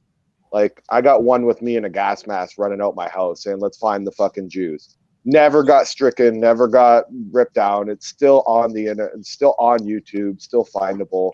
I do have it on my channel, you know what I mean? Because like I'm not trying to hide who I was. I became a different person. I became a better person. It doesn't absolve me of my sins, but you know what I mean. I'm not trying to hide my past. Right. And I'm not a big content creator like you guys. You know what I mean? Well, at least Tommy and Mad Pie Man. Sorry, Rick Swain. I don't. I don't. I only one of the first times seeing your name tag. I don't create no videos. Although I did make one video the other day of me being assaulted by a security guard. That's my first video you can say I made. I'll check it out. It's not up on my YouTube. Yeah, same. It's not on my YouTube. It's in my camera. It's in my phone, I mean. Oh, put it up. Put it up. I even put up. Brian. I don't know, I know, I don't know if you know Brian, Jake. You watch Brian Stabley? Oh yeah. I know Brian Stabley. Yeah. Right. Well, like I don't know him personally, nothing. I don't think he likes me, but I know exactly who he is. I watch all his stuff. He's awesome. No, I sent it to him to put it up, but I don't think he may have not have liked it, or I don't know. You know, there's not really a lot to it. You know, it's just You gotta. Brian gets a lot of stuff. He probably just hasn't seen it yet. Right. Well, he told me to send it to him. You know, and I told him when. Oh, was that you on the call there then the other night talking about that? Yeah. Oh, okay. You just sound a little bit different. He didn't show the video. Yeah, I know exactly what you're talking about. No, he didn't show it. No, not as far as I know. No. Yeah, well, he got a strike. I seen a post. He was saying he got a strike for a video that's not on his channel. I think it was the one that he did with Tommy. That's He had like a 2-minute clip. Yeah. And he already pulled it down. And yeah, he pulled it down. And they still gave him a strike, but he can still go live where I can't because he had just uploaded it. We went live on my channel and covered the splashdown, the fake splashdown, or whatever. So that's I was there. I watched it. It was hilarious. Yeah, man. I like when Brian was like calling him a fag. Like, look how gay this guy is. He's in his fucking pajamas. Like, fucking what a tool. You know, fucking you and Brian together there covering that was awesome. He didn't like our opinions of him at all. I guess. With all that dragon nest, you know, they're like the dragon nest. I'm like, I was surprised when you guys didn't say, you mean the den of snakes? Yeah, right. I was like, the whole time, I'm like, no, the den of snakes. Yeah, they are. Man. Did anybody ever hear about the Creator's Son? The YouTube channel, the Creator's Son. That's the DA Creator's Son. That's who put up the Trump book. What does a 127-year-old book reveal about time travel, nuclear, Tesla, and the current president? Yeah. Right. Crazy. Trump is factually a Freemason, though. Trump is definitely factually a Freemason. You can there's even old pictures of him when he was young in Freemason lodges. They don't let you into the lodge unless you're one of them. Yeah. And he's been an actor. You remember he had a show. what's it called? The Apprentice, and his whole job was to sit there and just say, "You're fired, you're fired, you're fired." He becomes the president. Coincidence, he gets to fire 70% of the country. Yeah, well, You know, that's not a coincidence. It's a plan. The Freemasons have a pledge when you pledge for the Freemasons, they make you wear a mask, and it's called the Apprentice. Yep. Yep. So go figure that out too. You know what I mean? They make you cover your face, and it's called what is Expose it? one nipple. When you Expose one nipple, pledge, roll your you have pant to leg do up. you have to do certain what? You have to do like certain things and shit, right? What's that called in a fraternity? Hazing. Hey, all right, right, Hazing. right. Yeah. Yeah. Mad Pie Man, what's it? What? Broke up. You're in and out again. Try again, mate. Can't hear. So is it getting stricter over there, man, or are you still at the same lockdown status?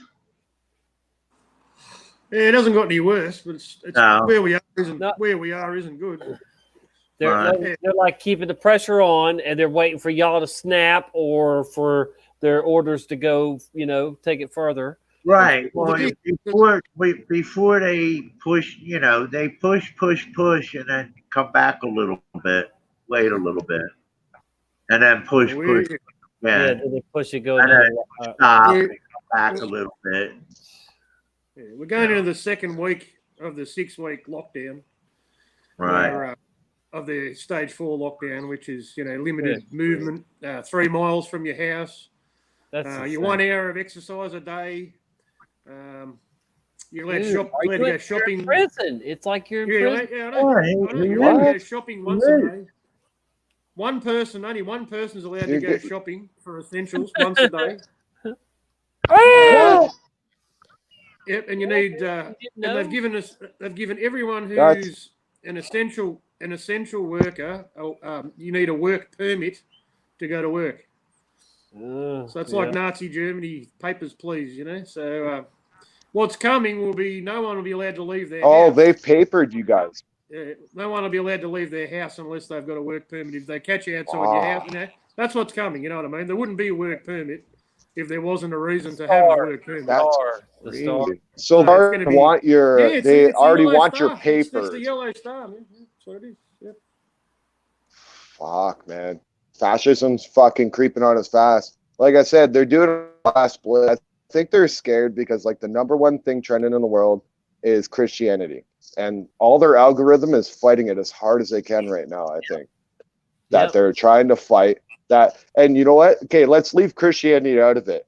The number one thing that people want to do right now, and you can feel it, is that people want to do good as a whole. They really do. Even those mask wearers, you know what?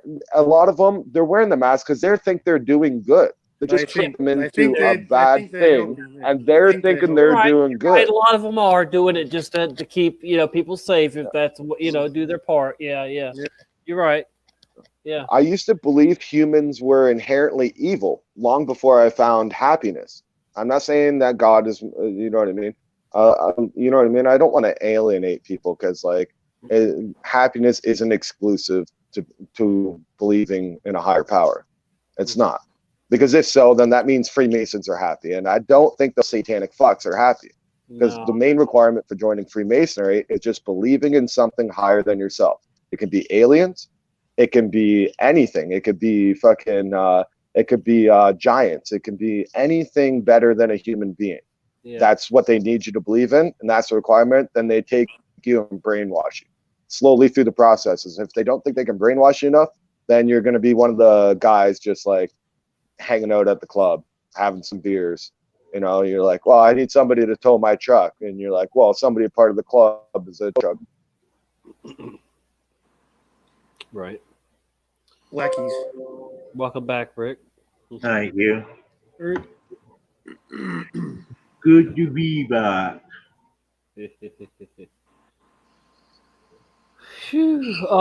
So you say we can't hear you Can't hear again. you. Can't hear you. Go. Yeah. I was going to ask you. It sounds like everybody I've talked to is having a strange weather year. So the weather's shifted. Something shifted. Obviously. And I think a mini ice age is on the way too. I still feel like Well, this is going to be a freeze and cold winter for us, and then it's going to be another mild, summer next year and stuff. Yeah, it's strange. It's definitely Ours strange. was ours has been ridiculously hot here. Like in my part of Canada, Southern Ontario, it's been just scorching day after day. We broke so many records. It's unbelievable for how hot it is and the heat that we've been dealing with. Yeah, that's. We're not getting like barely any rain, which usually we would have a lot of rain through our summer. Not like a heap ton, but our things have winter changed here in wild. Southern Ontario. So It's all been engineered, mate. All the weather's engineered all over the world. They do what they yes, like. They control it all. When it rains, it I floods. agree with you, Matt. And when it doesn't rain, it droughts. That's what happens here. We've had some crazy. There's a lot of disinfo out there, but I don't think HARP is disinfo. No. I think they can not completely original, control it. Original, they can manufacture weather. Yeah, for sure. Oh, I know there's a more advanced version. I think a lot of people. Yeah. And they can control it to some point too. They can control it to some point. Oh yeah, they got many ways of control. Because if you look, remember the hurricane that was barreling down on Trump's on Mar-a-Lago, and then all of a sudden it just like stopped and turned out of the way. Turn around to the Yui. Yeah, it was heading right towards it, and then he probably paid off who he needed to pay the fuck off, and they turned the hurricane out of the way. Turn that picture around. Yep, without a doubt. So, my opinion of 5G, it's real short. I think it's got two objectives. I don't think it's to poison you or kill you, all that. Usually, the shit that most people are preaching. I think it's for a high pinpoint accuracy to track, like, you know what I mean, your devices to know exactly where you are, and to help their, like, heart machines, weather control. I don't think it's like trying to poison you because they need us. I think it's we're their stock. Like we're traded. Hive mind tech. Like that they're going to use it. Well, like you say, track, but I think hive mind too, where they want to get everybody on the same page. And so yeah, they want you to be annoyed. I don't. They want you to be annoyed. I just have a problem in believing in anything that's going to cause me stress or fear. You know what I mean? I'm not stressed about them tracking me because I already know they're tracking. I already know they're listening and data logging everything I do. See, I think they're trying to make that more effective. And then I think it has to do with their weather system, their weather creating or weather stopping system. So to give them more control over nature. Because that seems to be the satanic agenda. They want to control nature. They want to turn boys into girls. They want you to artificially control the power of life, which obviously something behind the scenes is allowing people to have kids and allowing which ones will be healthy. They're trying to control it all. Yeah, they're trying to defeat nature, which I don't think they truly can. And they're only going to piss off whatever's in charge of it. I believe it's God. That's my belief. I'm not saying everybody else, because a lot of people are like Wiccans and pagans and like believe in different stuff. And you know what I mean? I can't exactly be out there holding a pitchfork to these people because I was an atheist, well, agnostic until I was in high school, atheist, full blown. And I even tried to steal people's faith from them using the same tools that everybody does to try and steal faith. Right. I was one of those people. But did you ever succeed in getting somebody did you ever succeed in getting somebody? Yes, many times. Okay. So I'll tell you guys my most grievous sin. This is the term I'm going to use for it: sin or wrongdoing, whatever term you want to use. is I actually had two different people, one being a cousin and another one just being a friend, signed their soul over to me. Well, I didn't believe in God, so I don't know if they signed their soul over to me in a contract. I don't know if just written word is enough. Right. But the agreement was I spotted them a joint because I sold pot. I spotted them a joint. Both of them, it's the same contract. And the deal was if you didn't pay me back by this date, your soul becomes mine. Both of them were hesitant of, well, I don't want to sign that. Like, what if I have a soul? I'm like, well, are you religious? Do you believe in God? Like, do you think you have a soul? If you don't got a soul to worry about, then just sign on the paper and you get a joint. And they signed the paper. So technically, neither of them paid. Still never paid. Never came and paid me. And they signed in their own hand. I wrote the contract. They signed it. They never paid. They didn't meet the contractual thing. Yeah, So that's technically, it has to be in blood. it wasn't blood. Yeah. I want to go back. And they both died in car I don't know the accidents going off into the official, but they did it of their own free will. But I used the argument, and I was kind of shaming them while I was doing it to get them to sign it because I didn't trust them. Otherwise, I wouldn't have wrote up the contract for them. I didn't trust them to pay me back. So I figured, I was like, oh, put your soul on the line. You know what I mean? And it was, if you didn't pay me by this date, and I showed up on the day for both of them, and I'm like, do you got my $5? $5. Well, in Canada, loonies, but you know what I mean? 5 coins. You know what I mean? Like, how easy is it to get $5? Or to ask your parents, like, can I get $5 to go to the store? You know what I mean? Ours here is just dollars. I get that it's pounds and shit. All like everything's a little bit different, and quids, and I know the different currencies of the world. But for us, it was dollars, and $5 is really easy to come by. These pennies, these Canadian pennies, do y'all still have them? Do y'all still use them? No, they took them out of our circulation. Hold on to those. Those are going to gain value. I've got because we have no Canadian pennies in circulation. Yeah, hold on to them. What year are they? I've got 4 of them. One of them is supposed to be rare. I don't know, but I'll read it. I'll look at the years for you. Yeah, they took our 1 and 2 cent pieces off us years ago. Let's see, man. Yeah, they even threatened us on the news, saying that it was going to be illegal if you were caught hoarding the 1 cent because we didn't have 2 cents over here. They threatened. We're threatening everybody. Come turn it in. The banks will give you bills. Yeah. They were even offering us more money on the return. I don't see a date on these pennies. Hold on. No, we only had 1 cent coins here in Canada. Oh, 2000. And they're mostly made out of copper. 2001, 1999. 2001? Yeah. What? Oh, that's cool, man.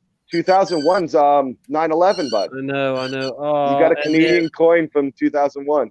Oh, here's one that's older though, I think, or something. Or it's special. It's what?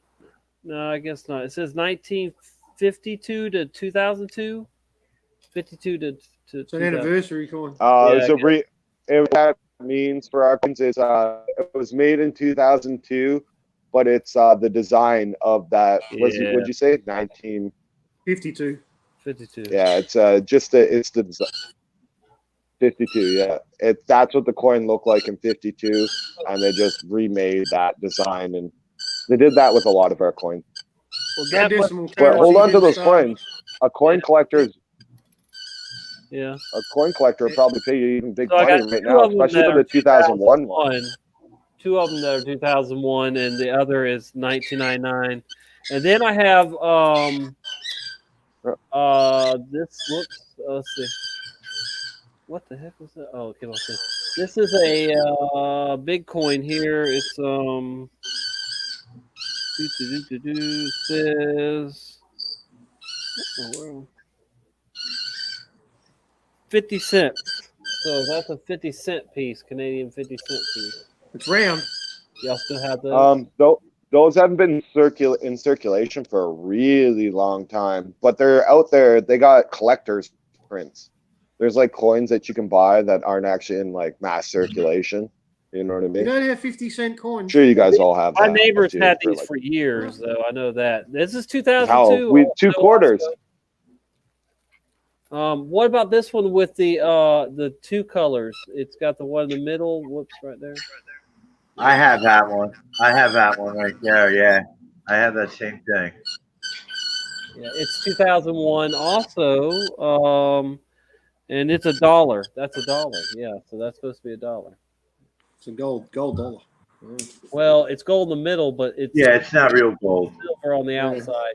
Gold color. We got gold. We got gold dollar coins. We got $1 and $2 coins. Oh no, that's $2. I'm sorry, that's $2. That was $2. Yeah. Yeah, this is $1. Okay. Yeah, it's a toonie. We call it a toonie in Canada. This one is not round. And then our $1 coin. Yeah, that's I'm whipping my coins. Yeah, we call those the $1 coins called a loonie here in Canada. That's a loonie that you're holding. Yeah, let me borrow a loonie. And there's a quarter. Yeah. Of course. Quarters are similar to our quarters. So I bought two souls. Maybe one of these are old. Here's 2 more pennies. Let me see. Okay, so I bought 2 souls for 10 loonies. Another 2,000 in our currency, or 5 toonies. But let's see. And our money was valueless at the time. That's our 50-cent coin. Oh fuck! Look at that. I've got 5 dimes, 5 Canadian dimes. Yeah, that's nice. That's really cool looking, Mad Pie. I think it's 12-sided, man. I think. Ooh, look at that. There's Queen Lizard Breath. That's real silver, huh, Tom? Oh yeah, fucking. It's an ounce of silver. Yeah. Oh shit. That's $28 in American right now. That's 20. 28. Oh. For that. Really? Eh? Fuck. Yeah, $28. Hey, Mad Pie Man, that's $20 in your currency. No, the bar. The bar. Bars in United States. That 1 ounce bar is 28. Oh, 20 cents. That's a dime. Okay. Tommy, do you buy them at like $18? I like learning about that type of shit. I bought that one at 10. At 10? Yeah, Wow. 10, yeah. I bought gold at 800 and I sold it for 1,700. That was wow. like 2009, Yeah, 2010, somewhere in there. That's a good deal. Yeah, it was. Yeah, better believe it.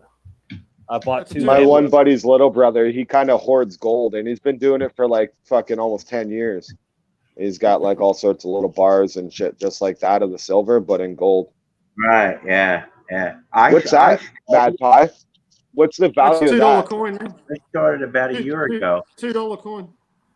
Silver and gold. Oh, that would confuse the shit out of me because that looks like our $1 coin. It does. It does look like your $1. Yeah. Rub it $1 off. coin looks like that.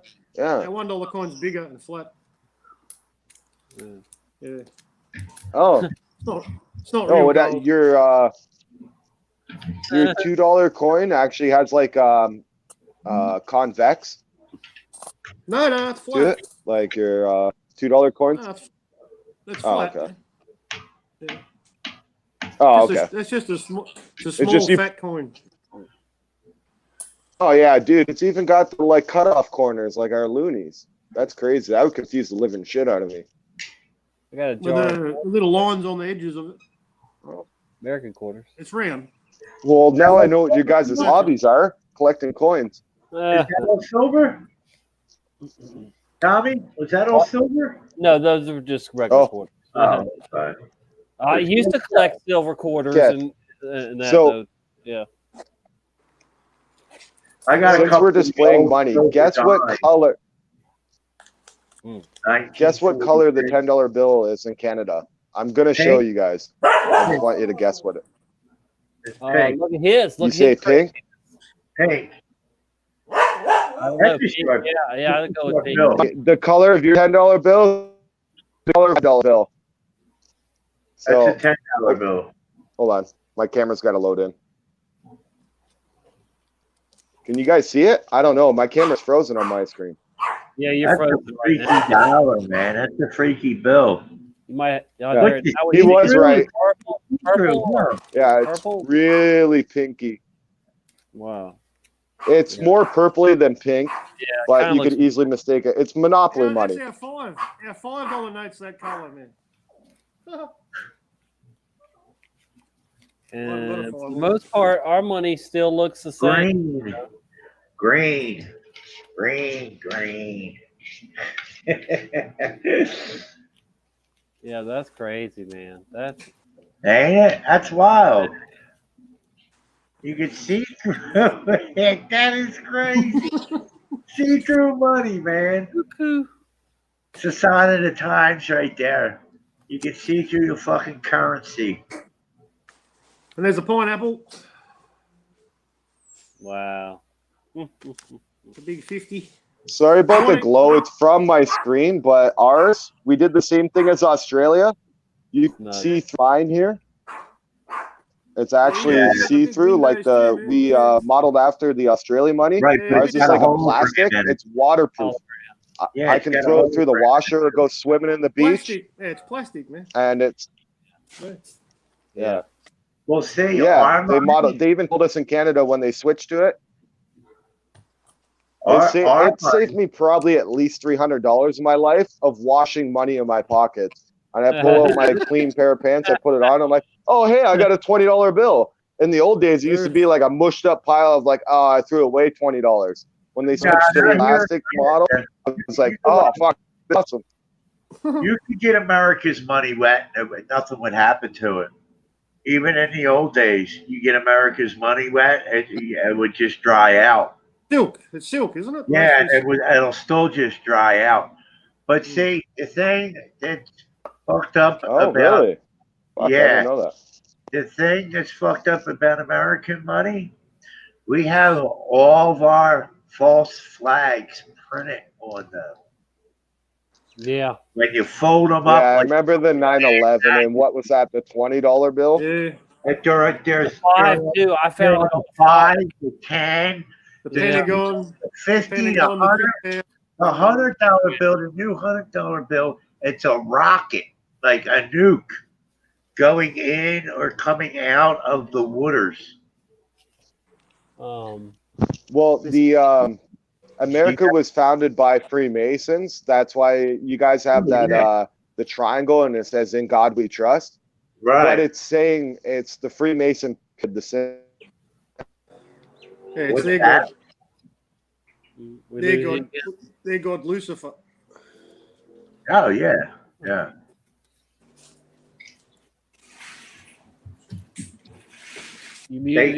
But they stole that.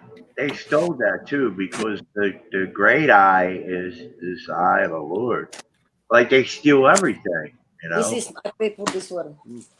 This is 100. Well, yeah, they did it with the Eye of Sauron stuff, the all-seeing eye. 100. A lot of people call it Big Brother. Remember when they went through the phase of calling it Big Brother? This is the one to The big computer system watching over everybody. Right. Oh yeah. Yeah. The beast. Because they thought it would make people at ease to be spied on. That was before like the whole Snowden hoax and all that crap. I'll tell you one thing. It's like and lulled them to sleep. You know, that's for damn sure. It lulled them to sleep for a while, just so they could build it. Once they had it built, they're just like, we're surveilling you. What they did then is why they're able to pull it off now. You know, It's fine, Vonage. Well, a common thing, like people are like, oh, well, they're gonna like, you know what I mean? They want to merge with machines and stuff like that, right? Here's a 5. The like satanic agenda of merging. Right. Oh, what? Wow, that's crazy. Holy shit. That's a 5, man. Yeah, that's flashy as fuck. That's the old one. I think there's a new one there. This is the old one. That's the old one. Keep it that one because maybe after. The new one looks even more fake. You do it, Tommy? I'm just seeing the mask one. Remember it makes Right. Similar color. He's got a mask on. Yeah. You see the mask right under his eyes. Crazy, So I man. guess while we're all showing money, nobody's getting super chats. I don't have that anyway. But that's funny. Yeah. No, it was just a joke. Yeah. With a roof over your head and money in your pocket. No super chat for you. Yeah. Oh man. Oh man. Yeah, I don't know how long we've got, mate, with the way everything's going. I think New Zealand just moved to negative interest rates as well. So wow, we're getting closer to negative. So people are, what that means is when you get the negative when your banking interest rates go negative, that means you get charged for keeping money in the bank. They charge you. You don't get any interest. Oh my you have to pay them, man. Why? That'd be cool at all. Oh shit! That means they're gonna take away paper currency from you.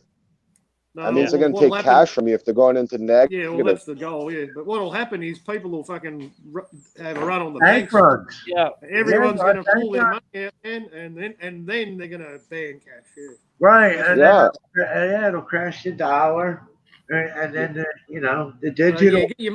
If you got any money in the bank, I'd get it out now. Yeah. Yep. Yeah, but they only allow you to take so much out a day, probably, too. Yeah. That's why you're going to take your whole sum out at once. Yeah. Good luck with that. Yeah, I'm starting to take it out now. You got to jump through hoops to take out like $5,000 in America. Yeah, no, we can still do it here. I can get $1,000. Oh, over here, it's easy. You just got to be not afraid of competition. Sorry, Tommy. No, I'm just saying I can get $1,000 a day out of my account. Yeah, but I'm talking. I said $5,000. I'll make you jump. I know. Well, I mean, yeah, but right. Yeah. I mean, 1,000 a day is no problem. I think the limit may be somewhere around $2,000 that you could take out a day or something. It depends on. Yeah, it just depends. Yeah, I guess. But, yeah. You just got to over here in Canada. There's those same stipulations. You just got to not be afraid of confrontation and just walk in and be like, "Give me my money," and they'll do it. Yeah. If you kind of demand for it, but then again, they can come with bank policy. Yeah. And there ain't nothing you could do because you signed that fucking paper of theirs. All they can do is just delay it a little bit. Right. But you would get it, but maybe not just on demand. You'll get it on your terms. Not necessarily. So my bank account's so old. I don't remember at all.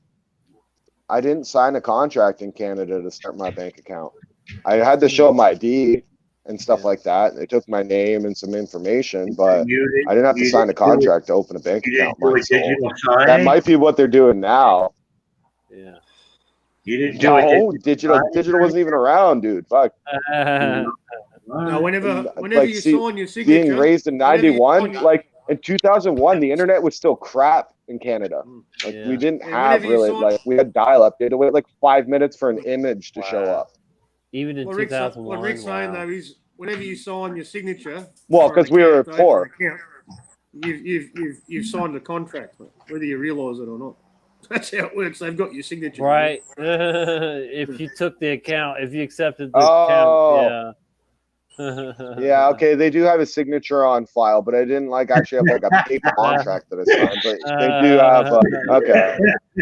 That's how they get you. And that was and then they shoved the card through a system. That's how they got my signature. And guess if I sign it any different. It's like I switched to just using initials. Copy and paste. Copy and paste. And sometimes I'll go in and do an initial. And fucking, they'll be like, "That's not what we have on file for you." And I'm like, "Oh fuck! All right, here we go." And I got to answer like a bunch of security questions. And then I'm like, I'll do my original signature. And then I do that signature, and they're like, "Oh, okay, all right, so you're you, no problem." You know what I mean? I was like, it's happened to me a few different times because I don't have a unison. I don't have a unison signature all across the board. Like my government IDs have a different signature. Each different type of government ID has a different signature. Right. My bank has a different signature. You don't have a uniform. No, I didn't do that smartly. I didn't do that intentionally. It's just Eddie, I just Eddie, I kind of remember did all the it. different Did it that signatures, way. man. What a sticky Well, I haven't had to replace ID in like 10 years. I'm gonna have a real problem. I have to go replace ID if I ever do. Yeah, because they have. I don't know what the signatures really I are don't know anymore. about there, but here they have the Real ID Act. So all it takes a lot more to get an ID or a driver's license Right. now. Here. My wife's due for an ID and she can't get it because they're closed. Real ID? What? You drive? Yeah. So you're telling me in America your driver's license doesn't count as an official No. end all be all Right. Yeah. In piece of Tennessee now, identification? like I moved Not down an here from ID. Tennessee, but Tennessee it says not for it'll say Identification? driver's license, but not for federal identification. Right. Over here in Canada, you can't use your picture ID health card as ID. Here They took that away from us about 3 or 4 years ago. Here they federalised the driver's licenses throughout the whole country, so we're all on one database now. Yeah, that's So here already, too, pretty much. So we've already got an ID card now. A driver's license is Mine an ID card. has driver's license up at the top. It's got same here. And then next to it, it's got driver's license, and right under that, it says not for real ID purposes. Yeah. Yep. And then it has my date of birth and all that eye color bullshit like that. Well, the vaccine's going to be your ID, mate. That's the Oh plan. yeah. That's what they want. No, never. I'll go fucking. I'm in Canada. I got enough woods out there. I can just go disappear in the woods and fucking live off the land for the rest of my life. And I have no problem doing it because they don't have any ties. There's no strings on me. You know what I mean? Like, hey, I'd love to. You'd have to give up your phone or anything trackable. Yeah, you dropped out again, man. Yeah, well, you have to give up everything. Yeah. Everything. Yeah. I mean, you can still have what you have stocked in your house, but it may even come to giving up your house because how you going to pay your rent? How you going to pay the rent? The rent is going to be digitally taking off of your ID because it's going to go away with cash. So you can't pay your rent in cash. Social credit systems give up everything. Yes. Everything. See, they were pushing for that digital Canada. I don't hear no talks anymore for digital currency. You can't even drive. Too many people are using cash still in Canada. Got to keep using it while you can. Yeah. Interesting. But that's the way we can beat everything. That's why I want people to stop wearing masks and stop, no offense to them, but stop being stupid and just like try and listen to your fellow human beings that are trying to help you. Is mask non-compliance is the only way to beat any of their bullshit. Yeah. You need a big enough group of people to just say no. And then they got because they need your compliance. They got another way to roll it in. He's got another way to roll it in. It'll push it off for 2-3 years if we're lucky, and they'll just go right to Plan B. I heard and that goes to say I do believe the 5G is a weapon because of if you look at it where it started in Wuhan, it was the first city with 5G. It started on that fucking cruise ship boat, which was the first. It was the first cruise ship boat with 5G. All right, and Richie, I don't know how true it is until he gets this person on, says he heard from 5G technology guys, and they turned it up to 20%, and all the birds in that area died. So that just sounds like fear porn. He's got 2 installers from 2 different cities. I don't believe it's fear porn. I really don't. We know they got the EMP, which EMPs don't exist the way they do, but an electromagnetic charge can do the same thing to birds. Like it doesn't need 5G. Here's another point that I have too. Back in 1918, when the Spanish flu came out, you want to know what they also rolled out back then? It's called the radio. The 5G. So all those people that got sick the Spanish flu, they have died from radio waves. And we got used to it over the years. And that's, that's another thing you have to look at, man. What frequency? Everybody's seen the direct Satan controls the air, man. Satan controls the air and the airwaves. He's going to use it as a weapon against Tommy, God. what are we watching here? This is whatever's going on, some protest or something somewhere live. It's called Smoke and Scan. Yeah, the guy is. Hang on, I'll be right back. I gotta go to the restroom. All right. Yeah, this guy follows all the news. Actually, this is gonna work perfect because I got to do the same and grab more beer. My friend, I'm not trying to down talk you at all. But the 5G stuff, that's definitely fear porn, my friend. Just like the virus. That's my opinion. A lot of that stuff is just they want you to be scared of something. They don't care what you're. They cut you from 1,000 angles because they don't care what you're afraid of, just as long as you're afraid. Because fear causes stress. Stress is the real killer. I'm not afraid of 5G. I'm just telling you, I do believe it is a weapon. It is. It was designed. It was designed. Oh, okay, all right. Yeah, as long as you're not stressed about it. No, I'm not worried at all. The capability is there. We know that. Right. I'm more worried about the cops coming out with the microwave guns.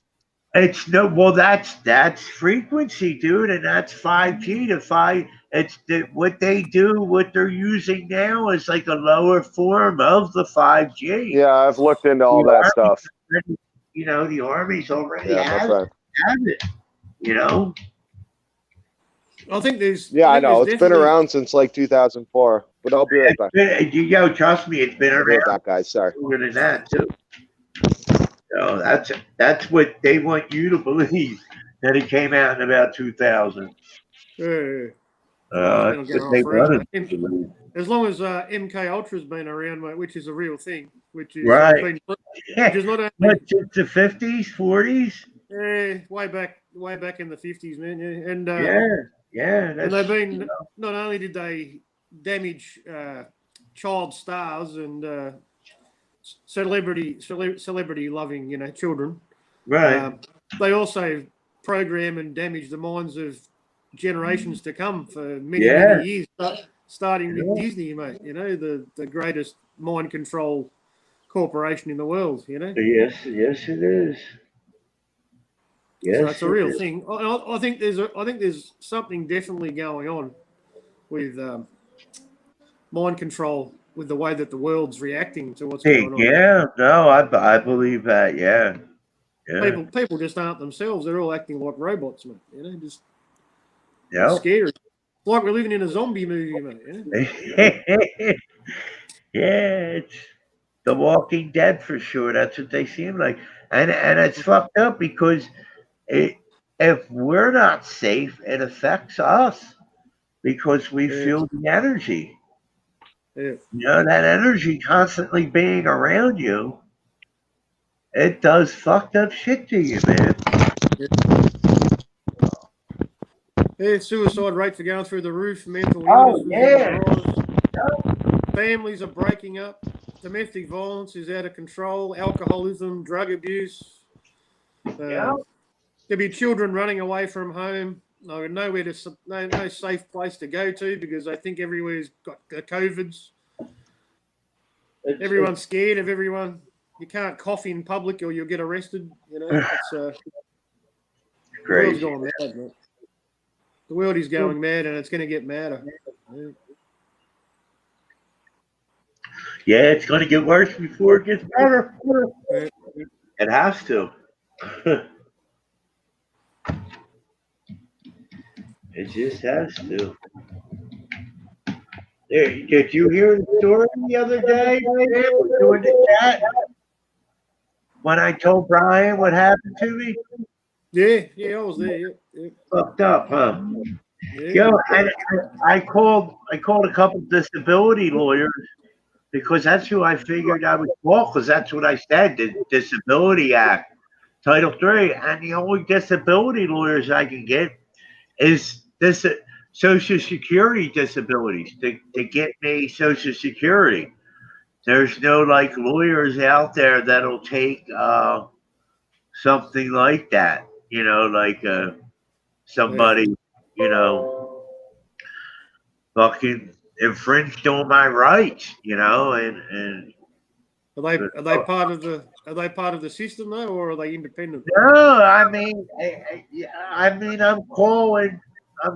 They don't work for the government; they're private lawyers, But I think also a lot of them hear about me not wearing a mask, and they don't want to take. They don't want to take that.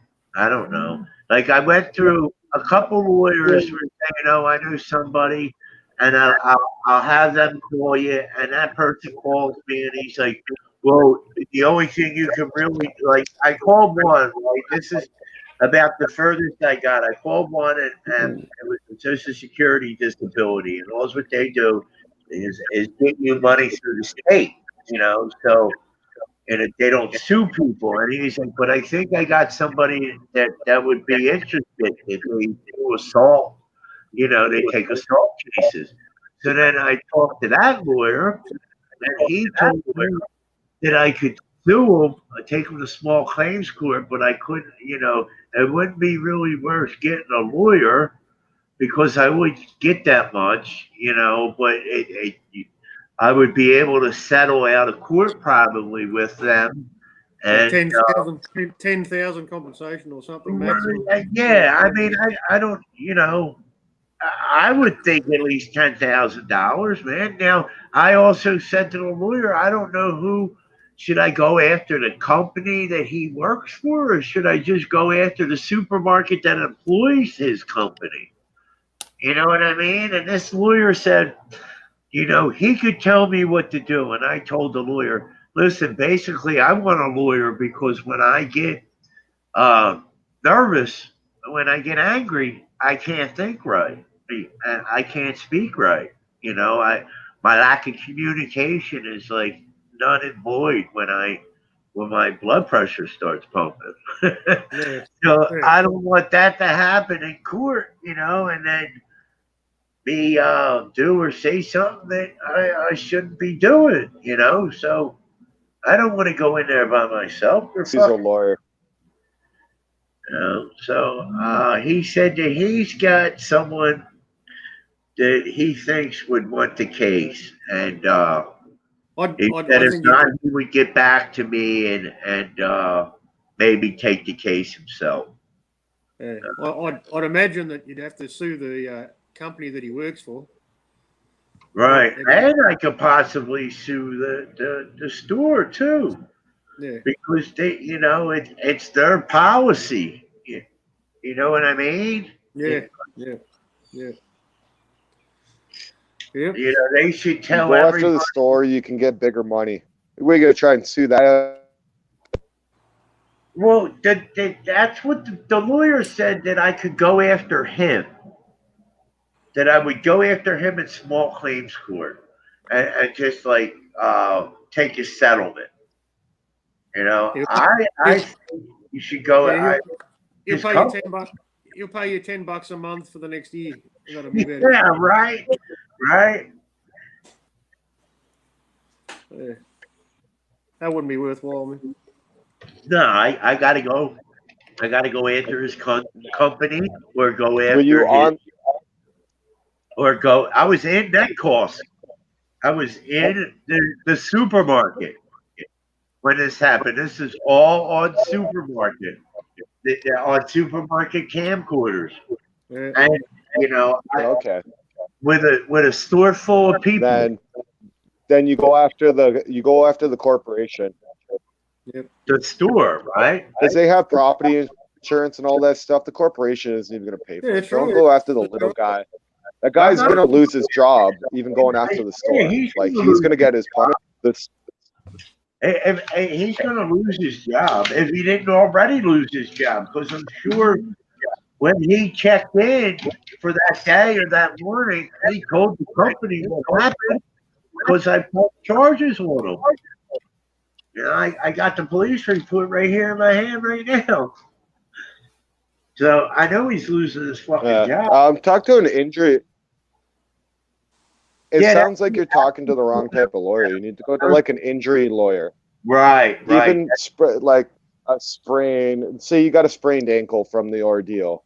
Like in Canada, we have up to 2 years to claim an injury. Well, I got So you pictures. can go to the doctors. Like I've had a problem since this. You don't even tell the doctor. You just go through the hospital medical and say your wrist is sprained or your ankle's sprained. I have something pictures. simple you could have recovered from, but it doesn't matter. It doesn't negligate your injury. I don't even have to say that because I'm out on disability because of my back. I collect Social Security Because because of the my injury back. lawyer is going to go after the insurance, and they're going to get you Now, bigger listen. money.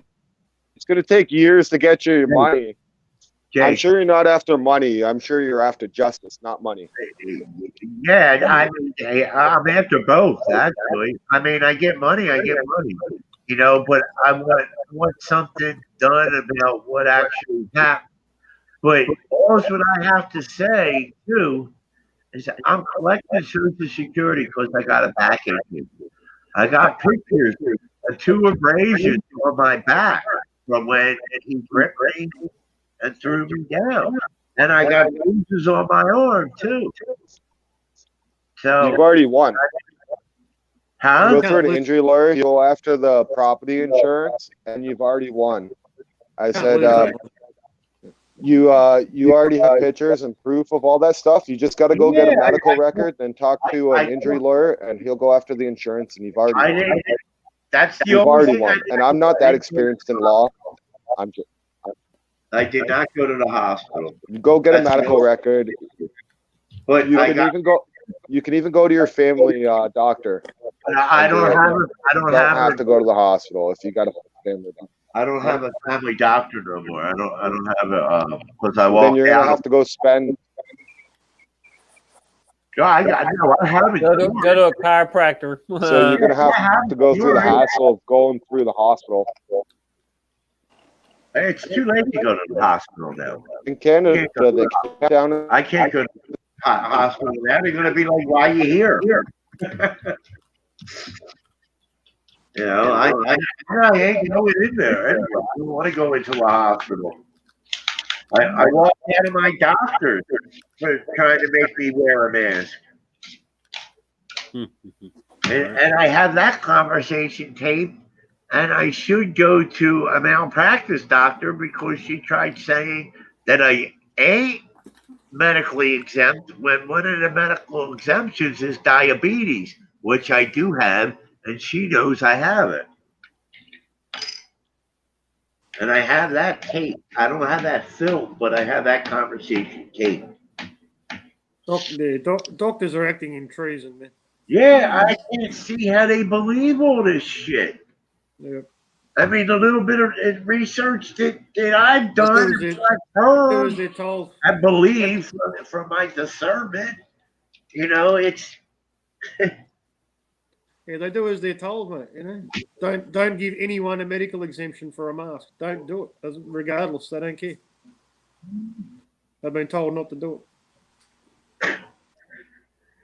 I mean, over here we don't need papers. Well, I mean, it doesn't matter if you have papers or not. I mean, if the doctor won't give them to you, you know, if the doctor says you ain't exempt when you know you are, you know, how are you going to get papers? You know what I mean? PK caught his doctor on tape saying that he was told not to write medical exemptions, regardless of the condition of the patient. Really?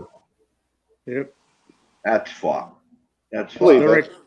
A direction from. I believe that the shit's going on over there. It's not going on over here yet. They want to kill us. No, not against our will. They want us to kill ourselves. That's why they push for suicide and try and make you stressed. and try to make you depressed and stuff. And that's why they hate God so much, because God will show you a different way to be thankful, even for the bad things that come to you.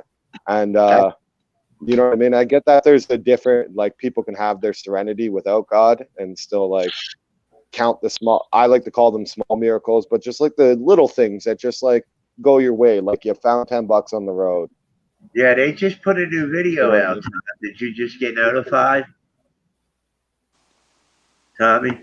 Yeah, I want to check it out. If y'all, Not on my phone. Yeah, no, put it on. I got the notification. Yeah, put it on, please. All right, let's just check a little bit of that. We might not watch the whole thing, but all right, let's see what this is up to. They it's always about, got your it's about videos. QR codes, quantum dots, and RFD tattoos, and the coming mark. This guy does good work, man. This is a one-man shop. Yeah, this guy's a one-man operation. Yeah, He and he works hard does to. great work. This is like one of my favorite channels right here. If you pursue this matter,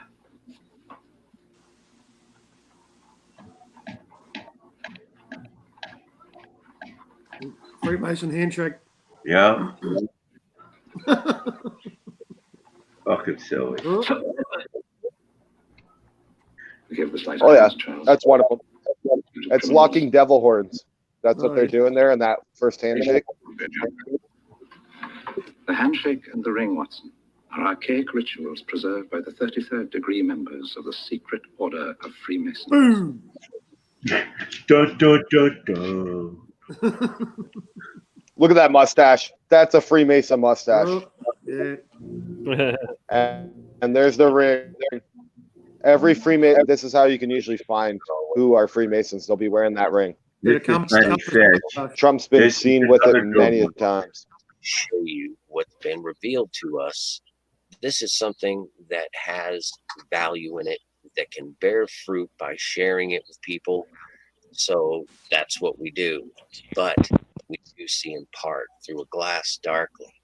But anyway, Tisha B'Av, I mean, that was the last video that I did, and it was pointing towards Tisha B'Av, 29th and 30th, and then in 3 days, I will raise it up to the destroying of the temple. And I also quoted Exodus 19:11. And this is all regarding the 23, 46, 69, the 9/11 Antichrist raising ritual that's been ongoing for a very long time.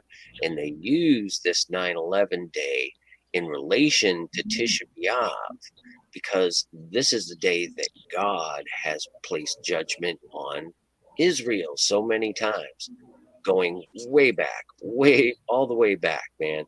And so I was looking at Tisha B'Av and the subsequent 3 days. That's what I was shown. I mean, just things that I was pointed to illustrated that. And then, of course, 3 days later was August 2nd. And on the 4th, we have Beirut, Lebanon happen, which literally happens at 6:09 in the afternoon. That's crazy. 23:46:69. And to bring in Tisha B'Av, we had Hurricane Isaias, or Isaias, as they were calling it on TV. So it became a hurricane on the 9th of Av, the 9th named storm, the earliest one on record. And check out the hurricane icons that they used on the weather forecast. I mean, my goodness, they're written 69. The 9th storm. The 6th verse is, for unto us a child is born, son is given. I mean, you cannot make this stuff up. And so it becomes a hurricane on the 9th of Av, and it makes landfall on the 2nd. The 2nd was the exact 69th day since 9/11. 19 deaths on Tisha B'Av, the 9th of Av, hit 666,000 deaths. So that happened on the 9th of Av. And also on the 9th of Av, Beelzebub worshiping. really interesting that you have two characters, one that read Psalm 23 on 9/11, the other one read Psalm 46 on the 10-year anniversary. You know, the one that signed the beam, we remember. Bill on Trump's 66th birthday. You know, you just can't get enough stuff. Thank you, They Sage. were speaking, Obama particularly, and he mentioned perseverance a number of times. The testing of your faith produces perseverance. Let perseverance finish its Fucking work. satanic An bastard. unbreakable That perseverance. man's very close to the Antichrist. Perseverance in it. If Oh, look at that fucking, look at that Muslim pretending to be American. perseverance. Pretending to be Christian. We're at this guy John Lewis's funeral. He was a congressman in office for 33 years, and they were in They all played that role. New Atlantis, right? They talk about God and Very stuff, same but they're day talking about their in Satan. Atlanta, Herman Cain dies at 74, the 11. I mean, my goodness. And Lewis had spent his 3 days in state under the Capitol Dome, under George Washington, waiting with his pantheon of God friends to welcome John Lewis into the gaggle. I mean, it's insane, you guys, the things that happen. Also, It's all firmament encoded. NASA launched this rocket to Mars. Perseverance, the same thing that Obama kept talking about on the same day. Unbreakable perseverance. They went to Mars, you know, the god of war, the red planet, Apparently, the red dragon. Obama's right? been to Mars, teleported to NASA. Mars before. Oh, yeah. Really? Yeah. Well, they're saying they're trying to go to Mars. Mars is also in Greek mythology. It's the god of war. To unleash the Yeah. full power of the They're federal going to war on us. mate. Today, I am officially declaring a national emergency. Two very big words. They're trying to shove everybody into a war mentality. The only one in the prior 13 days, get a load of this, from 7/17 to 7/30, 3 separate countries launched rockets to Mars. You know, Wow. the god of war. There 3 you of them, go. 3 countries, 3 Oh, spaceships. there you go. See? 13 days. I mean, that's just bizarre and, you know, not an accident. My goodness. And then we move forward to August 2nd, which a lot of people don't know what is the formal and official signing of the Declaration of Independence by the 56 Patriots. Okay, that's important. August 2nd. There's a reason why they use July 4th, as we saw with Trump at Mount Rushmore hailing the giants and titans of America, right? 7-4, I 11. urge the president to proclaim before the country and before the world this Master monument builder number 11. Look at that stank face. How do I get that going? Do I? It's the most craziest thing ever that to me just proves several things. That Israel and their involvement in 9/11, of course.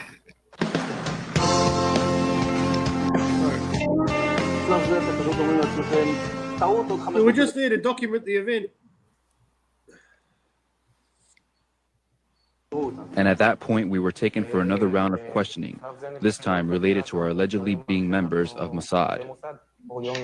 The fact of the matter is, we are coming from a country that experiences terror daily. Our purpose was to document the event. Yeah. Our purpose was to Document the event. Our purpose was to document the event.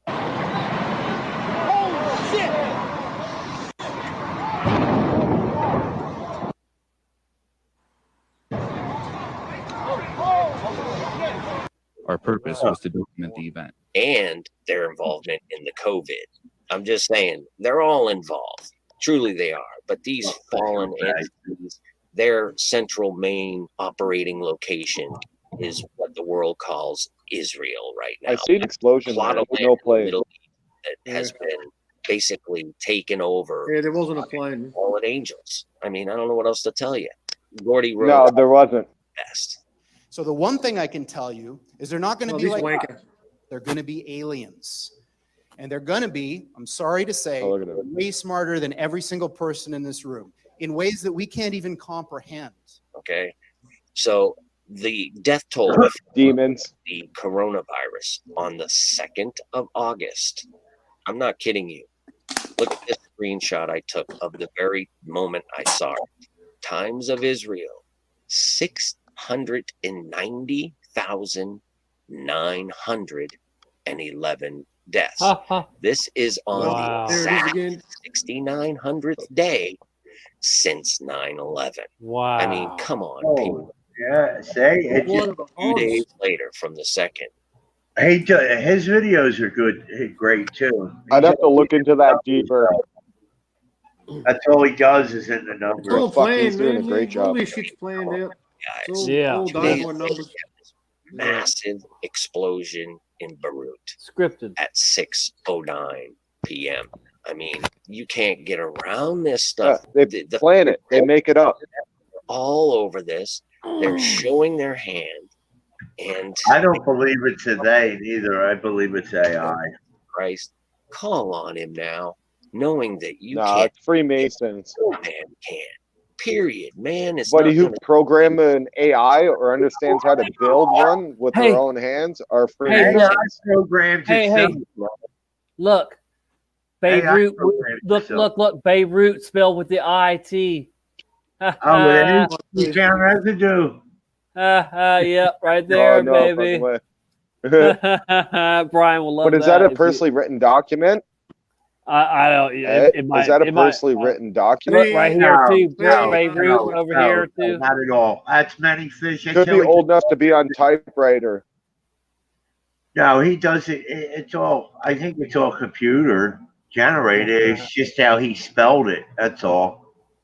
Yeah, but anyway, that's cool. But if these documents are old, they could have been done by typewriter because even government documents are still written by typewriter. It says like, 720. It says the 7/29/2020 on the bottom down it's here. not. It's not a It's a document. website. It's a website. It's not a document. That's Oh, okay. I'm trying to tell you right down here. It shows it. Yeah, 27/29/2020 World Africa something. You know, but yeah, it's a website though. He's looking at definitely.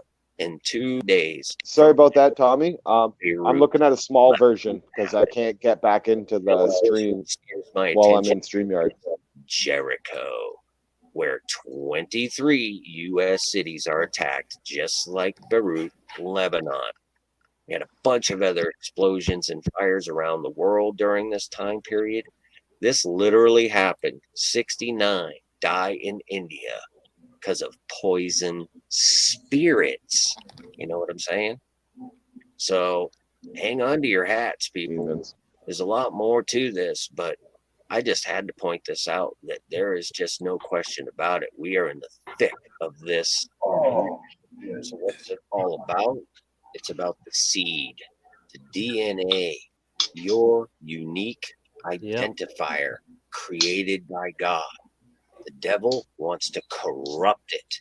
He wants to own it. And he wants you to willingly give it to him. So he sets his snares and traps. Trust in me.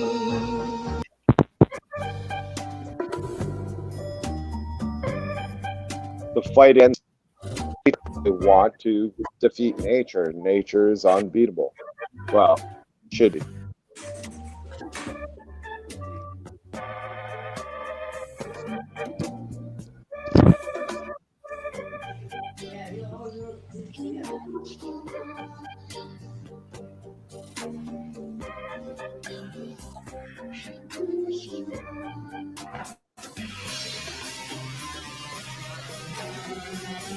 Creepy.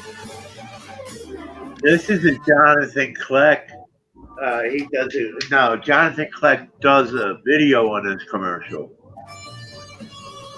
And he breaks it down. It's wild, man.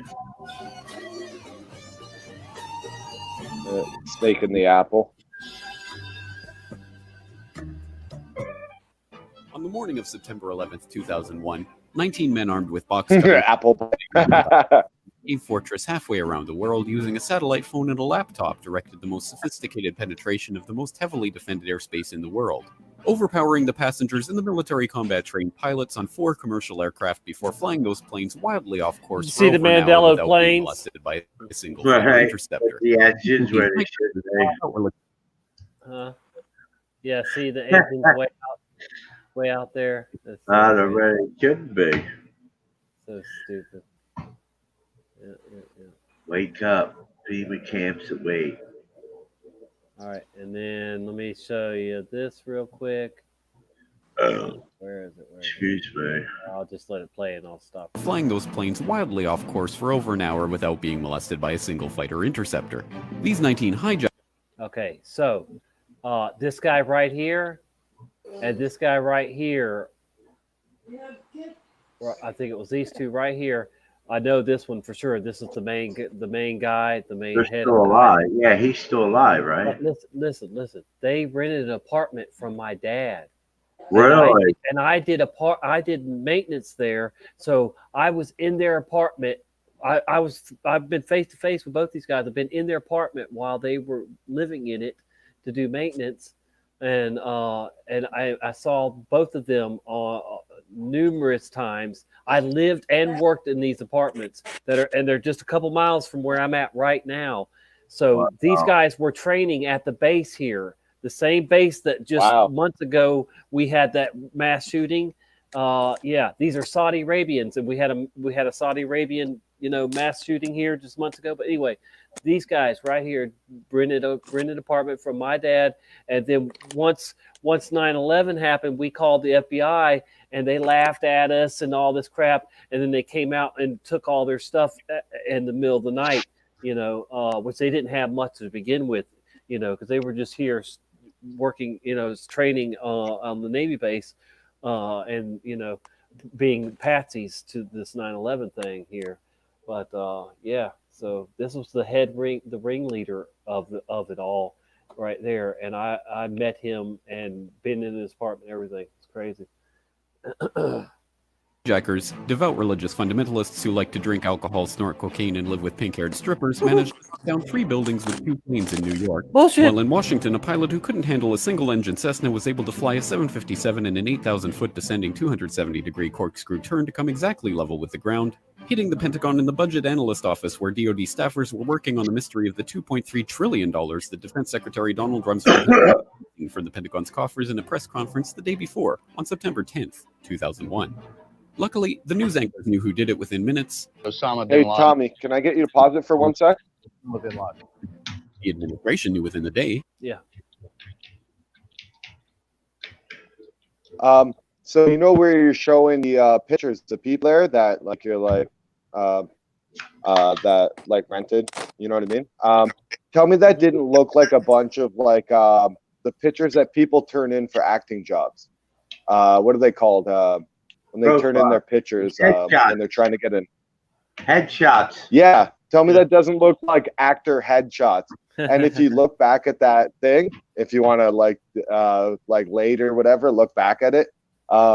You could play I don't know if you guys had the board game Guess Who, where you couldn't see all the tiles on the other person's side, and you're like, do they have glasses?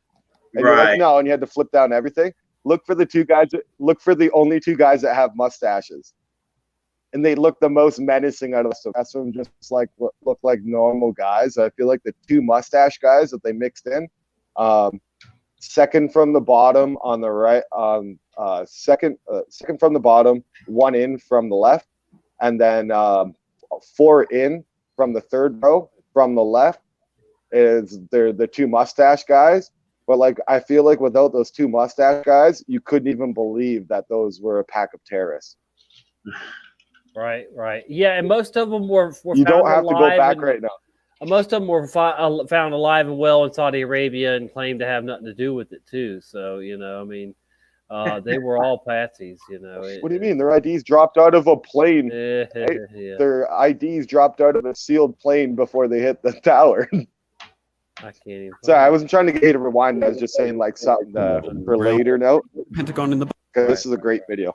Yeah. Fireproof passports. But and so I seriously doubt that these 2 guys that my dad rented the apartment to, they were just used as patsies, and I'm sure they weren't even qualified to fly a plane or anything like that. So it's all made up, and they just I'm surprised definitely agree, Tommy. They just made a mistake of shots in Shell Corporation acting company. I seen a video where they interviewed the instructor, and he said that there is no way that they could pull off that. Yeah. There was no planes. Budget Analyst Office, where DoD staffers were working on the mystery Tom of the Cruise couldn't have pulled those $2 million. maneuvers off. Secretary Donald Rumsfeld had announced missing from the Pentagon's coffers in a press conference the day before, on September 10th, 2001. Luckily, the news anchors knew who did it within minutes. Osama bin Laden. The pundits knew within hours. Osama bin Laden. The administration knew within the day. Terrorists who committed these acts and those who harbored them. And the evidence literally fell into the FBI's lap. That a hijacker's passport was found blocks from the World Trade Center crash site. You can believe that. But for some reason, a bunch of crazy conspiracy theorists demanded an investigation into the greatest attack on America. That investigation was delayed, underfunded, set up to fail, a conflict of interest, and a cover-up from start to finish. Yep. It was based on testimony extracted through torture, the records of which were destroyed. It failed to mention the existence of WTC-7, Able Danger, P-Tech, Sibel Edmonds, OBL and the CIA, and the drills of hijacked aircraft being flown into buildings that were being simulated. Cube and a triangle. Name and all the people responsible, although no one so much as lost. About 3 weeks ago, I found this sort of ironic. Documents that were taken in the Osama bin Laden raid, in the raid that killed Osama bin Laden with our friend Rob O'Neill. They finally declassified them. And in there were paperwork from Osama bin Laden. Beard looks painted on. Because he would put Joe Biden. What raid? And essentially, he's so grossly incompetent, it would lead to the destruction of America. What does it say to you that basically the Democrat nominee for president of the United States got the posthumous Osama bin Laden endorsement, that this guy is the guy that they put forth? It says to me, I didn't know that. And it says to me, we're going to immediately make a commercial out of that, if that's true. Is that true?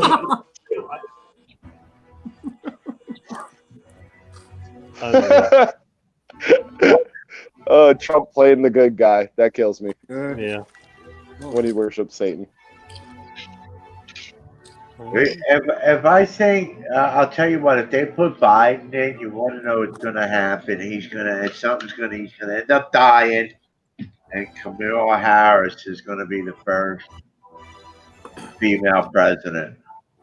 Bin Laden's death was the most They won't shocking cartoon I've ever watched. What was that, man?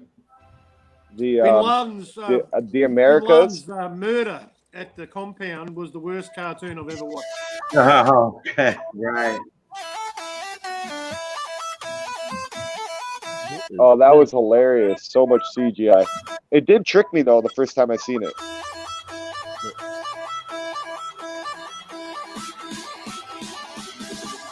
The hell is this? A commercial?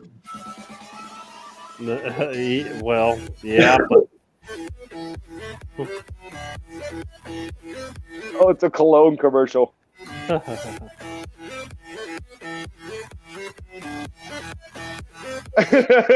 Oh my fucking goodness. Shooting fire, that's if that ain't devil worshipping, I don't know what is. Welcome, my son. Welcome to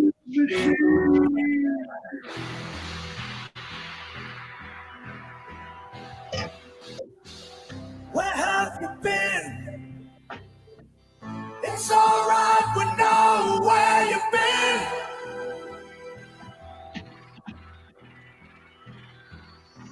Oh, watching eye. You've been in the pipeline, fitting in time.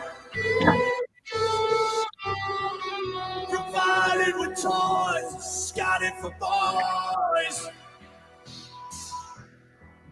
You bought a guitar, Pedophilia. punish your mom. You didn't like school, Blasphemy. but you know nobody's fool.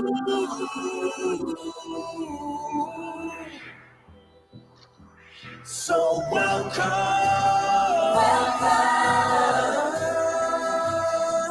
to the machine.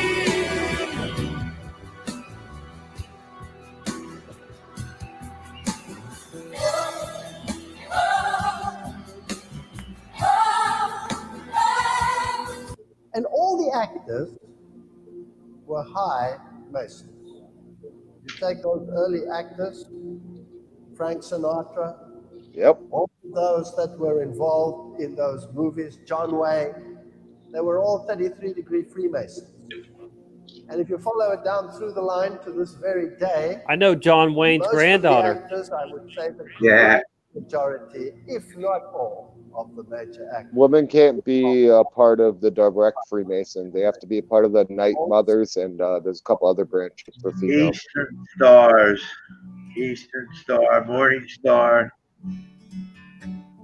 Yep.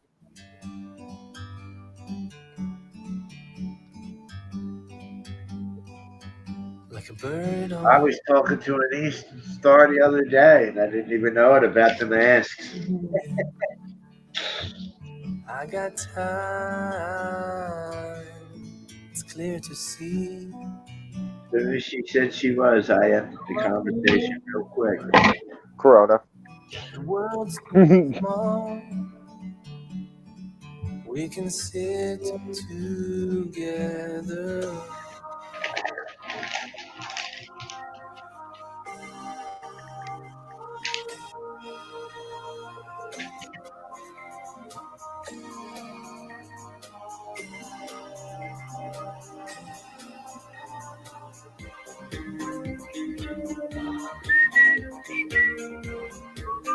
I can't believe this one's halfway done. Great.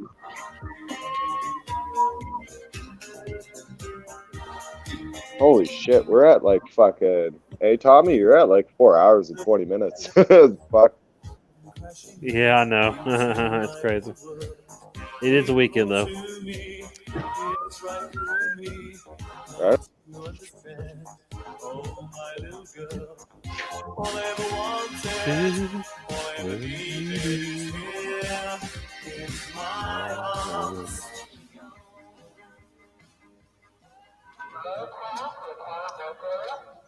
Tom Skanks. You have to listen twice. No, not Tom Very Hanks. proud of the common break area? Yeah, that's what I heard. I wonder why. It's Employee of the Month Day. Oh, I always thought that fucking weird Chinese dude looked familiar. That Chinese dude is in a bunch of comedy movies. Brown. Crown. I was wondering why he was familiar. I've been thinking about you, and I don't even know. Oh shit, I didn't even see that. Larry Crown. Hi. This is Lala. Larry and Lala. I don't think so. I used to be Catherine until I looked in the mirror and saw a girl named Talia. You? Lance. Lance Corona. Where's Larry Crown? What? Wow. Remember, you got the flu. Huh. Mac, I. Oh, what?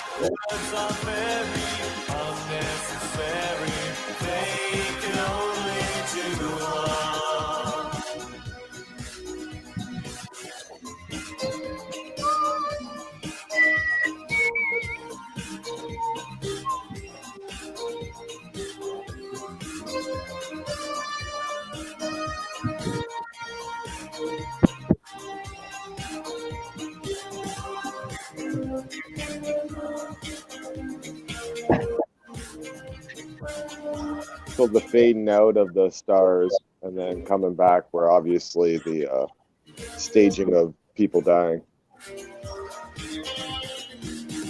All I ever wanted.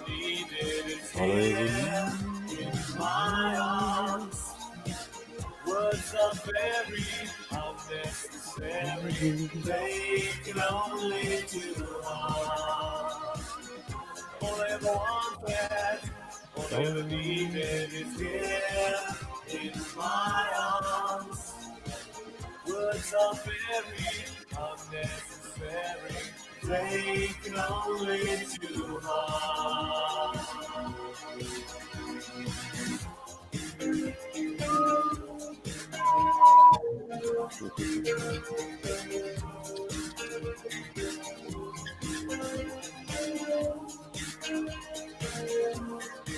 Do we even have anybody in the chat?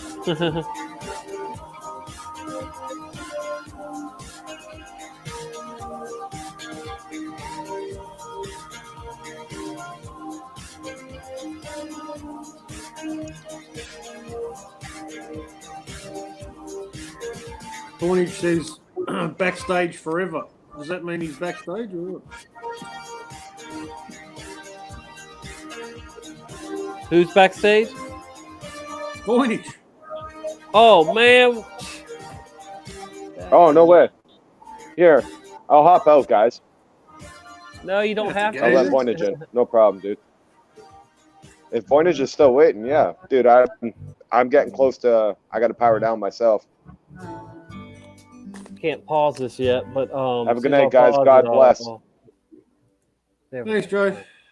Oh, it started again. Dang, stop. Good grief. All right, yeah, brother. Thanks for joining us. That was good time there.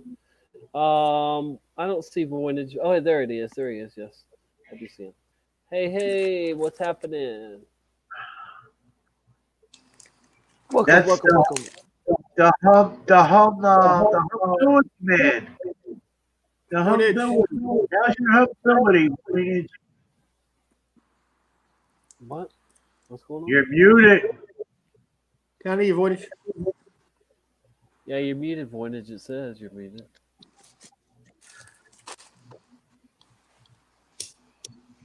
Let me stop screen share for a minute. Let's see what's up.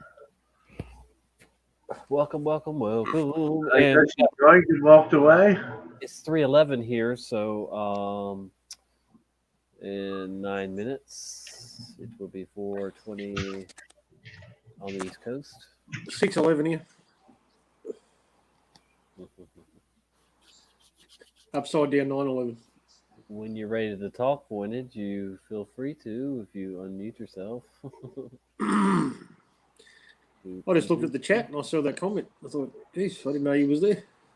Oh, maybe he's let's see. Well, yeah, maybe he went to the restroom or the store or something. But he at 3:06, so that was only 5 minutes ago. You know that he wrote that backstage. But yeah, I didn't know anybody had popped in. I mean, you know, I didn't want. Well, I should have stopped and checked the chat here and there. Oh man. So we've been on for 4 hours. Here he is. Oh, hey guys. Hey, mate. I'm sorry I missed you. What's happening? Now I can hear you again. You were too busy. Yeah, no problem, Jake. So what have you been up to? Oh, not much. Waking up early. Yeah. Think I'm gonna do some house cleaning today. Necessary again. Yeah, it happens. Yeah. It's unavoidable. Well, I can avoid it for about months. Not forever. Not forever. I have a cat, so cat hair tends to collect places. You know, so I definitely have to sweep a lot. Cat hair's bad, mate. Dog hair's bad enough. Yeah. It gets everywhere too. Well, I can tell you, my hairs, they are gathering everywhere too. You're right. Oh, yeah, yeah. you got long hair. Yeah. Yeah, I lose a few. Yeah. Most of them in the bathroom near the mirror. Right. Yeah, when you grow a decent beard, you lose heaps of hair, man. I tell you, it's crazy. It goes everywhere. Holy moly! So my boss went down to Miami. He drove down to Miami, and he just got back tonight. But he went to look at a saw, a granite cutting saw, and he got down there. They didn't have all the parts that go with it, so he's not going to buy it now. And he's like, "Dang, man, I wasted all that time and money and everything to go down there." That sucks. Yep. I went with him one time all the way up to Kansas, Missouri, or something like that. Isn't that how you say that? Kansas City, Missouri, or yeah. and we got a small saw that time, uh, but this was a huge saw. This was if he'd have bought this, it's like it would have took a truck or two, a big truck or two to get all the stuff there. It's a Wow. CNC saw, like it Yeah. cuts. You put the Big patterns in, panel.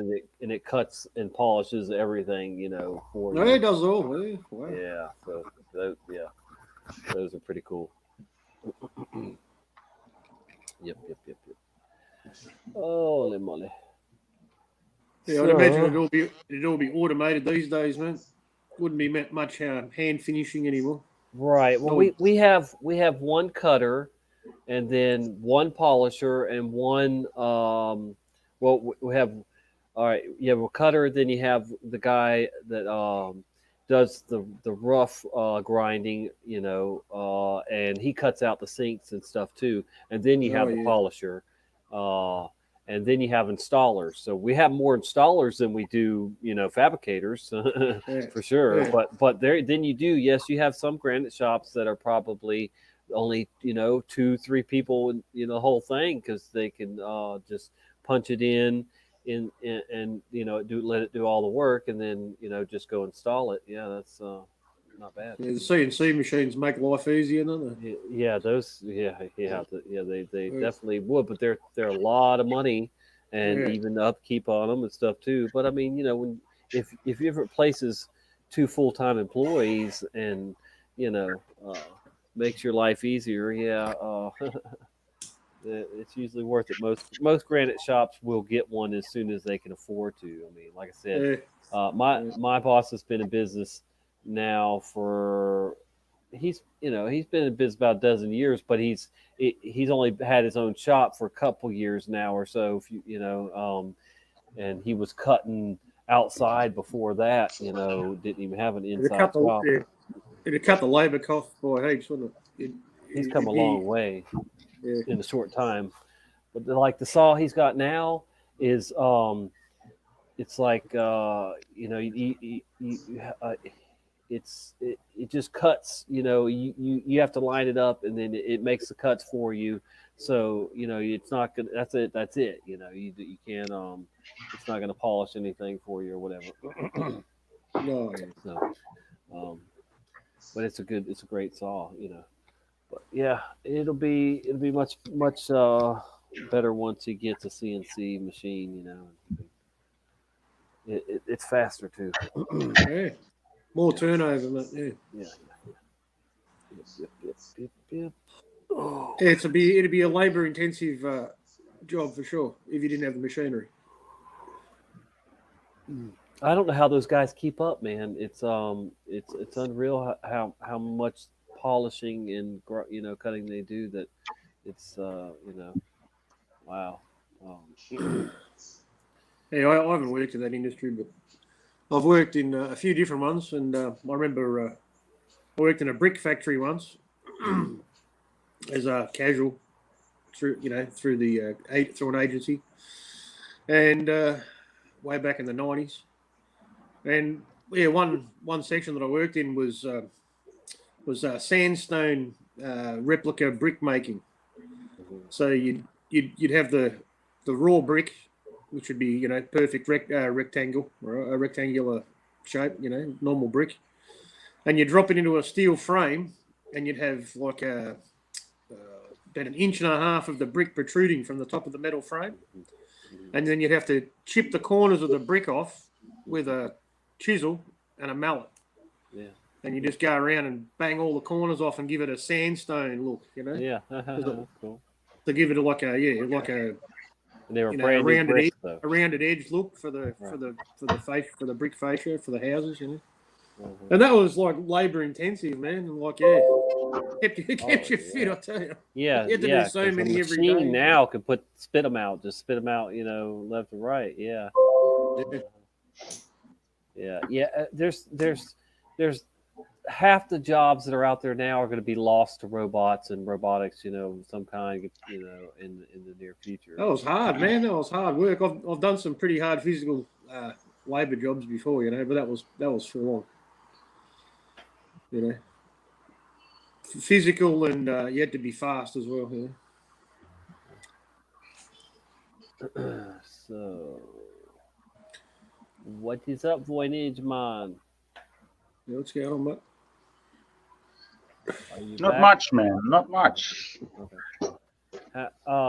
Do you? So, is there? Is that cart thing? You have to get a cart to go shopping. Is that's a forever thing, or is that just a COVID thing? That's over now. That's over Oh, now. okay, it's over now, so you don't have to. But I just was in the store and somebody grabbed her groceries out of the tray that was next to my tray, right? And she said, "Oh, I'm sorry, sir." I said, "Sorry for what?" She said, "Well, yeah, you know the distance." I said, "Come on." It's 420. I said, "Come on, I'm not sick. You're not sick, and I'm not gonna get sick of you, and you're not gonna get sick of me. So it's okay." Oh, but sir, it's the rules, it's the regulations. So that set my heart afire. So I said, "Well, you know what it is," and she started talking through me, and so I just kept on talking through her, and yeah, my heart lit up even more.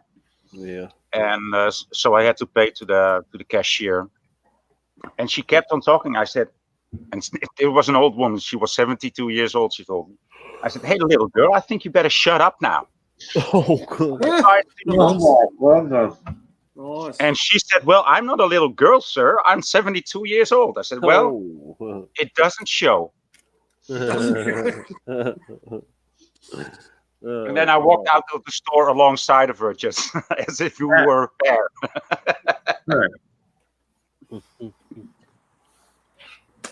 Wow. Oh man. Yeah, I only deal with the world when I have to, and that's at work. It's on the weekend when I'm not at work, I'll get my girlfriend to go to the store. I'm not doing it. I just won't go through this shit. Yeah. I'm avoiding it. Yeah, I don't. When I do go out and I have to wear a face covering, I've got my white t-shirt bandana wrapped around my face with messages on it. So I'm forcing people to learn the truth, but I just I don't want to deal with it on the whole. I even have to be a contact tracer now because I'm a driver.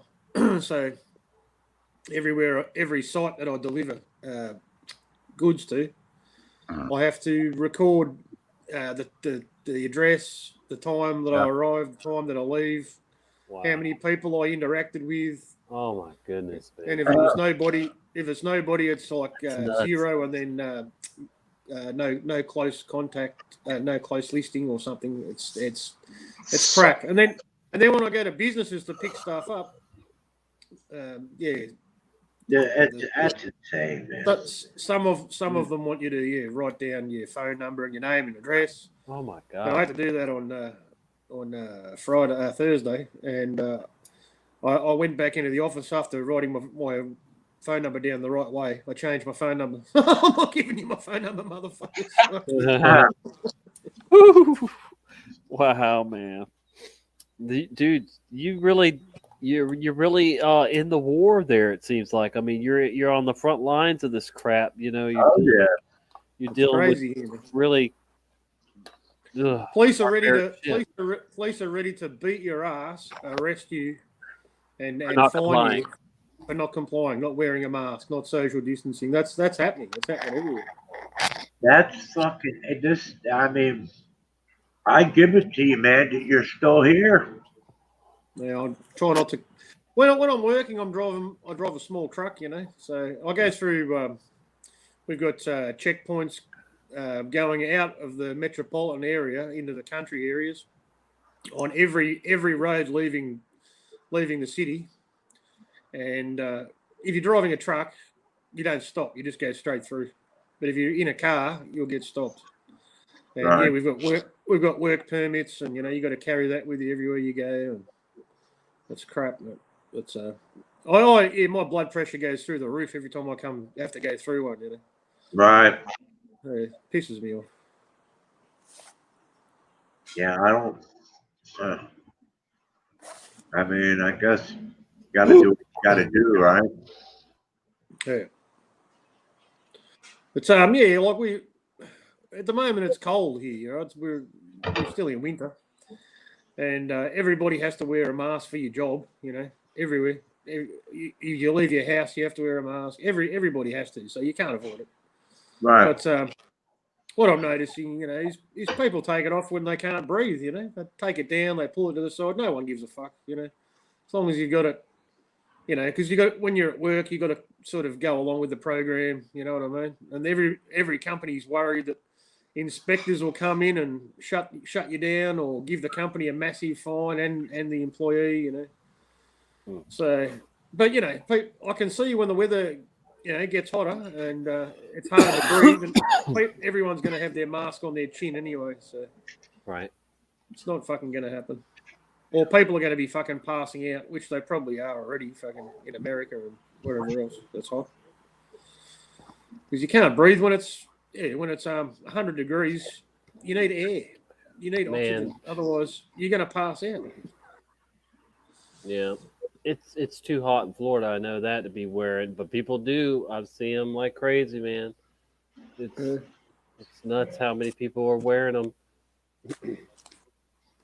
If I wore a mask I think for even an hour, I would probably wake up on the ground. Just fell out. I'm pretty sure it just wouldn't work. Yeah, I would have to find some way to cheat. Cut a hole in my. On the whole, though, I drive a lot for work, and I'm on the road most of the time. So most of the time, I don't have to wear it. So I've just got it around my neck. Right. And if I turn up to a building site, I don't put it on unless I don't even care if there's people on the site that have got masks on. I'm not putting it on. I don't give a fuck. I'm not going to put it on if I don't have to. Only at work. Aren't you going through checkpoints too? Yeah, well, you don't have to wear it when you're in the car. If you're driving by yourself, you don't have to wear it. Yeah. It's not necessary. Yeah. But yeah, I just don't wear it unless I have to. But even then, it's only for appearances, and I'll pull it down as much as possible. And I think people will be doing it more and more as it gets hotter. Right. What pisses me off too is like I used to be I'm the union delegate, one of the union delegates for the original, or the last of the original ones on my site. And I was also on the health and safety committee for my company as well. We're all about safety, and unions are all about promoting safety, but masks actually make people sick. Right. We've got a conflict of interest with I've got a conflict of interest with my company and also my union. So, but they're behind this shit as well. So, they just pretend they're not. Yeah. Okay. It's still like, oh my goodness, it just fucking gets to me, man. How stupid is as stupid does, right? Mm. I mean, what the fuck? Yeah, I know what I have to say is it's coming here too. I know it'll be here. I know it. Yep. Watch the nursing homes. All the old people are going to start. My mother's in a rehab right now in a rehabilitation center, and they call me once a week. And I don't know how many people are there total, but I know there's 5 cases of COVID there, and that's low, I would say, and one employee. Okay. But you think of everyone that's there, all the family members that are getting these calls, so it's putting all the family members in fear. Oh, is my mother going to catch COVID? Is my father going to catch COVID? They will if they die. Yeah, right. They're fucking evil pricks. Fighting hiccups over here. Has anybody been following PK Censored's channel? He's been yeah, he had a new video today. We can play it if you want. Yeah, no, just about the nursing home close to him. It's got 30 residents and 160 cases of COVID. Dang it. What? Yeah, 30 residents, probably like 10, 15 staff, and 160 cases of COVID, and it's going up every day. It's going up. Oh my goodness. Yeah, he interviewed some of the nurses that worked there when they were, leaving or coming to work, and they were talking to him before, but they've been told not to talk to him anymore, or they'll lose their jobs. Obviously, they've been threatened. He uploaded this one earlier. Why ain't I getting this notification? Huh? What, Rick? What's that? I thought you were saying something. No? About getting vaccinated with a COVID-19 vaccine because it's new and also because of existing concerns about vaccinations in general. And there's even conspiracy theories that your own company, Microsoft, is supporting the whole vaccine movement in order to implant microchips in people. How concerned are you about this type of misinformation and what role it can play in ultimately, getting a handle and controlling this pandemic? Well, we certainly need people to be rational about vaccines. They've eradicated smallpox. They've, saved millions and millions of lives. They are very complex to design, and that's why, saying it's being done at warp speed is a little scary because you really need to do the safety checks very, very carefully. Which they never do. The conspiracy theories stand in the way of people's willingness to take the vaccine. They could send us down a bad path. Some people counted on, bleach or hydroxychloroquine, and that's kind of tragic that various sources of misinformation misled people. We need to really trust the experts at CDC and FDA. The world is looking to those experts to help guide their response. And, so I do think the opportunity to, have people know those conspiracy theories have no basis in them. This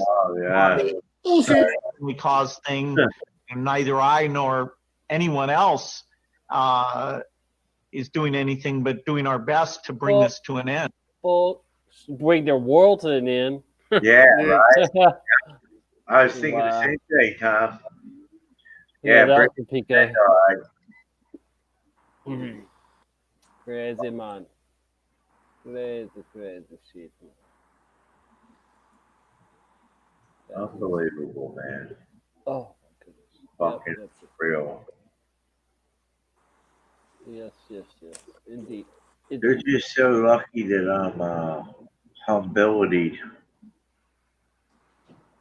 Where you at, man? What? Moynihan just gone again? No, he's still here. I know he's still here, but he ain't at his computer. No. I wish I wouldn't have the hiccups. Oh, crazy. You know the red fish? Yeah. I put it in the Yeah. Oh, they happy. Yeah. Yeah, he's Oh, the mother.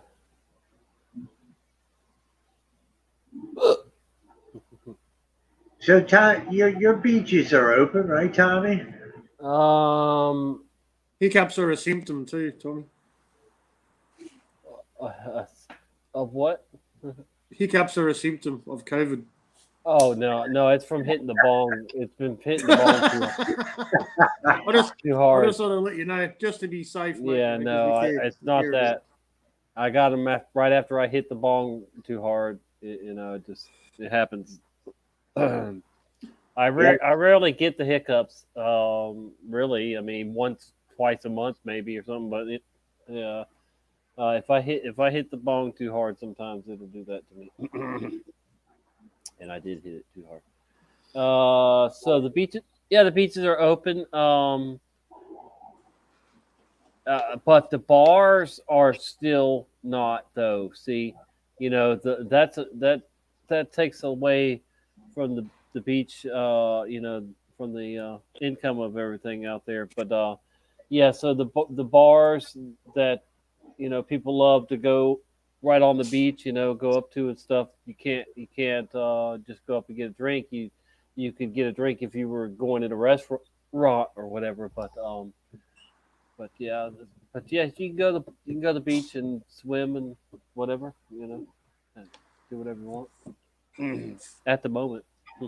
Only if you wear a mask. No, you don't have to wear a mask.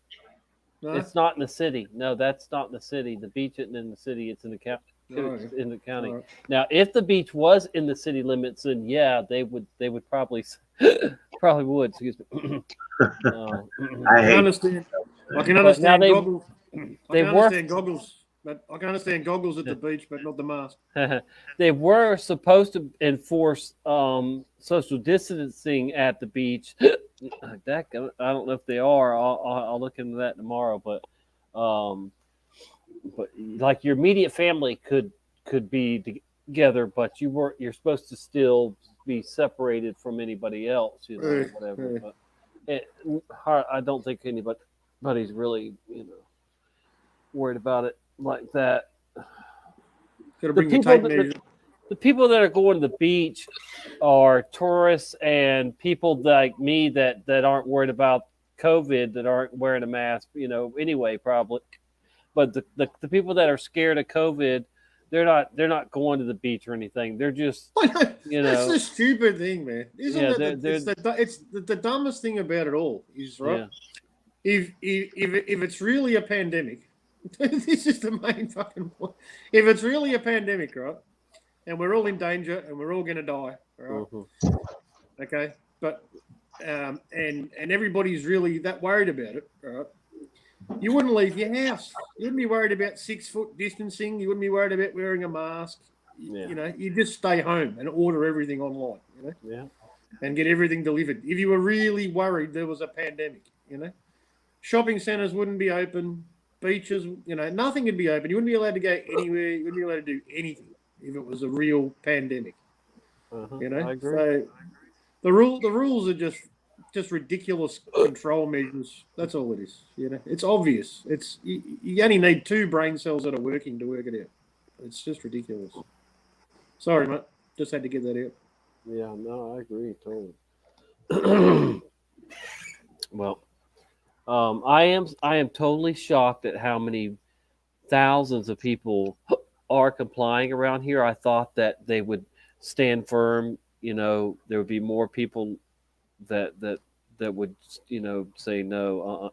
But but I have to think about this too. That most people around here haven't been here long. We have a lot of military and a lot of bases in this area. So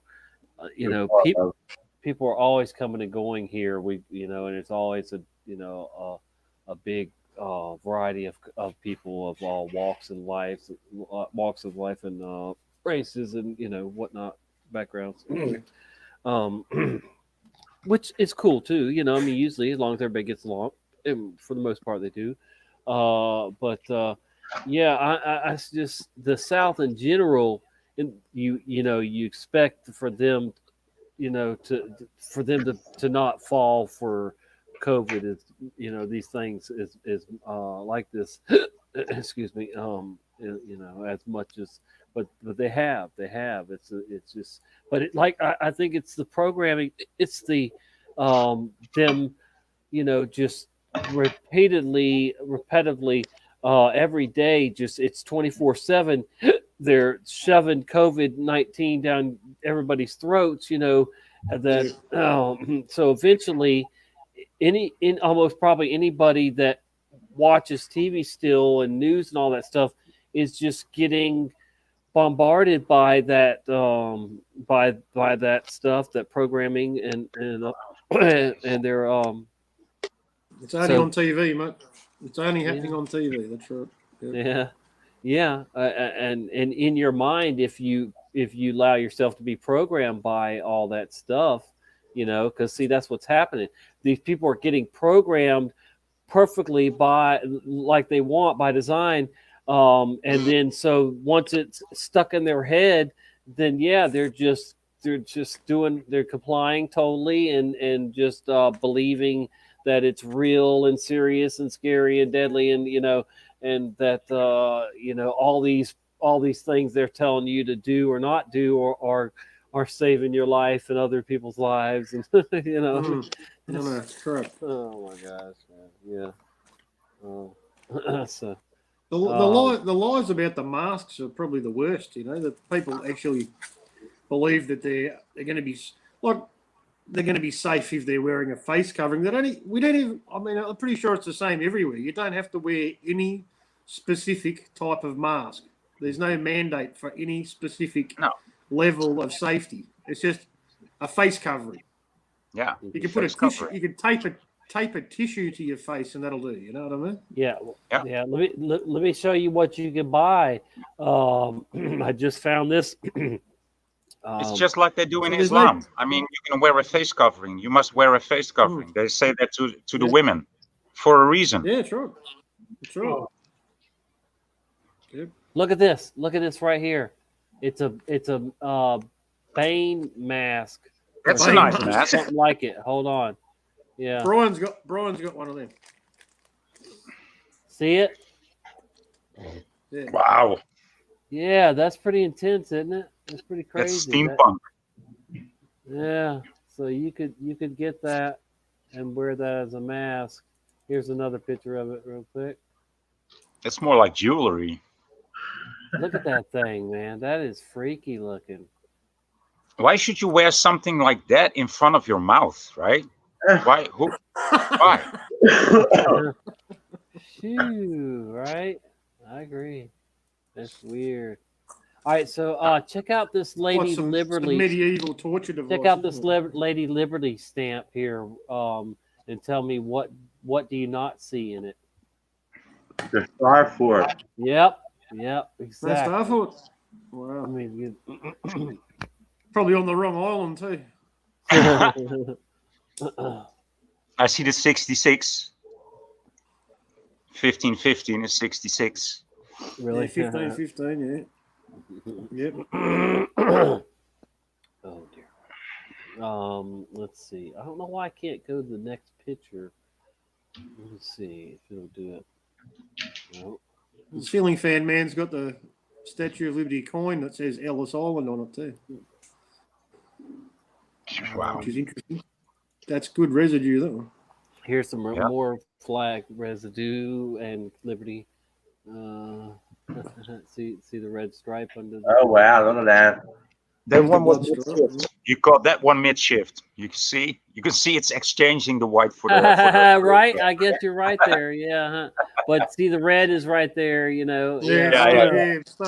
That's weird though. Yes, it's merging. Yeah, it's like starting to shift.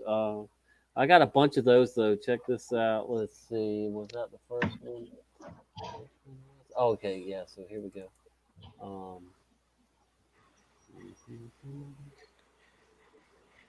Oh, that's Union Jack. Yeah, Union Jack there. Isn't that how it used to be? Right? It's in the middle there, and middle there. I don't know. Let's see. I got some Uncle Sam ones too that are pretty good. We got the Union Jack on our flag too.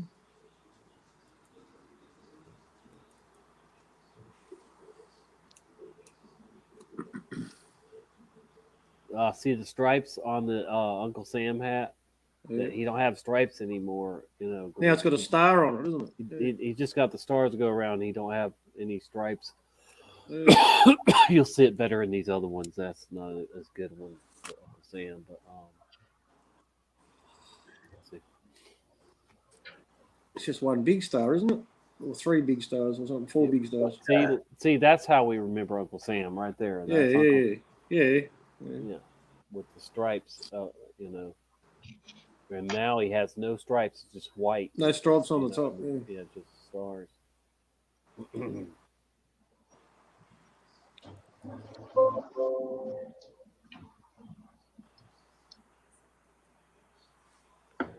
Red under the stars. Yeah.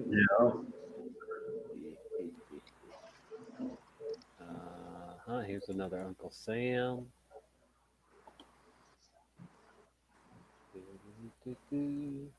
White under there, but yeah, Uncle Sam, see what the hat.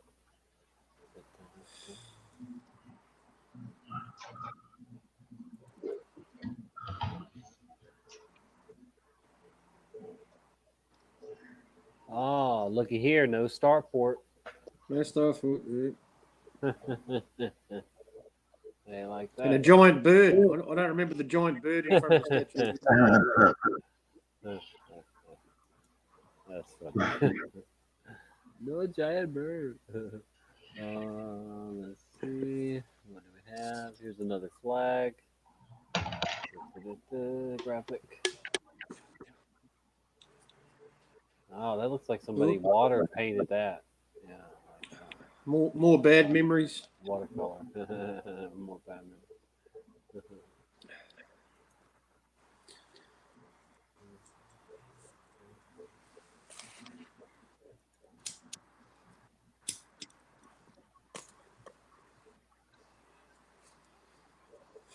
Red under the star.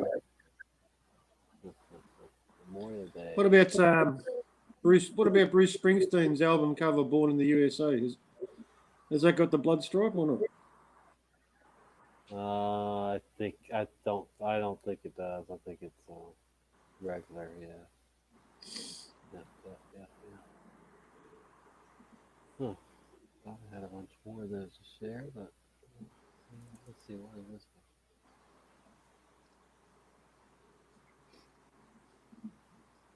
Red stripe under the. There it is.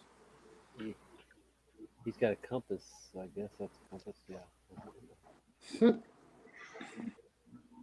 Looks like the Earth. It's like a square and compass, Earth. doesn't it? Yeah, Freemasons. Clearly. Yeah.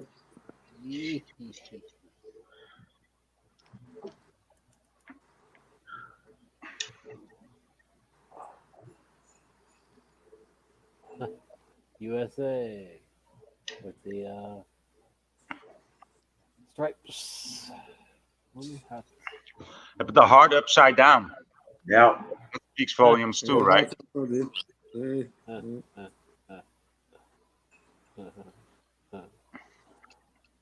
And the red under the stars. I think that's all of them. Oh, we're in for a hot day, man. Jesus Christ, already. Yeah, another watercolor. How hot? How hot, Vonnie? He's saying how hot. I don't think. How hot's it going to be, Vonnie? Can't even. Can you hear Mad Pieman?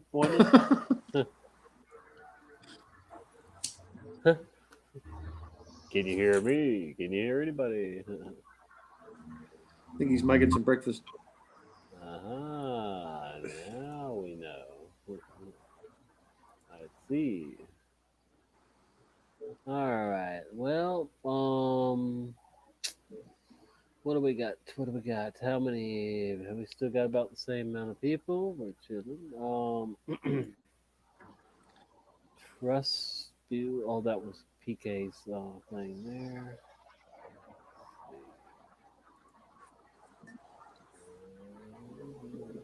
See what I put on my watch later list.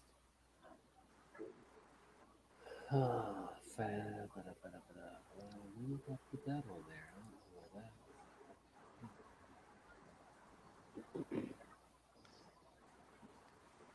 Oh, yeah. See, that's how the Indians used to be. What's it showing? In That's Family what I Guy remember. episodes. Yeah. Yeah, that's cool. Yep, that's how they were. Yep.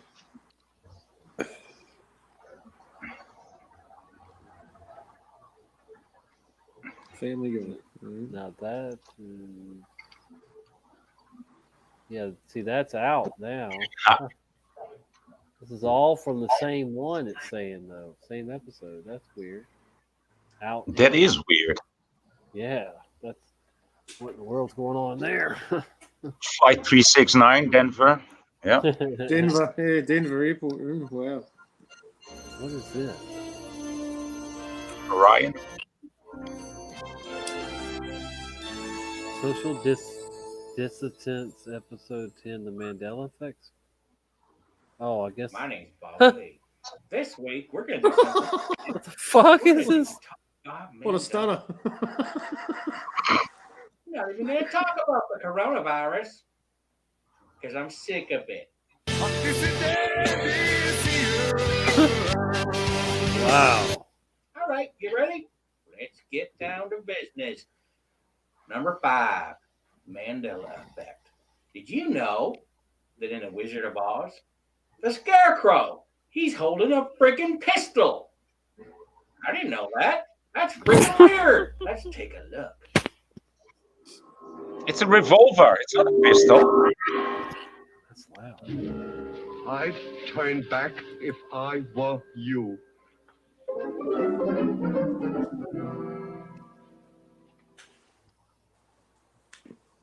Yeah, it's a revolver.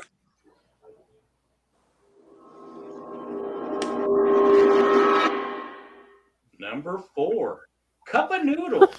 Only it's not. I remember cup of noodles. Now, Nissan or nice. He opens cans with his teeth. This guy. Brand that makes this crap. They say there's never been cup of noodles. Well, I beg to differ because here's some freaking pictures. Right there, you can see it. Cup o' noodles. They claim it's never been cup of noodles. Always been cup noodles. That's kind of weird. Guess what?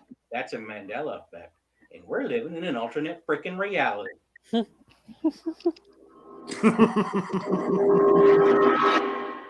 Number 3, the Berenstein Bears. It's always been the Berenstein Bears to me, but apparently it's the Berenstein Bears. I watched a cartoon when I was a kid, had all the freaking books. Remember it clearly in my mind as being the Berenstein Bears. Apparently it's not. Jan and Stan Berenstein. No, Jan and what is it? Berenstein. Doesn't even make sense to me. What the hell is going on? This is usually everybody's What the hell's top going one, on but with I him? got something even better for our top one. This is number 3 for me. Berenstein Bears? That don't even sound right.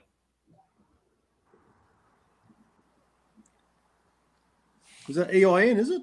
Yeah, it was right spelling, but you know. EIN? Wow. Now that's faked right there, though. That one was.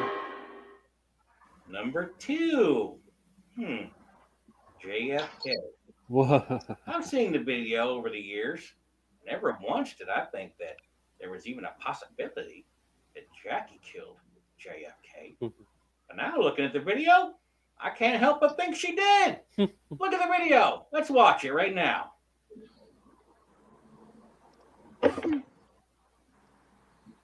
She's pulling her husband down. Yeah, it's the same video. Everybody's saying this guy. But she's using his body to hide. His name, James. Shooting him on the James left DeMont. hand side of his head. Shooting upward through his head. And smoke appears. And a bullet exits the top of his head. You see that here? Again, I'd rather MK assume, Ultra. without knowing, that the president had been fatally wounded. And I rather assumed that That's the Jesuit dude. Made that video. so constantly there was going through my mind thoughts of Nellie, He exposes the Jesuits. of what she'd done. James DeMont, something like that. And it's really difficult, I think, to try to explain all the things that you wonder about, all the things that you concern yourself with. at a time like that? Pretty obvious to me. She stuck the friggin' gun up under his head and shot him. The bullet comes out the top of his head. And then she throws the gun off the car. And then you notice that one of the Secret Service agents jumps on the back of the car, probably to grab the gun. Here's the thing. Conspiracy theory. There is talk that that particular Secret Service agent was actually having an affair with Jackie. Do you think maybe the two of them plotted to kill her husband? Possible. I just watched the video. She freaking blew his head off. Never once have I heard this until now. But apparently in this universe, there's a pretty good chance Jackie killed JFK. Why not? It's a beautiful day in the neighborhood. This is what I found myself. I haven't seen anybody else talk about this one. What's number one? I can't wait. The Golden Girls. Episode 1, at least. The Golden Girls. Had a gay chef. I'm not even joking. Here's a clip. Gay chef?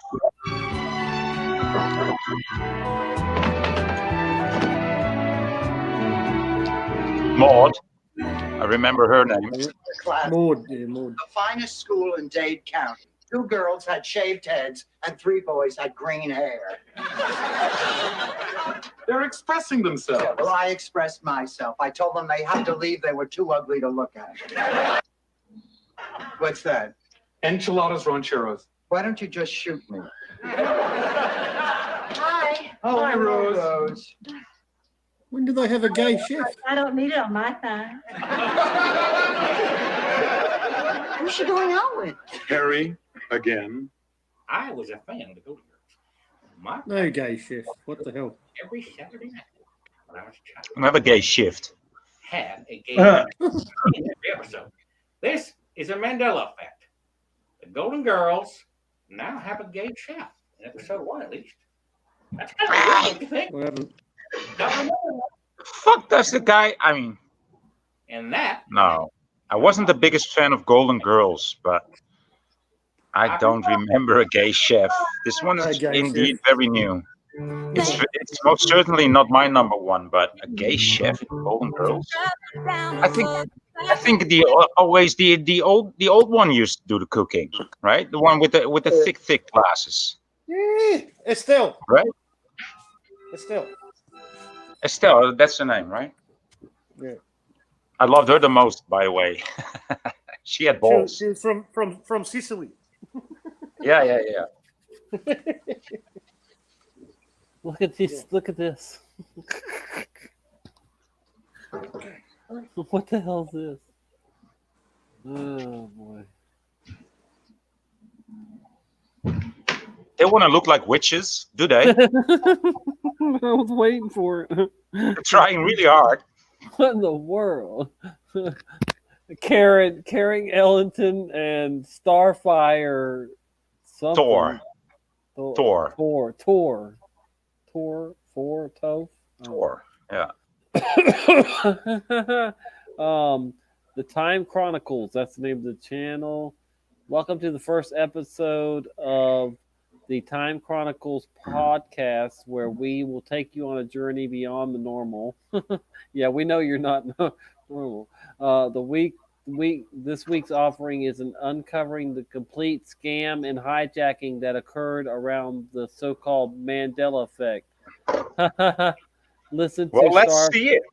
Listen, hold on. I ain't seen it yet neither. I just saved it. This is all stuff I saved to watch later. Listen to Starfire Tour as she explains how she discovered time shift effect and how her work was stolen and misrepresented by an individual. We'll have to say Brian Stabler or something. All right, y'all want to see some? That would be nice. Y'all want to watch some of it and see what the hell they're doing? Yeah, let's see. It can't be any worse than that last guy. Right? He wasn't the worst. I know. I'm just messing. Sort of okay. The Time Chronicles. Whoa. I'm Karen Ellington.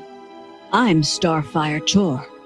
Join us as we journey beyond the tiny limits of your perception, beyond the illusion of mainstream reality, and beyond the deception and disinformation that passes for These girls truth. are into LARPing too, I guess. Into LARPing and fantasy fairs. Forbidden secrets Dude. of the world. These are the And kind of girls that I really need to avoid. I mean, I don't come close to girls like this. Wow. And welcome to the first episode of the Time Chronicles, the truth about the Mandela effect. We will be revealing on this podcast the unique insider knowledge on all topics related to time, timeline edits, time shift effect, the Mandela effect. Insider knowledge on the Mandela effect. Brian Stavely, love to talk to these girls. Here, only on this podcast, with the world-renowned, uniquely psi-gifted scientist, researcher, and media personality, Starfire Tour. So remember to subscribe if you enjoy delving into the beyond normal topics, because this will certainly be the podcast for you. So Starfire, They're know-it-alls. We They know it all. both think the Mandela effect has affected and attracted Can a y'all lot hear it of enough? attention with Yeah. a lot of people across the planet. But what people are going to learn right now on this podcast You're gonna is learn something. that the Mandela effect is actually based on your personal research, if not your life's work, really. Its real name is the time shift living dead phenomena, I believe. or Living the dead. Time shift effect. We're zombies. That's right, Karen. Yeah. Wow. That's I'm right, Karen. really glad that we're doing this as a Oh, shit. because I one of need the some things that acid I for have this. made the public aware of over the years are hoaxes, frauds, and the theft of intellectual property. Oh, she's mad. No matter what a person's field is, whether it's what you call beyond normal, such as UFOs, ETs, time UFOs, travel, here we go. time anomalies, space flight, space Try it travel, on in. whatever. Try it on in. When a hoaxer enters Shut the her down. field She's full of shit. and starts to make up stories about She's making a bitch brew. Which is brew. She just tosses in every ingredient that she can find to make you want to do it. damage to what is a very When she's ratting on herself. field. There are UFOs. There are extraterrestrials. Time travel is real. Time anomalies are real. The paranormal's real. Ghosts are real. Hauntings are real. All of these things are Eyes- real. But when you have eyes to the someone come out skies. and tell untruths, make up stories, make up scenarios, make up narratives about it, and they take people down a rabbit hole, A rabbit hole. it makes a mockery of the actual truth. And that way, people who are actually seeking the truth, which I think is a very important thing to do, Yeah. seeking the truth will never get it. Let's They hear are your truth, lady. sent in the wrong direction. Boy, she's mad. And that Interview is Brian Stavely, exactly woman. what Fiona Broom did Uh-oh, that's it. with the Fiona Mandela Broom. I was Game thinking over. that. And by Fiona Broom. extension, everyone who became attracted to her Mandela effect, which is really my hijacked the time shift effect. Everyone who is attracted to it, She's the one who coined it, actually. Yes, I'm the she's leading expert in she's it in mad. the world, so I should know. Ah, only now we hear from her. And I she has want 290 subs. to the Okay. Mandela This is Stop. the expert. using the term Mandela effect and call it by its real name. It's a time shift effect. And in particular, Nelson Mandela is a time shift living dead person. That's yeah. Now you can He's go a zombie. anywhere you like. He's a zombie. Now you can, yeah, he's a time shifting traveler. He's not dead or alive. I mean, was a time shift living dead covered person. all He's not areas. black. Me. He's not black, white, dead, or alive. And just in case anyone's wondering, Art Bell was on my research list. And he was very aware of my discussions on that research list and on various publications which I wrote, lectures which I did, that I talked about Nelson Mandela as a time shift living dead person. Yeah, I think I heard you on Coast to Coast first. I think that's how I Right. first became aware of you and I became like that. interested I in like the topics term myself. though. Time shift living dead That person. was I like that one. in You know, 2009. that sounds pretty then mysterious. For that It's very specific. Host, right. And other shows too. Whitley Strieber's Unknown Country, and a host of other. All right, fellas, I got to drop out of this. I got to go to bed. I was a chief science writer. Good night, Rick. And All right, fellas, I'll talk to you later. all right, brother man. See you tomorrow, man. Take Wake care, up, Rick. wake up healthy. Yes, if I wake up, God willing. Oh, you wake up. I'll catch you later, man. Peace and love, people. Yeah. Do. Take care, bro. All right. Well, let's see what we got here. We're only Quest 5 magazine, minutes in which I discussed these topics way back in the 90s too. Anyway, well established. Yeah. Fiona Broom, and I have to mention her name because she 'Cause you love her started the Mandela effect in 2010, actually just a very short while after I appeared on Coast to Coast with Art Bell, where this topic was discussed. And I was shocked. I was shocked when I read about the Mandela effect. It's not that I mind people talking about my discoveries. It's just that this woman completely left me out of the conversation. Yeah, and a lot of people on the circuit, so-called truthers and Fiona Broom stole their information. Yeah. they are acting in acts She's of mad at theft of intellectual Fiona. copyright of others, and people need to be aware of this. It's okay to look at other people's You research. don't believe Fiona Broom either. As the author or the origin point of the research, you can't claim it as your own. Exactly. I want people to be talking about this. I don't mind how many websites and how many podcasts are about the time shift effect and about my work. I encourage it because it's the most fascinating thing on the face of the planet.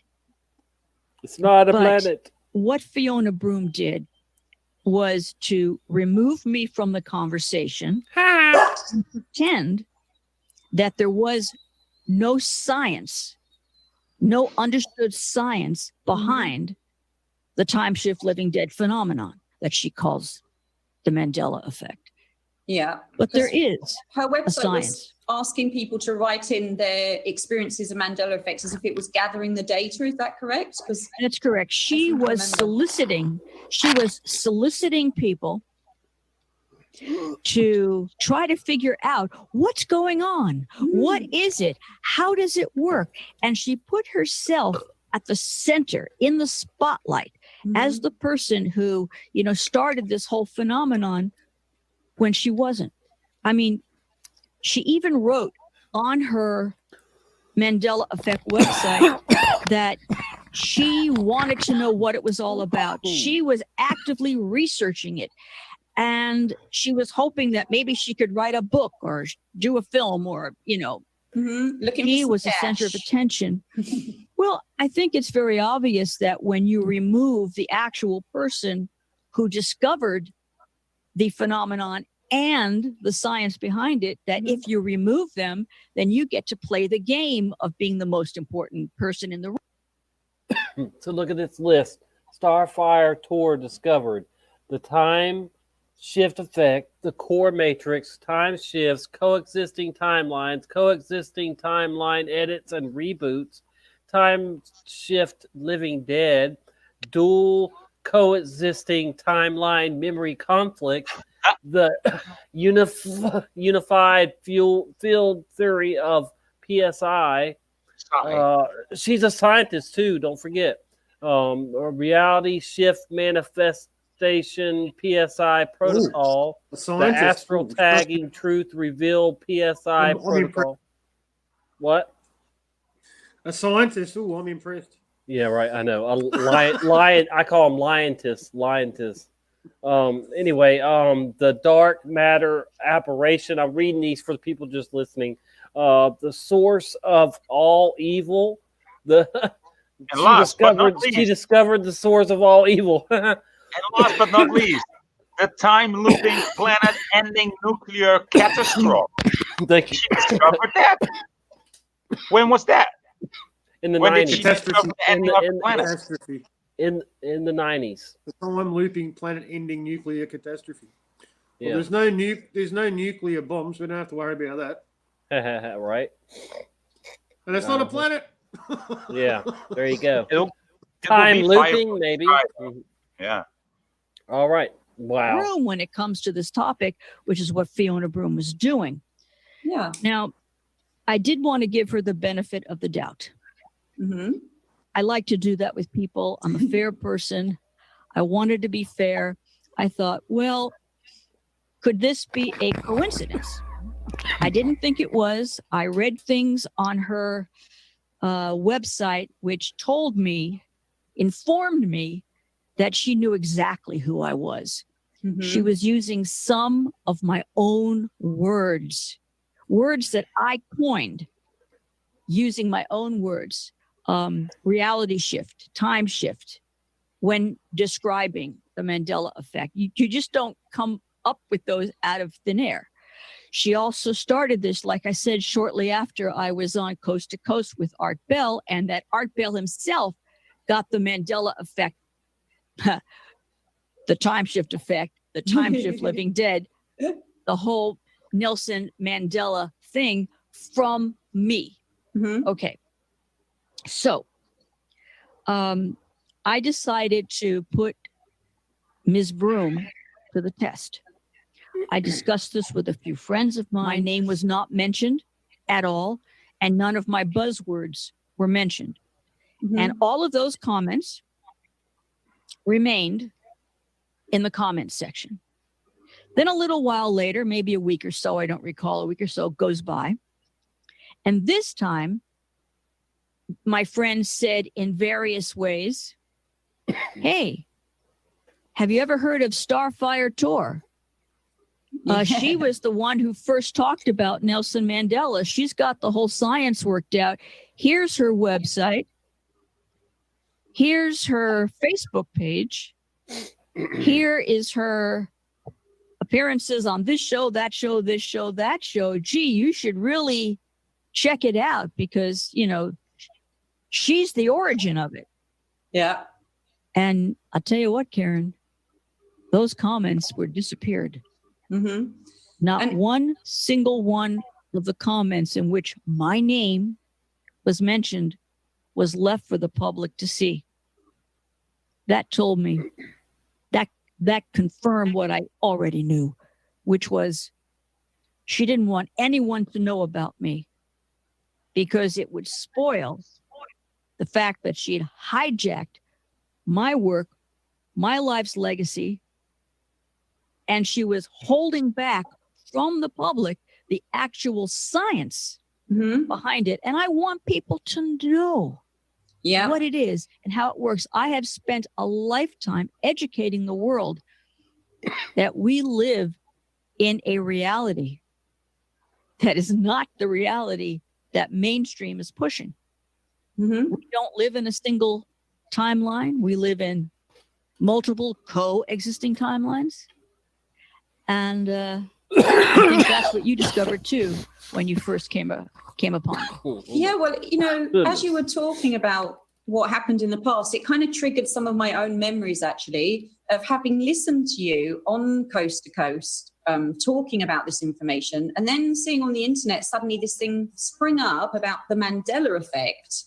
And I may have even, without knowing you at the time, gone on that message board and said, oh, but Starfire Tour has answered all these questions. They're called timeline edits. And I even remember myself thinking, hang on a minute, that woman. All right. Let's break it down. She already explained.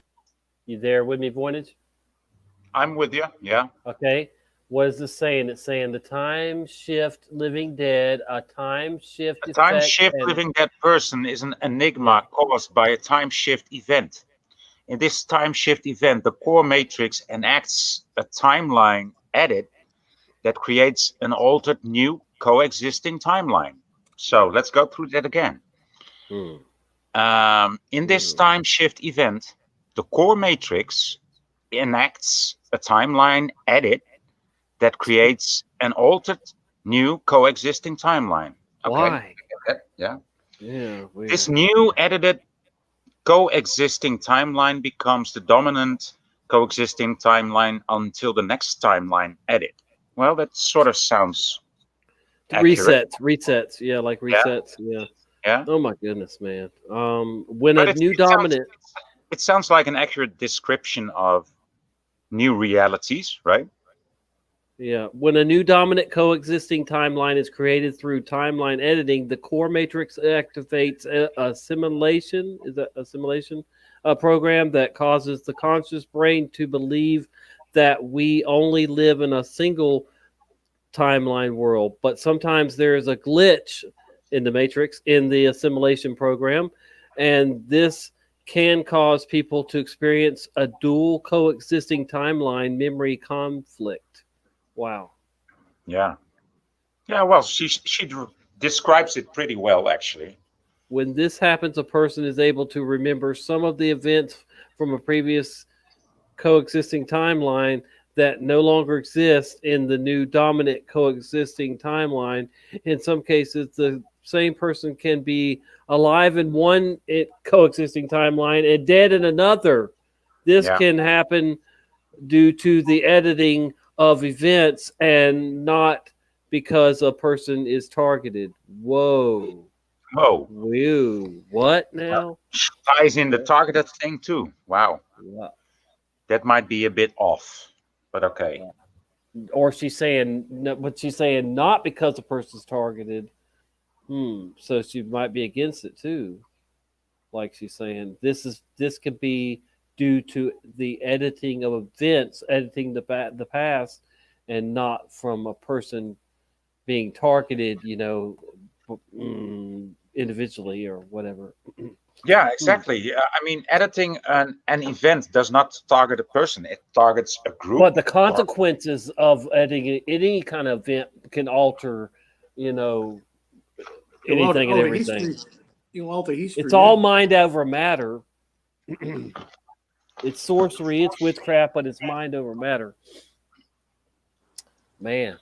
Yeah, I don't know. You can't have any change at all. I should say any change at all through one timeline is going to affect all other timelines. Yeah, that's. I mean, if that's what's going on, definitely it's a ripple effect. Yeah. And if there's one person that's targeted, we all know who that one is. It's Jesus.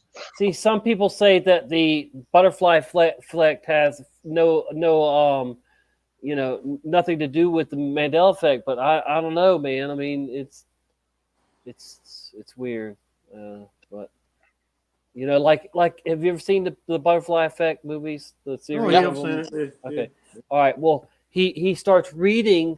Let's just say I start reading the Bible, and then boom, I go back into that time, and then I make changes, and then it changes the Bible later. Oof. Wow. Yeah. But that's what he how he had to read something for the shift to, for him to happen or whatever. All right. Anyway, I don't know. let's just go back to playing this. It's a little crazy. And I already could remember hearing you talk about it that drew me even into the topic. And I was like, well, that all made sense. When you explained it, it all just made total sense to me because my brain. I'm kind of freaking out a little bit too because see, I used to listen to Coast daily every night, so I could have even heard this information before, and just don't remember it. But I mean, there's a really good chance that I've, heard her on there, at just some point. misremember. You're just misremembering, man. Well, yeah, mass misremembering. And is always in that beyond normal side of things.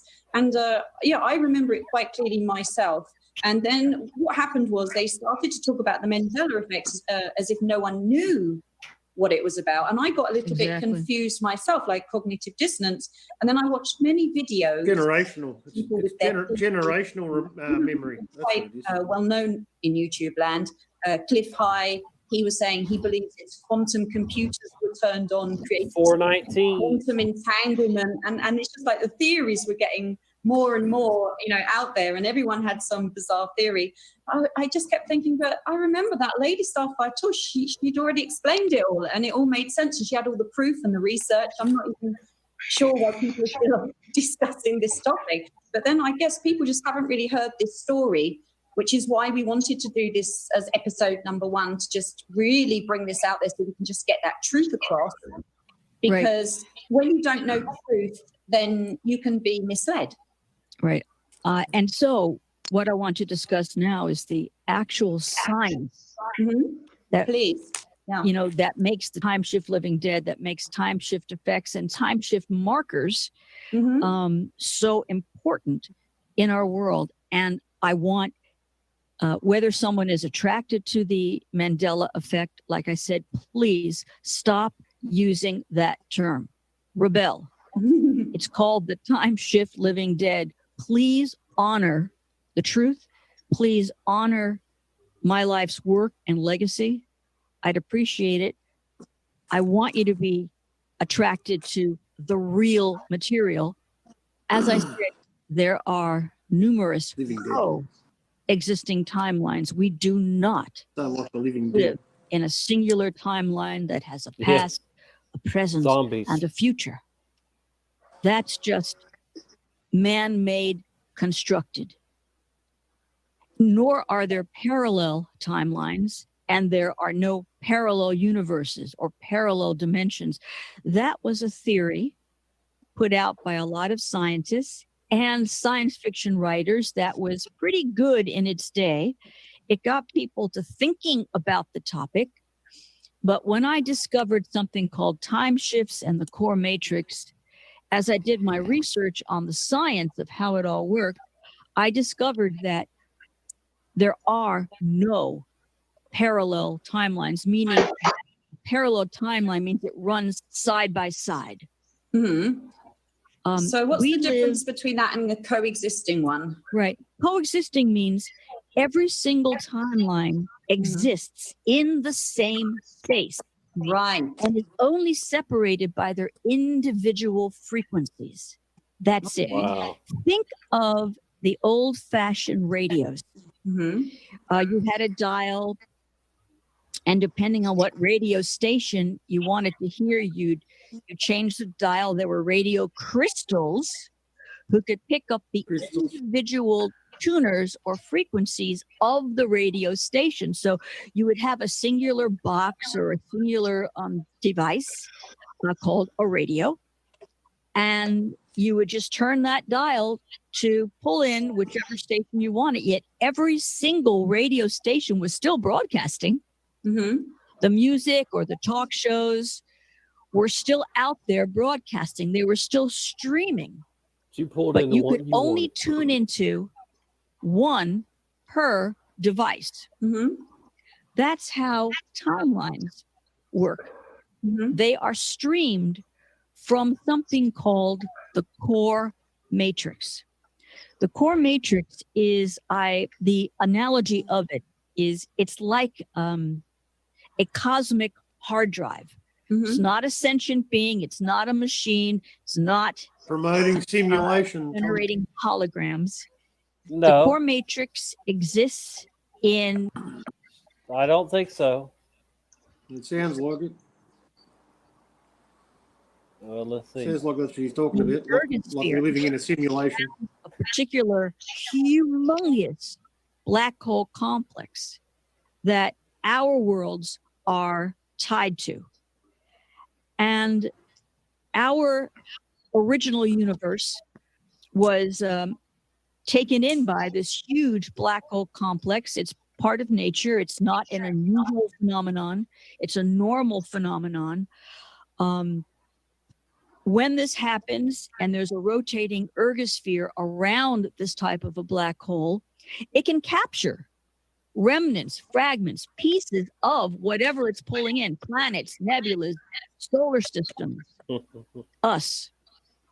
So remnants, particles of our universe were rescued from the black hole, before it went into the black hole, it was captured into this ergosphere. And from this, over time, millions of years, the core matrix was formed in order to reproduce, resurrect the original universe.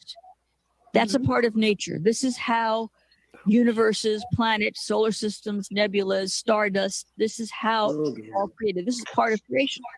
This is how it works. And I believe even in some religious beliefs, like if you look in the Hindu text, they talk about the cosmic in and out breath of Brahma, as if there's this pushing out of creation, then a sucking back in, and then a spewing forth again, as it's like an in and out breath.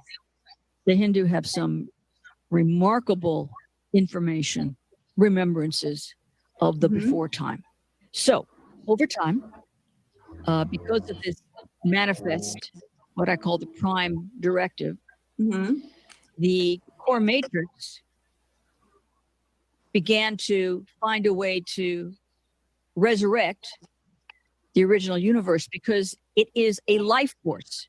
You have dark matter, which holds all of life force together. It's called dark, not because it's evil, but because human beings do not have any tools that can visually see the element of dark matter, the element of matter that holds everything together. So we call it dark, but that's just a phrase. So the spark of life. It is the light, though. Light. It's just a phrase because it is the light that holds everything. To become Yeah, I think it's opposite. I think she's opposite. Exactly. Yeah. Exactly. And so the core matrix began again. And Nothing exists in the dark. us into our original form. Nothing good exists in the dark. Because the core matrix only had remnants of our previous cosmic universe, it only had remnants to work with to resurrect us. And so it did the very best that it could, but it kept doing an editing process. I must say, today, she has some interesting trying views, to though. figure out how to It sounds fix like what it it considers sounds like a glitch, AI a problem, too. because it can never, ever, never, Trying to ever resurrect. It's not all crap, Tommy, is it? no. There's some truth to what she's saying as far as how this thing is playing out. Let's see. I mean, she ties in. She also confuses things once in a Yeah. while, according to our view. But you know, she Some well, truth she in there, yeah. she It's thought it. interesting, but She thought it through thoroughly. she is a scientist. problem- See, she's a scientist, so she, Yeah. you know, She knows how to she's got a- think. She's got a white Yeah. coat. You got to trust her. No, I'm not trusting her. I don't trust any scientist. But what I'm saying is, she's like, you know, at least using some models and some. She's using, you know, the smarts that she has to try and figure it out. But you know, I mean, she was. But look, she was obviously ahead of her time with this, you know, stuff here. I know that. It's putting the ideas out there to make people think about reality. Yeah, it's questioning. Yeah, it's What I mean, the Mandela effect itself.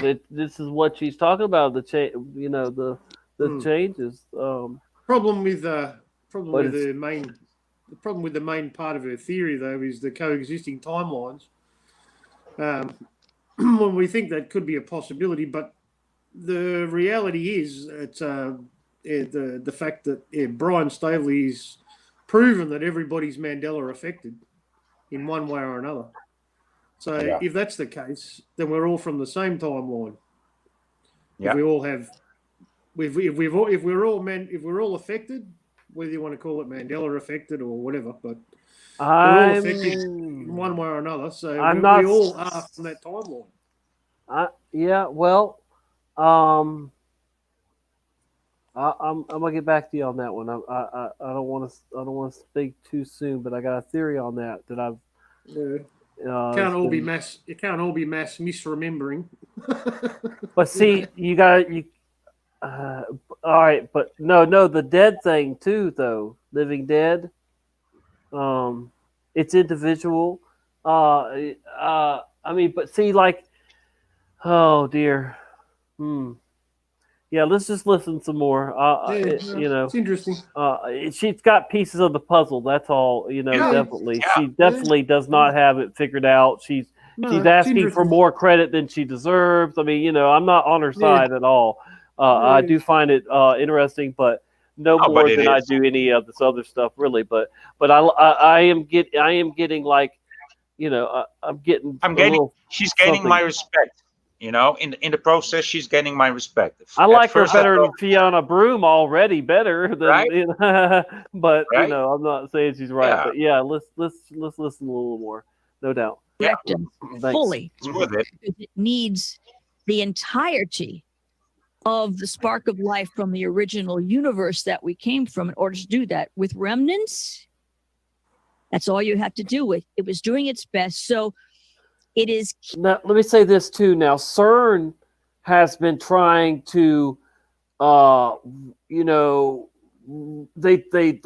worked hard to recreate the Big Bang Theory, and that all ties into AI and supercomputers and like she's talking about the database, and stuff. See, so AI is got a version of me, you, everybody, like, and they're in a computer in a matrix, for real, like simulation, and they're able to predict what each one of us will do with a pretty high, accuracy, because they're running these programs. They know us as good as they know us enough to do y'all get what I'm saying? Like they literally they've made a version of us, a digital version of us, and they're studying it, and they're They only have intelligence. That's all they have. It's dry Yeah. intelligence. It's Right. a dry intelligence. It will But the only more we give recognize them, the more patterns. they have, and AI learns more every day. So it's Doesn't matter. It's still artificial. The AI doesn't get inspired. AI gets hired. You and I, we get inspired, and we think of something while we are walking. Suddenly, a thought appears in our mind, right? And That's it's clear as day, an epiphany. That's divine. That's divine. That's divine, right? AI will never have that. Yes, it will. The Antichrist. No, it will. The Antichrist no, will be able to tap into all that. That's what this Yeah, is but building up to. that's yeah, but so Yeah, that's I mean, seriously that's though, not- they're that's collecting not all this divine data. inspiration.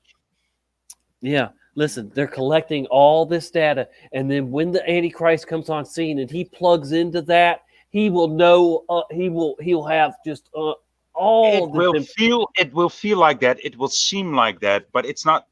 The devil is hiring and God is inspiring. Yeah, I like that. Yeah. But you just got to remember, we're talking about the end times here, and this is it's a battle, and to Satan, it's a game, and and he's doing everything he can to know us better than we know ourselves, if he can, and he wants to win as many souls over as he tell can. me. He thinks he will win the game if he gets more We souls than God. see the plan there, Tommy. It won't work for us, man. I know, but I'm talking about on the masses, I know it ain't gonna work on us. Yeah. But That's true, yeah. but yeah, this is some, I see a lot of similarities in what the people loyal to the beast system are going to use or are using, to make these things come about, the end times. Programmed to continue to do this work until it gets it right, something it can never do.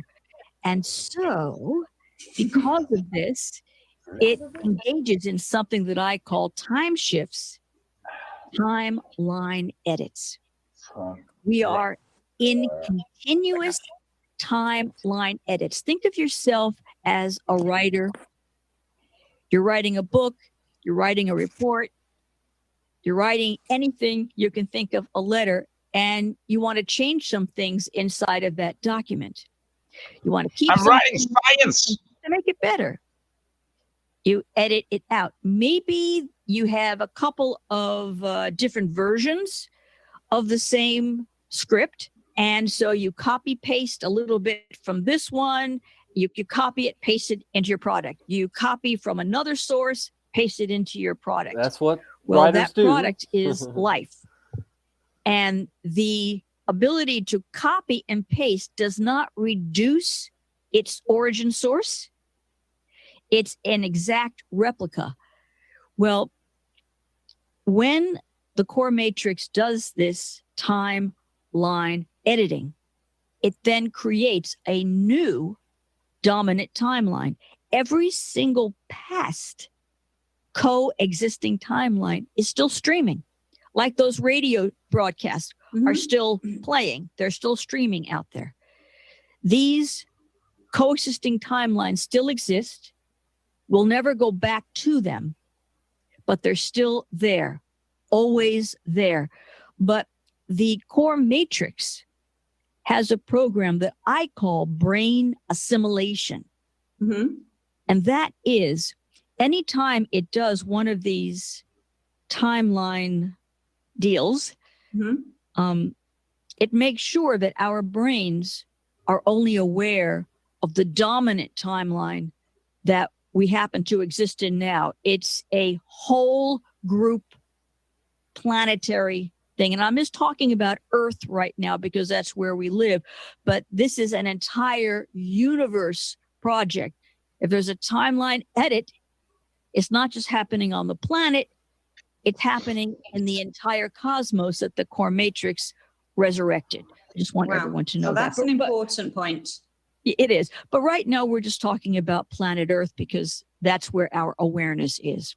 And can I just ask you, did coexisting timelines exist within your theory before the creation went into the black hole to be rebirthed and the glitch?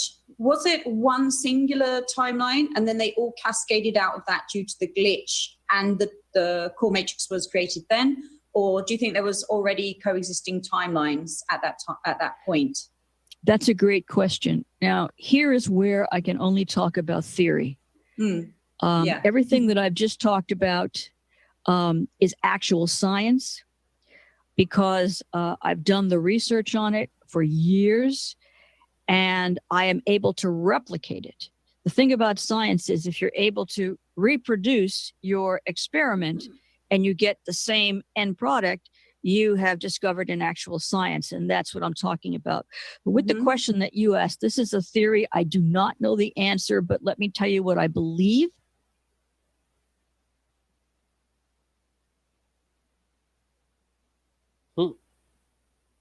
What happened?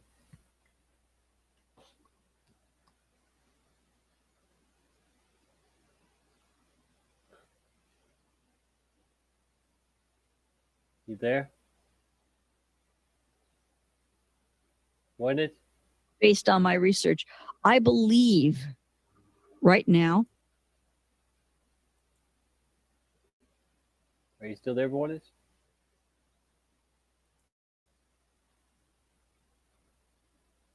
Hello, Matt. All right. I see you, man. Yeah, I see you. Can you hear it? I just waited for a week. I just come back. Yeah, it's for some reason it stopped speaking there for Oh, it stopped. I think it's back though. All right. I'm just gonna listen a little more. That the original universe was a singular timeline.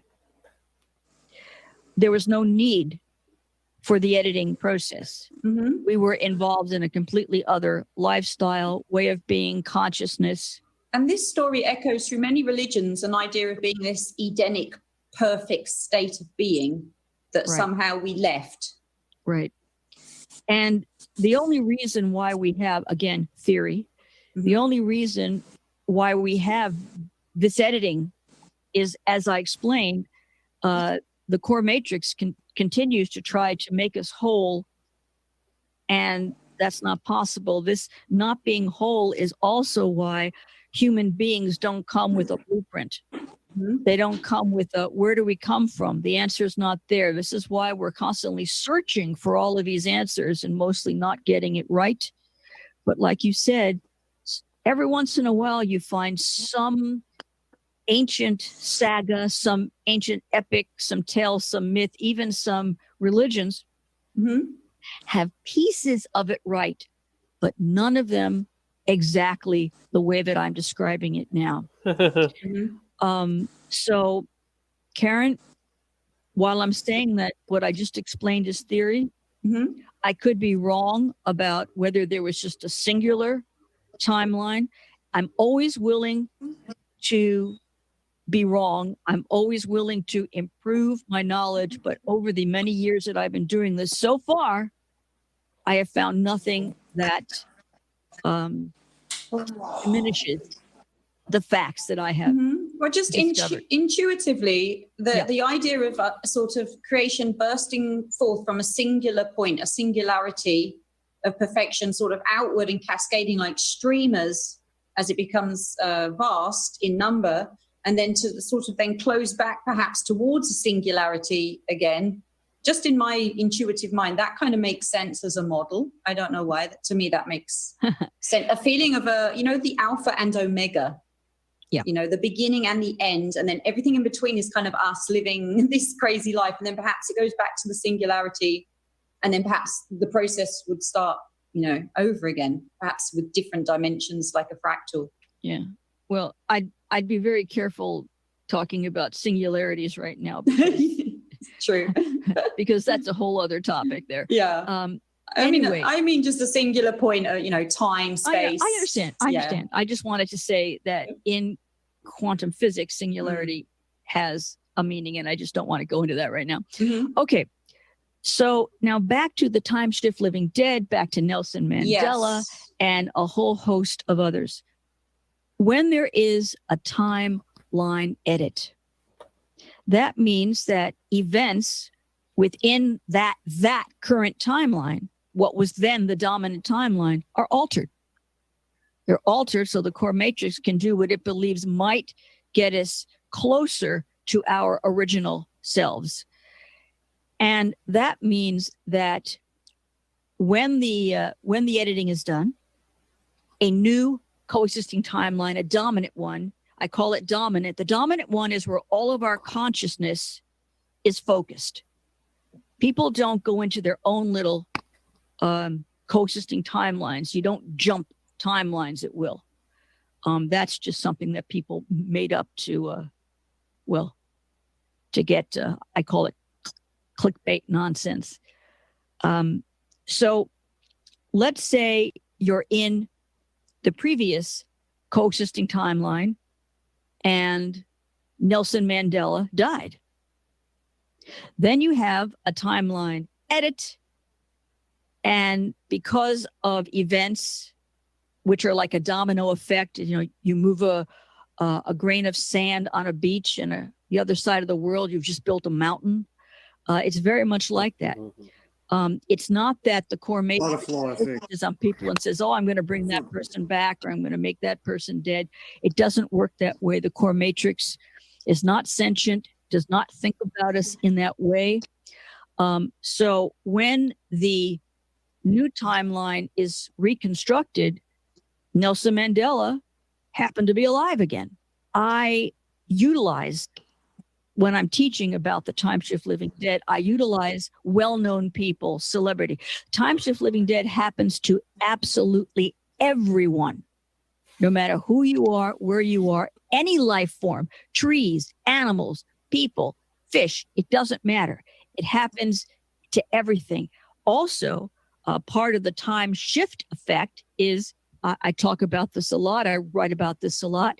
You can have traveled down a street that you know very well, hundreds, thousands of times. You know it so well. Suddenly one day, there's an odd house on the street that had never been there before. You know it had never been there before. Not only had it not been there before, it looked very, very odd. And when you, let's say you had the courage to knock on the door and you say, did you just build this? When did this house come? And they go, I've been living here for 12 years. But your memory says no. You have a very distinct memory that says that house was not there. It's the same thing with whether time shift living dead people are alive or they're dead. I call this dual coexisting timeline memory conflict. And do you think a little bit linked to people's sense of deja vu that they get, where they feel like they've lived something before? Absolutely. This is also answering that phenomenon. It does. It does. Yeah. So when a person has a dual coexisting timeline memory conflict, like with Nelson Mandela, they remember him as having died and they remember him as being alive. Yep. Both of these memories are correct. Okay. And this is where the mind-blowing part of the whole thing comes in. That's the science. That's how it works. It works on all of these things that are this way when there are authentic changes. Now, I go through a very strict criteria when I'm investigating reports of a time shift living dead person. First of all, years and years ago, I created portals through which people from all over the world could contact me privately to report. I did not come out and confirm that Nelson Mandela was a time shift living dead person until I had received thousands of reports from all over the world. Okay? This day of social media and social platforms, I have to watch out for fake celebrity death reports. They're out there, a lot of them. Mm-hmm. Yeah, sometimes people do it as a prank even, don't they? They do that is these, a prank. Yeah, they Most do of these the time, silly prank website news stories. Like celebrity death reports on the news. That somebody was dead and then they see him alive again and they think it's a time shift living dead because they believed the hoax. Yeah. So that's something I have to research. Also, people can have false positive memories. They can hear about someone else having the Nelson Mandela experience and they can believe that they've had it too when in fact they haven't. So the only authentic Nelson Mandela time shift living dead reports that I can say are authentic are the ones that I received, the thousands that I received. I'm not affected by the Mandela one. I don't remember either way, on that. I'm not sure. I'm not really sure. Yeah, I think I remember hearing about him dying. Yeah, I can't. I mean, if I did, I've forgotten or whatever. But I don't have a concrete memory of it. Yeah. But I do remember when he became prime minister. I was like, that seems strange to me because I thought he was dead. So, but I don't know. It's a hazy memory for me. I'm not sure. Right. Or I went public with it, and most definitely before Art Bell, started talking about stuff, and definitely before Fiona Broome. Now, I have to tell you that I did a couple of years ago. I did write a report about what Fiona Broome did, the hijacking of my time shift living dead work. It was time. It was about time that I did this. And there's something very important that I need everyone to know. When I first came out with the Nelson Mandela time shift living dead information, I was very, very concerned that once I did this, once I laid it out, I would now not be able to use anyone's reports. because I was contaminating the field. Yeah. And also, just as an aside to complete a thought I had a few minutes ago, the reason why I only talk about celebrities publicly is because, well, millions of people, thousands to millions of people know who celebrities are. So the chance of more people recognizing that they've encountered a dead person and being able to document that becomes possible. But a private person with only a few. What I do remember is his Lethal Weapon. I think it was Lethal Weapon 2, where Danny Glover and Mel Gibson they go into the South African embassy when there's a protest. Yeah. And Danny Glover's saying, "Free Nelson Mandela! Free Mandela!" You remember that? Do you remember that? I don't, but I believe you. I mean, but that was in the early 90s, maybe 92 or 93 or something. So, you know. Look who else is on that list. Henry Kissinger. Apartheid was still happening in the early 90s, you know what I mean? And he was saying, "Free Mandela," you know. Wow. End apartheid. Right. Kissinger has been alive way too long. You know. Yeah. Oh, mate, he's been behind Kurt Douglas is on there. War America ever got involved in, mate. Kissinger was there. Yeah. Man. Right back to JFK, mate. Yeah. Chuck Berry. By the way, are all these names Mandela unaffected? Jim Neighbors. They're living dead people. Christopher Reeves is not in there. Holy. Yeah. No. I mean, she's not. Henry Kissinger's still alive. Henry Kissinger's still alive. I mean, some of these are still alive. But look, Jim Neighbors is on there. Gomer Pyle. Gomer Pyle, mate. Yeah. Della Reese. Della is a real name. Della. Yeah. I like that. I would love to date a girl called Della Fex. Mel Brooks. Yeah, Jerry Lee Lewis. Jerry Lee Lewis. Lauren Bacall, of all people. Rip Come Torn. on. Yeah. I hate it when they touch my sex symbols of the 50s and the 60s. Or beyond, you know, don't touch Mae West. Don't tell me that she's a transvestite, that she's been transvestigated, and don't tell me that Marilyn Monroe, or don't tell me that Lauren Bacall that they were a man. Okay, even if it was so, just spare me. I hear you on that one. Spare me. I hear you. Yeah. Right. I think that's horrible. I think that's just terror to me. I was destroyed when I found out Cameron Diaz was a man. That ruined me. Yeah, but that's okay. Cameron Diaz and Halle Berry, I can dig that, but not Marilyn Monroe, not Mae West, not Marlene Dietrich. Come on. Halle's Berry, see, I can see that.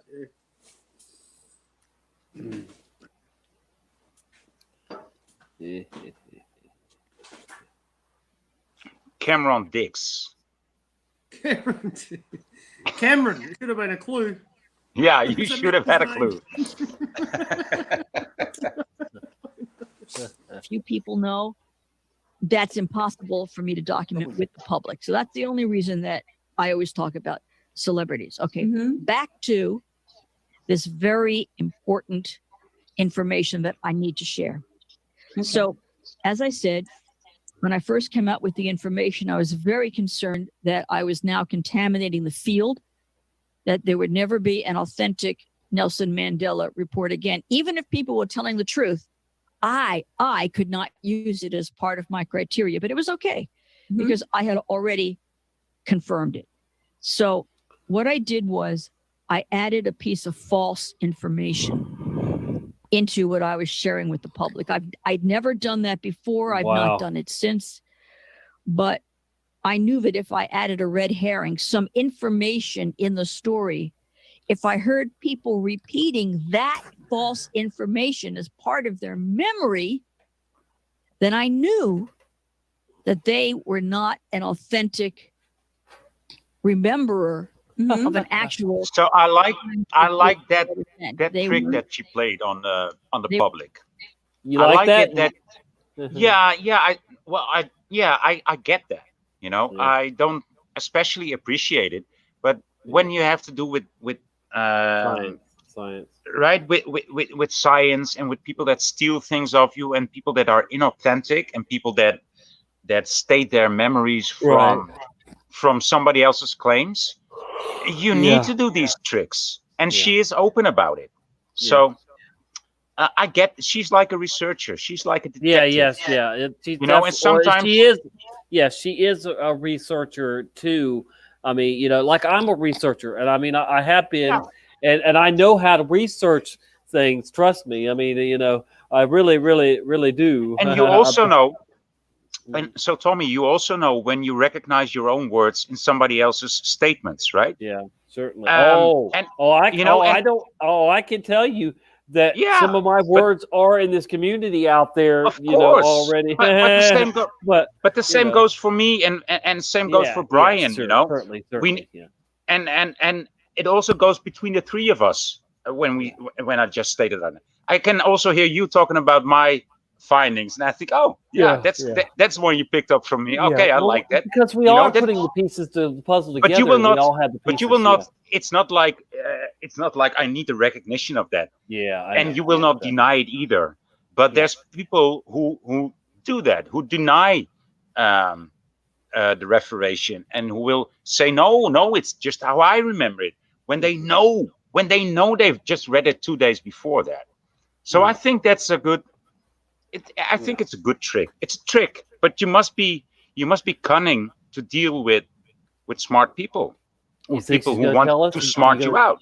You think she's going to tell us in more detail about it? What it actually was that she faked? Of course she will. Of course she will. All right, let's see.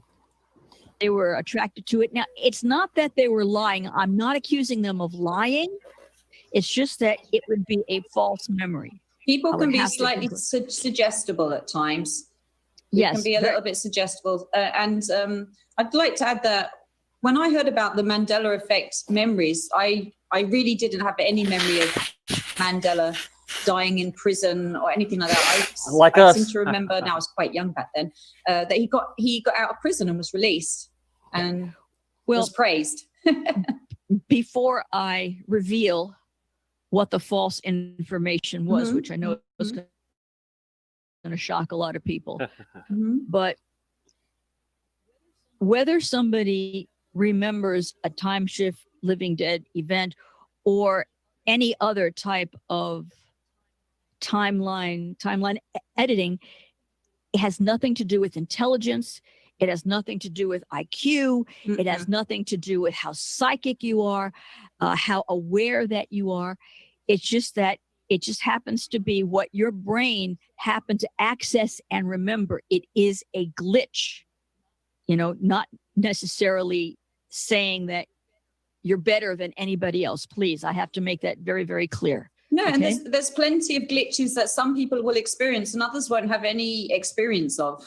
That's exactly how it works, Karen. Okay, so here is the shocker. The false information that I fed into the narrative is that Nelson Mandela died in prison. What? Okay. I lied. And the reason that I chose that. All her fault, the bitch. Number one. What? Hold on. She's saying that she started that? What the? Huh? What? Huh? Say what? Whoa. All right. All of the thousands of reports that I received, not one single one of them said that he died in prison. Okay. And the majority of them told me exactly where he died. And I will tell you, and Karen, I will tell you this too. It was after he got out of prison. Yeah, that's how I remember. He died after. So he would have died on Robben Island. If he would have died in prison, it would have been on Robben Island. Well, because that's where the prison was. Right. I mean, if she made up that, then this is unreal. But see, like Hey, I but- said, it doesn't affect me anyway because I don't remember, him enough to, So, Yeah, but I do. But I do. You know, I moved to South Africa in 1983, something in that Uh-huh. range of era. And I also remember Steve Biko dying. Do you remember the song by the guy from Genesis? Not the drummer, but the other one, Peter. Yeah, Peter. What? Not Tosh? Phil Collins. Tosh? Sorry, Peter. What? Tosh? No, Tosh. Peter, not Peter. No. He sang like a sledgehammer. Oh, Gabriel. Peter Gabriel. Peter Gabriel. Oh, Peter yeah, Gabriel. yeah. He did a song about Steve Biko, and like the refrain was Biko because equal. You know, that was a very strong line. That was very good poetry. But he died in the 80s, and somehow I think that because he always was a hero beneath Nelson Mandela. He was more of the ground soldier, foot soldier, right? And that was Steve Biko. He was more like the sergeant, and Nelson was the general, right? And Biko died in the 80s, and somehow I think that these things got mixed up. Maybe I never heard anybody talk about Steve Biko while addressing the Mandela effect with Mandela. I think that's weird. Biko died in the 80s. It could have been misused or abused to Yeah, I know what you're saying. I don't think it is. I don't think that is an explanation, because I think it's a real Mandela effect. But I have to throw it in. What's strange is people from South Africa don't have any memory of Mandela dying in the 80s. Exactly. That's why I don't have any memory of him dying either, other than in 2013 or 2014. What was it? I've got a memory of a funeral for him. You know what I mean? Like a public. I'll be right back. So I think. So what my explanation for that funeral is that it must have been Steve Biko. I don't know who Steve Biko. I'd never heard of him before. You see, you never heard of him, but he was. I mean, Peter Gabriel heard of him before. He made a worldwide famous song about Biko. It's quite a great song too. But yeah, I've got memory of public mourning in South Africa, and I'm pretty sure that was connected to Mandela. Yeah. But that's the only memory that I've got from the time. Yeah. So I can't say. But I assumed it was connected to that. But I don't remember him dying in prison, out of prison. No. I just remember the funeral. That's all. The only memory I have. I remember the funeral with the weird sign language man. Right? Oh, I remember that one. Yeah. And he was just talking gibberish. Nobody from any country understood any word that this sign language person did. And it was not even a sign language person. It was just somebody they hired, and it just did some arm movements. It was really weird. Yeah, you think South Africans would remember, wouldn't you? You don't think they'd be able to get that wrong? Yeah, definitely. But that's also this this quality of the Mandela effect. The closer you are to the actual location or to the actual person, nothing will have changed for you. You will always have known the current timeline. That's a quality of the Mandela effect. If my name changes, I won't see my name change, but it might change for you, for all of you. Same goes for Mandela. Mandela effect is a very bad name in South Africa, because nobody remembers him dying in prison. Nobody. I guarantee you. Nobody. You ask anyone, yeah. Yeah, I lived there, so but it was in the it was in the 80s, so I don't have anything valid to say there. But I know for sure that everybody remembers Mandela like I remember him, and nobody remembers him dying. Nobody. I mean, for me, the Mandela effect was actually a guy being a rebel, coming from prison and becoming president. I mean, that should be called a Mandela effect, right? Like starting in the opposition and coming out of prison as a president. That should be called the Mandela effect. The actual name that was used for the actual condition, or not condition, but state of being or state of memory is unfortunate, because it makes everything seem unworthy of even considering. You know? Yeah. It makes you think that truth is not to be found, and even if it's even worse than that, when it's found, it can be changed. Yeah. But that's the whole fucking idea of the Mandela effect. That's why I call it gaslighting 2.0. Yeah, it is gaslighting. Yeah. It's making everybody look like an idiot. Yeah, for sure. Living dead, a time shift, living dead person. But when he died before, that everyone seems to think they remember, he did not die in prison.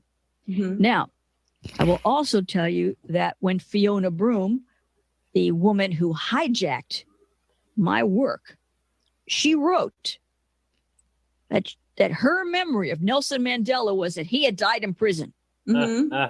Even Art Bell talked about that because he picked it up from me. So I knew that I was able to trace all of that he died in prison back to Art Bell and or Fiona Broome. And so from there, it took off. Yeah. False. And that's another reason why I was able to determine that Fiona Broome was just playing into a game that she had created, a scam that she had created to be the center of attention, maybe a way to get this attention and make some money. Sorry, it's over. Okay? So you're now late. that everybody knows how the time shift living dead works, what the science is and how it works, Karen, is there anything else about this you want to know before we move on to other people who are time shift living dead? Yeah, well, I'd love to hear more about that. My earliest memory of the Mandela effect truly is the mirror, mirror on the wall statement in Snow White, the Disney movie. And, this is a very well-known saying. It's what really people... Everybody knows it. I'd heard you talking about time shifts, and then I'd heard someone mention about, oh, have you seen Snow White, the movie? The words have changed, the iconic words. I mean, you can't get a more famous statement, can you, than mirror, mirror on the wall. Anyone you ask will tell you that sentence. But now it's changed to magic mirror on the wall. And I just wanted to ask you, is this one that you consider to be an authentic one? Did you notice that? Was this brought to your attention? Because it's a particular favorite of mine that drew me into the topic personally. Okay. Let me first say a blanket statement. Just because the Mandela effect is a scam only because it was hijacked from my work. The phenomenon is real. Yeah.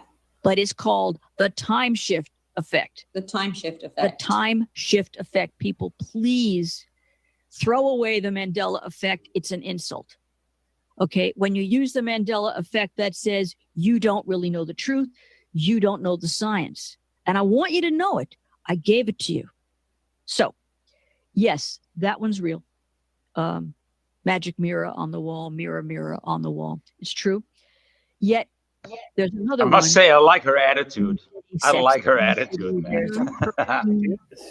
She's just like, she's just like, dude, I did it. Mandela effect is the wrong terminology. And we don't like the name. We don't like the name either. So, she's coming to the right conclusions. I mean, woo, right? Yeah, It's a good find, Tommy. It's a good find. I love it. Yeah, it's interesting, isn't it? Very interesting. Now this is the Time Chronicles. Yeah. So this is her. This is them. It says, "Welcome to the first episode of the Time Chronicles podcast, where we will take you on a journey beyond the normal." Let's see. Listen to well, maybe not. Then let's see. They got her website here though. Her Facebook. Oh, look, Dark Wolf Den's show. Dark Wolf Den commented on there, so he's already seen this.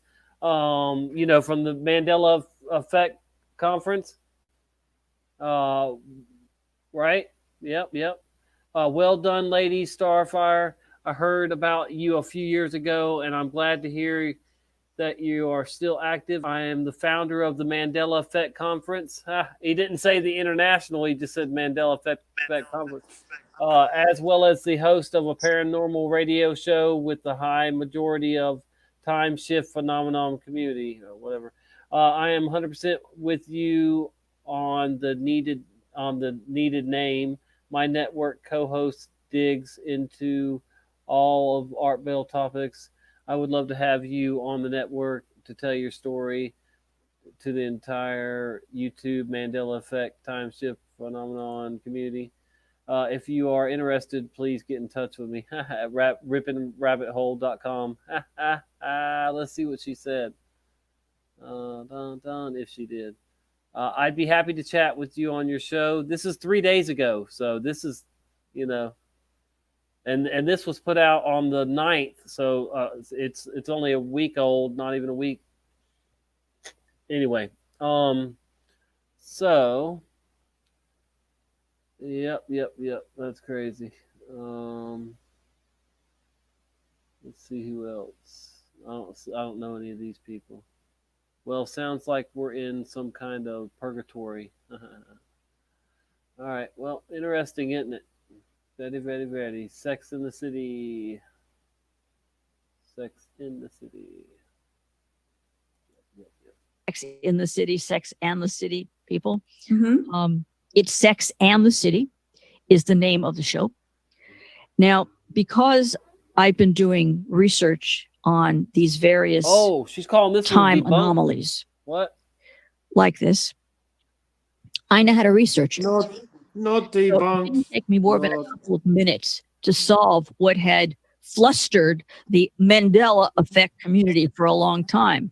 I mean, it's very good that people point out these oddities, but when you don't know, Always sex in the city. you don't know how to do the Always research. in the city. Yes, she doesn't think it was in.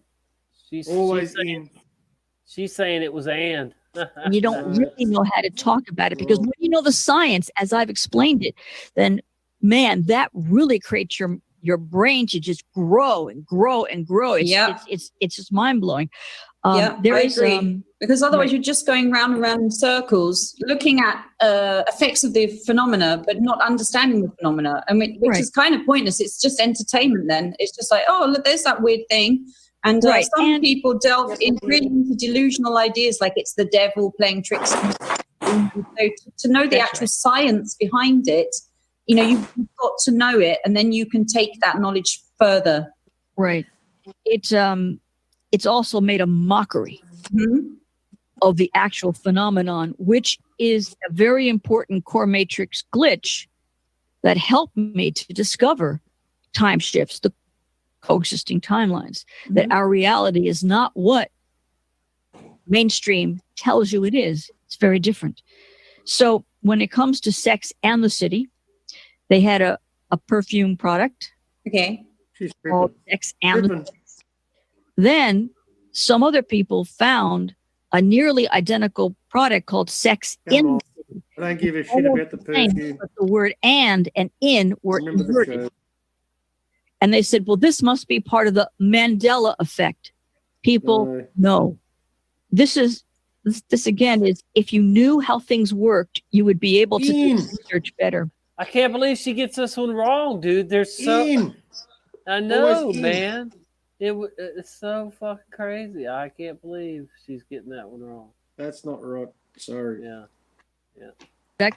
Calling itself Sex in the City to try to legally get out of the fact they're obviously trying to Sex and the City doesn't take even make business away sense. from the That's not what authentic the show was called. and the city product. Okay, so there is that one.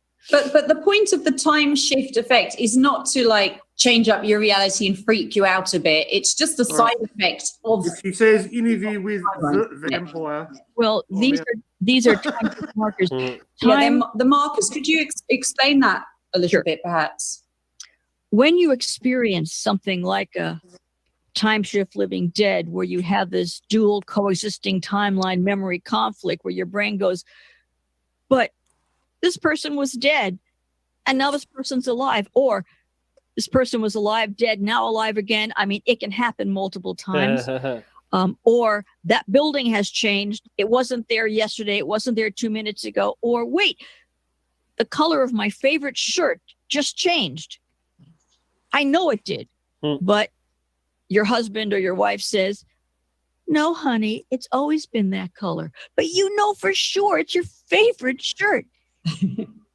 These are glitches. The brain assimilation that the core matrix engages in does not want the human brain to have the burden of trying to carry the memories of every single timeline edit in what could be millions to billions of timeline edits. Why? So we Why are would we? reduced to thinking that we live in this one timeline world. But when your brain remembers little bits and fragments from these previous coexisting timelines, you're not going crazy.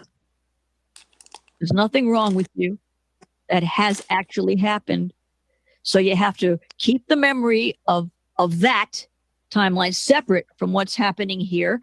And again, it's a clue to the fact that our reality is ever being changed by but she's So we have these markers that she's people comparing these neural images with NASA images, and Right.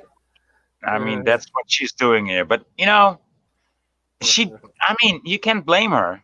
She's trying to make sense of it, and I think she does make a lot of sense of it. Well, all right. Let's just say this. Yeah. She definitely was talking about it before us and before Fiona Broom. So I give her credit for being ahead of her time. I don't, but and beyond that, she has the right method. She has the right method. She references and she names the references. And although her references might not be of our color, still, I can look beyond that, and you can too. I mean, we've been looking at this for what is it? Almost an hour, and it's still interesting. Minutes. Yeah. And to start off, we didn't like her. We didn't like her friend, but she's gaining respect, at least in my world. Yeah, it's pretty cool, man. Pretty cool. Right? Yep, no doubt. I'd like to see somebody interview her, even somebody in our community. Yeah, I want to interview her. I think, Yeah. Get it happening. Yeah, she might do it. symbols that the timeline has been edited, and that's really the exciting story, isn't it, Starfire? And this I'd like to bring back to experiences we've had with the living. I just broke in to say that I'm going to be out for 10 minutes or so, so I'll see you back. Would you want me to pause it until you get back? No. Just continue. No. Just continue. I hate it. Even when I was watching movies with my friends, I said, I'm going to the toilet. Okay, we'll pause it. I said, no, don't do it. No. You will change the tempo of the movie. I don't like that. Okay, it's about to be 4:20 somewhere too. Okay, you go and hit it. But I can't hit it. No, I'm gonna pass on this one. I think that's the first time ever. Okay, write it down in our history books, Matt Fireman. Oh no, I'll hit it. I will hit it now. No, don't hit it. Don't hit it. Don't hit it. I'm not saying I can't. I just was gonna Never pass. seen Tommy knock back a bucket ball. Never seen it happen. Tommy's passing on a 420. Wow. You pass. I just don't think it's gonna do anything. He must have the much he for must me. have the COVIDs. I'm pretty. I'm on a level that I'm not think I'm gonna get any higher. People and animals and such that I know you've documented and researched. Right. You've brought up the absolutely most important thing about my discovery of the time shift living dead. And that is that the time shift living dead is not the main event. It's why we have time shift living dead. There you go. I was waiting to hear that. What has been edited? Why has it been edited? What has happened that has triggered the core matrix or the core matrix prime directive to make these edits? What specifically? Because that has been a great deal of my research has gone into trying to figure out what it was. And one of the big things that I did discover was the major type of a timeline edit that we can get is called a timeline reboot. When a reboot happens, that means that the planet itself has been destroyed again. Wow. And Not a instead of glove. just having the core matrix do timeline editing, which is not possible when your planet has been completely destroyed or the universe is destroyed, either way. We have to be rebooted. We have to be literally resurrected. So there is an event which I was able to track down through my diligent research. And that is thousands upon thousands of years ago. There was what was akin to a nuclear holocaust, a war between factions. In fact, extraterrestrials, just as is written in the Sumerian clay tablets. And our planet was destroyed, gone. No, That it means wasn't. all life, the planet, everything. And the core matrix resurrected us. I don't know how long it takes. That's the one thing I have no idea how long such a thing takes. No one does, really. But one thing is for sure. This terrible planet-ending event continues to time loop through every single timeline edit. And what that means is energy. Everything is energy, but energy itself cannot be destroyed. It can be transformed, and it can be transferred in part of its transformation. Water can turn to steam. That's the best example of how energy can be transmuted from one form to another. Can I just ask you here, would you say then that this ancient battle that to some may not seem that ancient, within our sphere of history, would that have been the start of this time looping disaster loop that we're in now? Is that what you're saying here? Right. This is a particular origin point. Right. This is an origin point. It's not the origin of us. No. This is not the original universe because that was a black hole disaster. But this particular time looping event that we find ourselves trying to avert is the absolutely most important event that we have been dealing with for thousands of years. Nothing else compares to the total destruction of the planet. That means everyone dies. And guess what? That means that everybody is a time shift living dead person. Everyone. Yay. People often ask. That's like, shoot, I just messed up. But that's like saying, like Brian's saying, everybody's Mandela affected, right? Yeah, that's true. Crap. Yeah. Where were we? I just missed off of there. How far were we? Yeah, about that. Go there somewhere, see what happens. Oh, yeah. There's that slide right there. I just seen. Hold on. Right there. That's it. Yep. I just turn and say, well, you tell me, because you're one. If you're alive today, you are a time shift living dead person. Now, we should make T-shirts with that on. Sorry, I'm a time shift. I'm gonna take a picture of that real quick, just to have it. We were born for this time, mate. That's for sure. It's not a mistake. And we're still here for that reason too. You know. Yeah, we all have a role in the end time. Yeah. Living dead person. There you go. Merch ideas. There you go. So this time looping, planet ending nuclear disaster continues to be triggered because, as I said, energy cannot be destroyed. And every time the core matrix does a timeline edit and creates a new dominant coexisting timeline, it has to use all of the energy, all of the elements that it has to restructure it, which means that destructive nuclear type disaster has to come back into the timeline. Well, if the core matrix does that, we just get destroyed automatically again. So it knows how to spread out the energy on the planet so that it's a lesser destruction. For example, many hurricanes, earthquakes, volcanoes, even violence, wars, all of these things can be a part of the energy reduced so that it won't destroy us. It's destructive, but it doesn't destroy the planet. It would make sense then that we're starting to notice this strange phenomena growing in recent years as we develop those more advanced technologies that take us back to that point The fallen of being angels. even able to repeat that cycle. Well, what I've noticed is the more that I've been teaching people about this in the world, the more that they are aware of these time shift markers, the more of these time shift markers appear.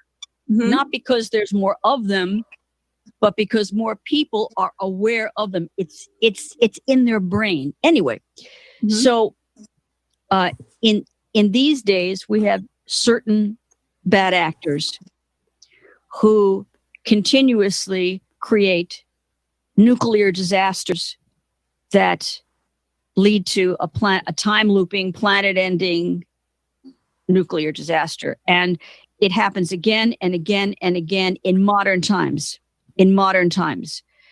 And every time it's happened, we get a timeline reboot. We just had one a couple of weeks before we were doing this show.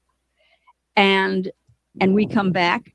We have the ability to be aware of this time looping disaster. I've made the world aware of it.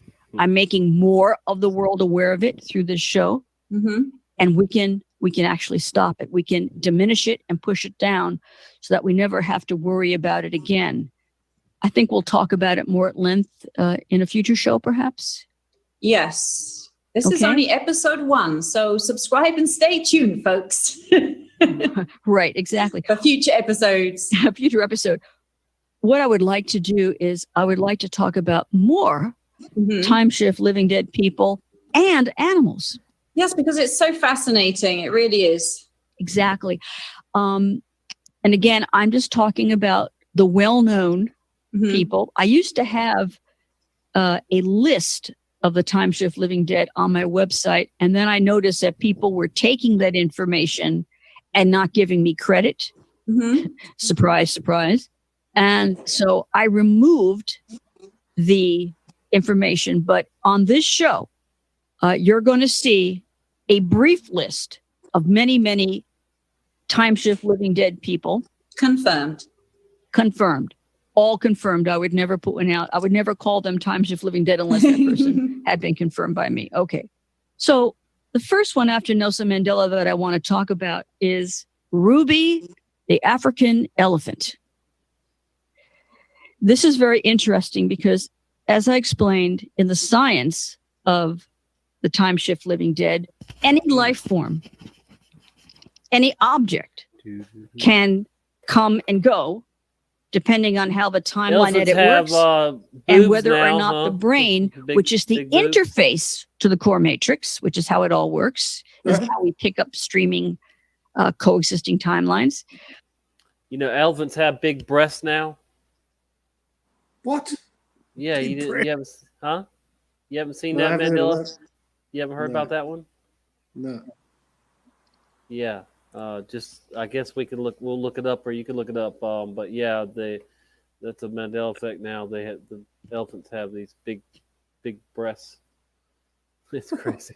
Yeah, like human breast type thing. It's weird. Our brain, if we remember these dual memory conflicts, if we have them, it's of a living creature, some living essence.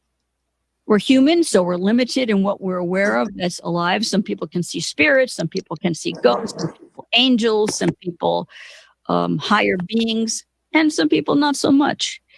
So Ruby, the African elephant, not to be confused with Ruby, the Asian elephant, not the same elephants. Ruby seems to be a popular name for elephant for some reason.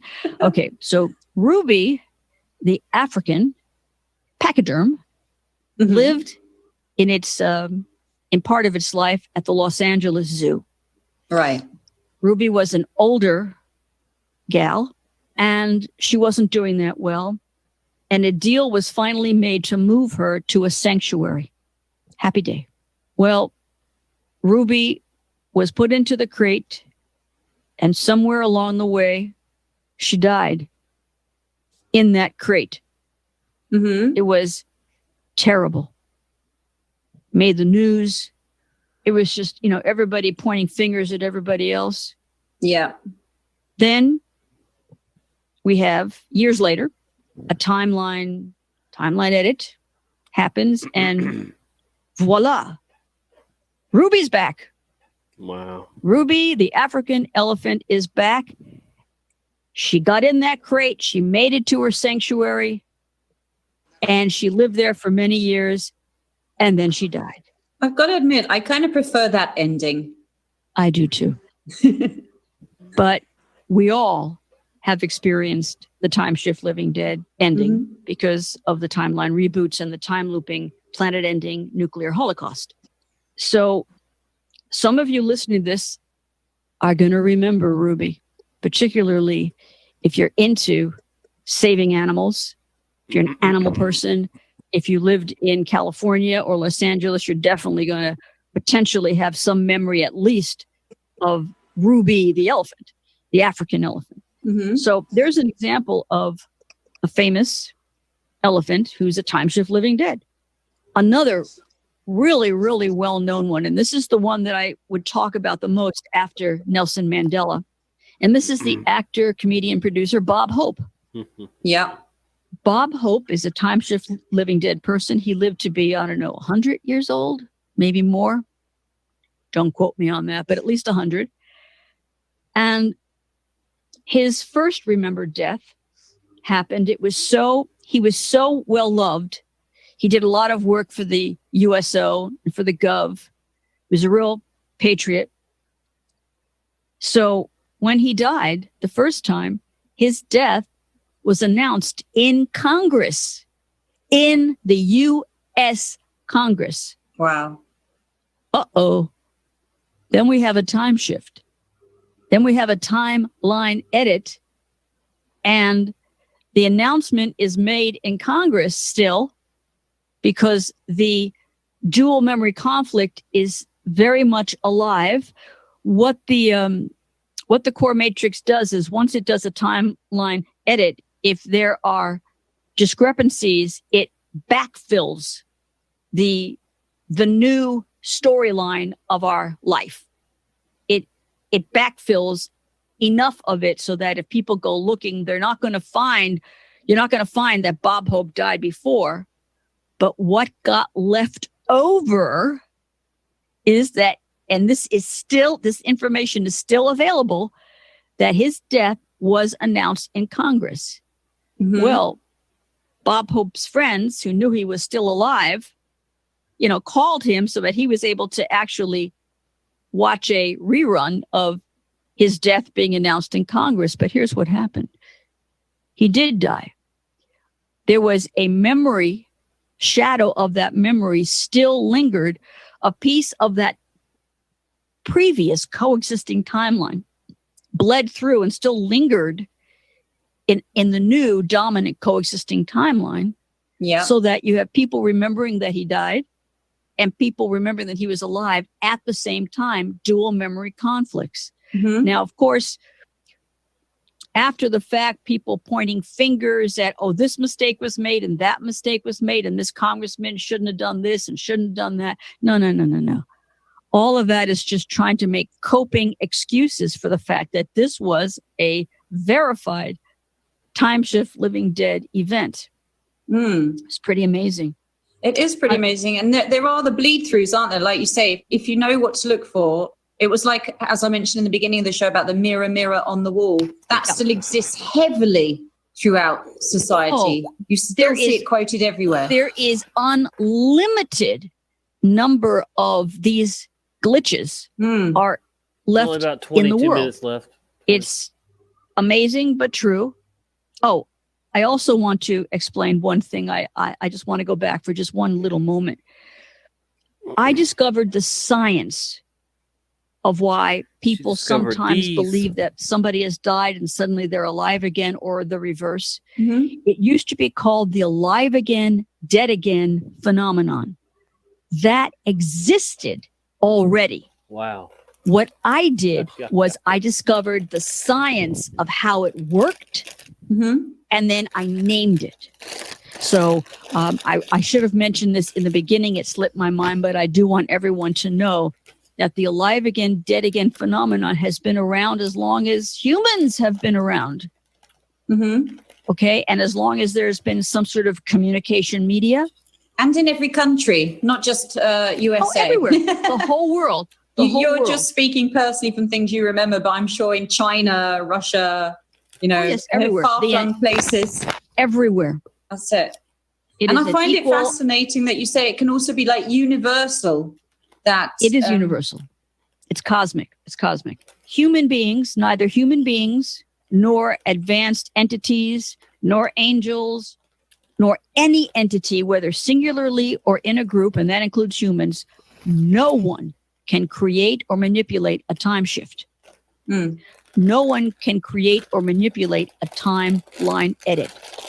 Only the core matrix can do timeline edits, and we get most of our time shift activity from solar energy, whether it's a coronal mass ejection or a solar wind or something like that, hitting the magnetic shield around our planet creates a warping in the space-time continuum. The core matrix takes advantage of that, and that's where the timeline editing comes into. In fact, Einstein predicted that this space-time warping occurred, and NASA actually was able to prove it by the use of the positioning of certain spacecraft in NASA.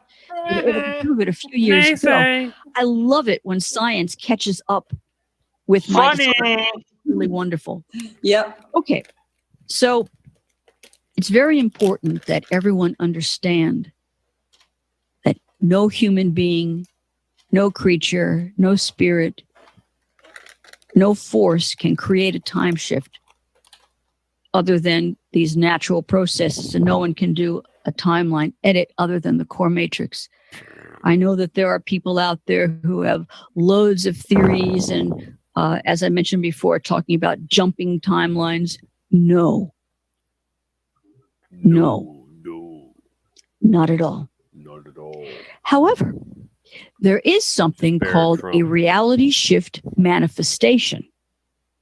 And this is also something that I discovered the science behind and I named reality shift manifestation. It's something that humans can do naturally. Even though humans cannot jump timelines, or jump coexisting timelines, they cannot do timeline edits. Humans are capable of doing alterations in their localized coexisting timelines. I use them all the time. I teach it. Karen and I have been utilizing it in a number of groups that are right now on Facebook to create rain in Australia, create rain in the Amazon. Absolutely. Yeah, it was great fun. And people can come and join our mission groups on Facebook. If you look up in the show notes, you'll see some links. Light. Do come and find us and join the missions that we're doing. And you'll learn these techniques. You'll learn that Starfire is going to be teaching these techniques in Operation Warriors of Light. So get yourself Operation over there. Warriors of Light. Very, very, very important. Please join that. We will be using reality shift manifestation psi protocols for that. So it is possible with certain rules for either a singular human or a group of them to make alterations in the localized timeline. What you cannot do with a reality shift manifestation is make somebody think a certain way. You can't do mind control or brainwashing. You can't force somebody to do something. What you can do is you can create the circumstances by which you can give a person the truth and the free will to make the best choices that they can make. It's a little bit more detailed than that. A little bit more than that can be done, but I just wanted everyone to know that. It's like kind of triggering the people call it the optimum timeline. It's like kind of trying to trigger the optimum what comes next, really, isn't it?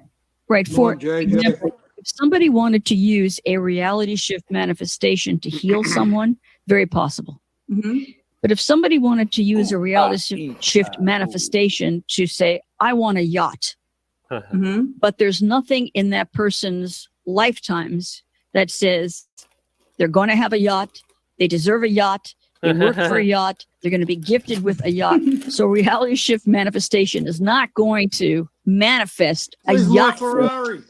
Might manifest a toy yacht from a toy store, but that's about it. There are limits. You have to know those rules, and that's what I teach.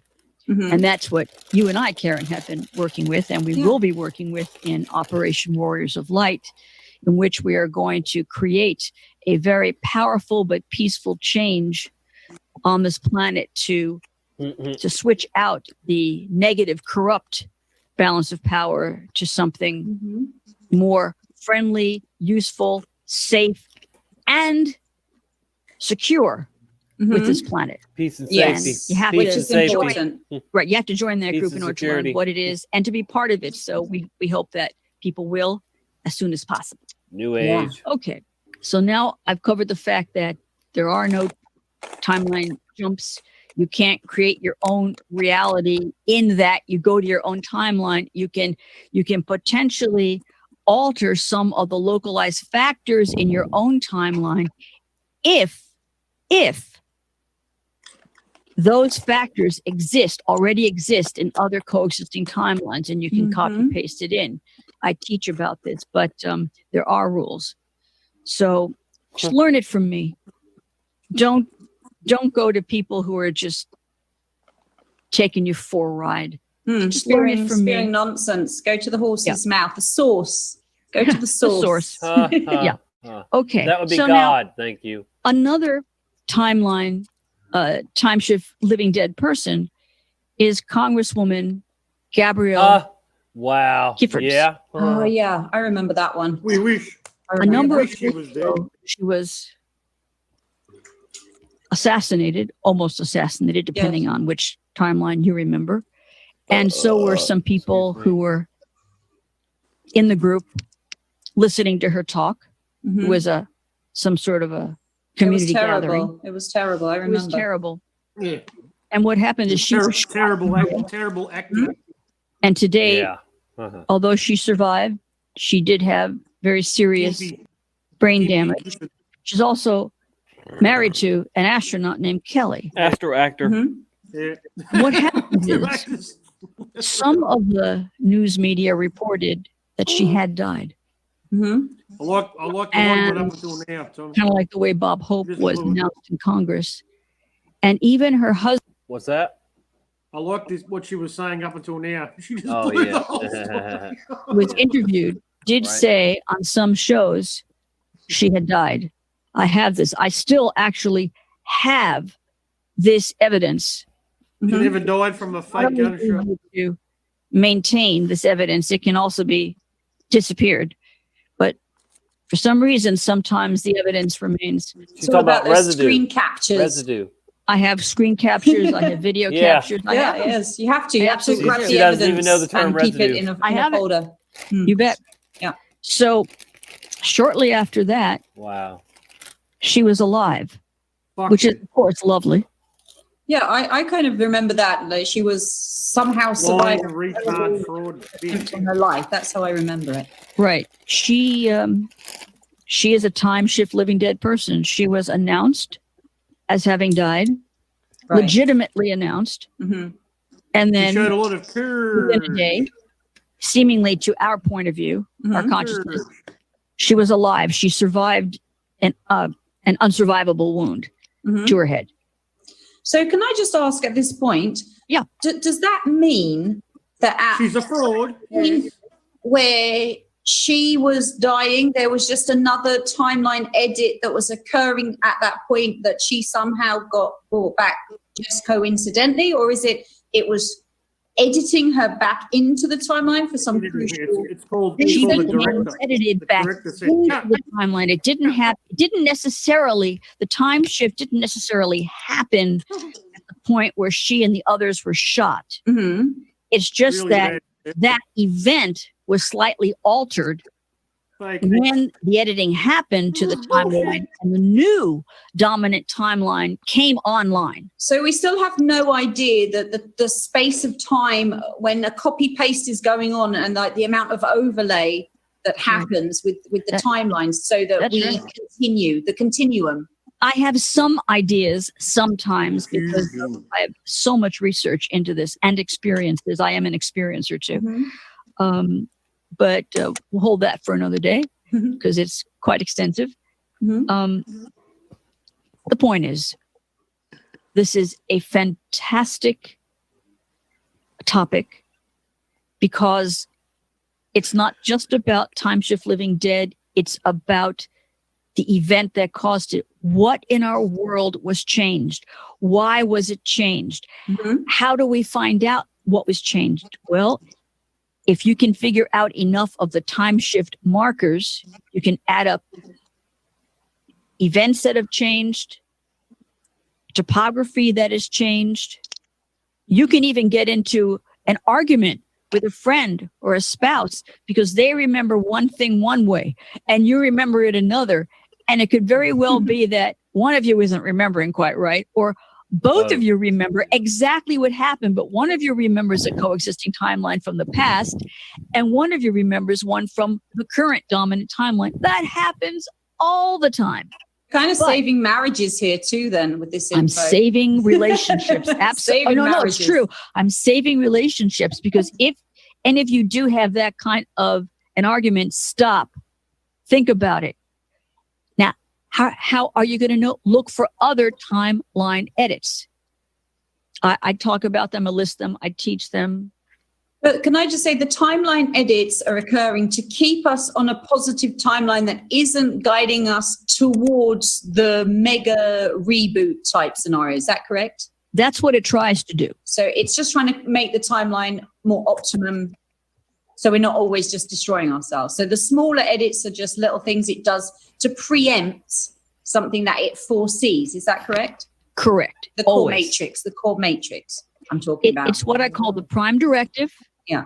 And that's to keep us alive, to keep us going so that we can one day, as best as possible, get back to who we were and where we were, which was our best possible us. And it could wasn't that- our fault that we were sucked in by a black hole. Sorry. Could that be a reason why sometimes you might have a world player, say some kind of leader or head of industry, someone that perhaps in the past when you'd seen them on the TV, you didn't really vibe with them, you didn't really trust them that much, or you didn't particularly take to them or like them. And then maybe in the future you see them and they seem a little different and you see them in a new light. Could this be where the timeline edits might be trying to bring in the best possible version of that person into this timeline to then alter how it flows? That has sometimes happened. It's not generally intentional. As I said, the core matrix cannot target a person to be edited. But the core matrix, if that person is involved with saving the planet, if that person is involved with saving the planet, the core matrix can do timelines that find the best version of that person. It cannot create a new person. It cannot create the person of your dreams, but it can edit in the best versions of that and keep upgrading them, taking from past coexisting timelines. And then eventually core matrix will get to the best that person can be. And that person specifically is there to save the world, to save the planet. But they're a crucial player. Right. But you're going to find a lot of other players who are the bad guys. And you cannot make a bad person good. No.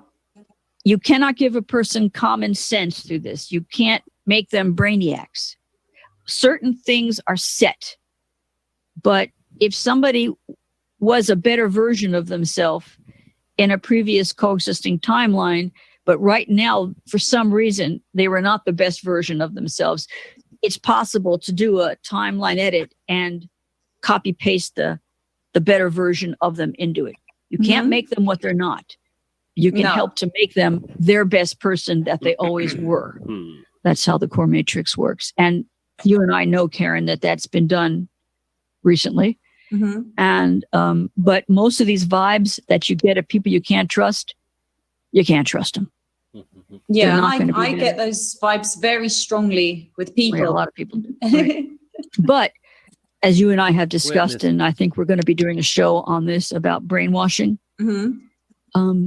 there is a concerted brainwashing program.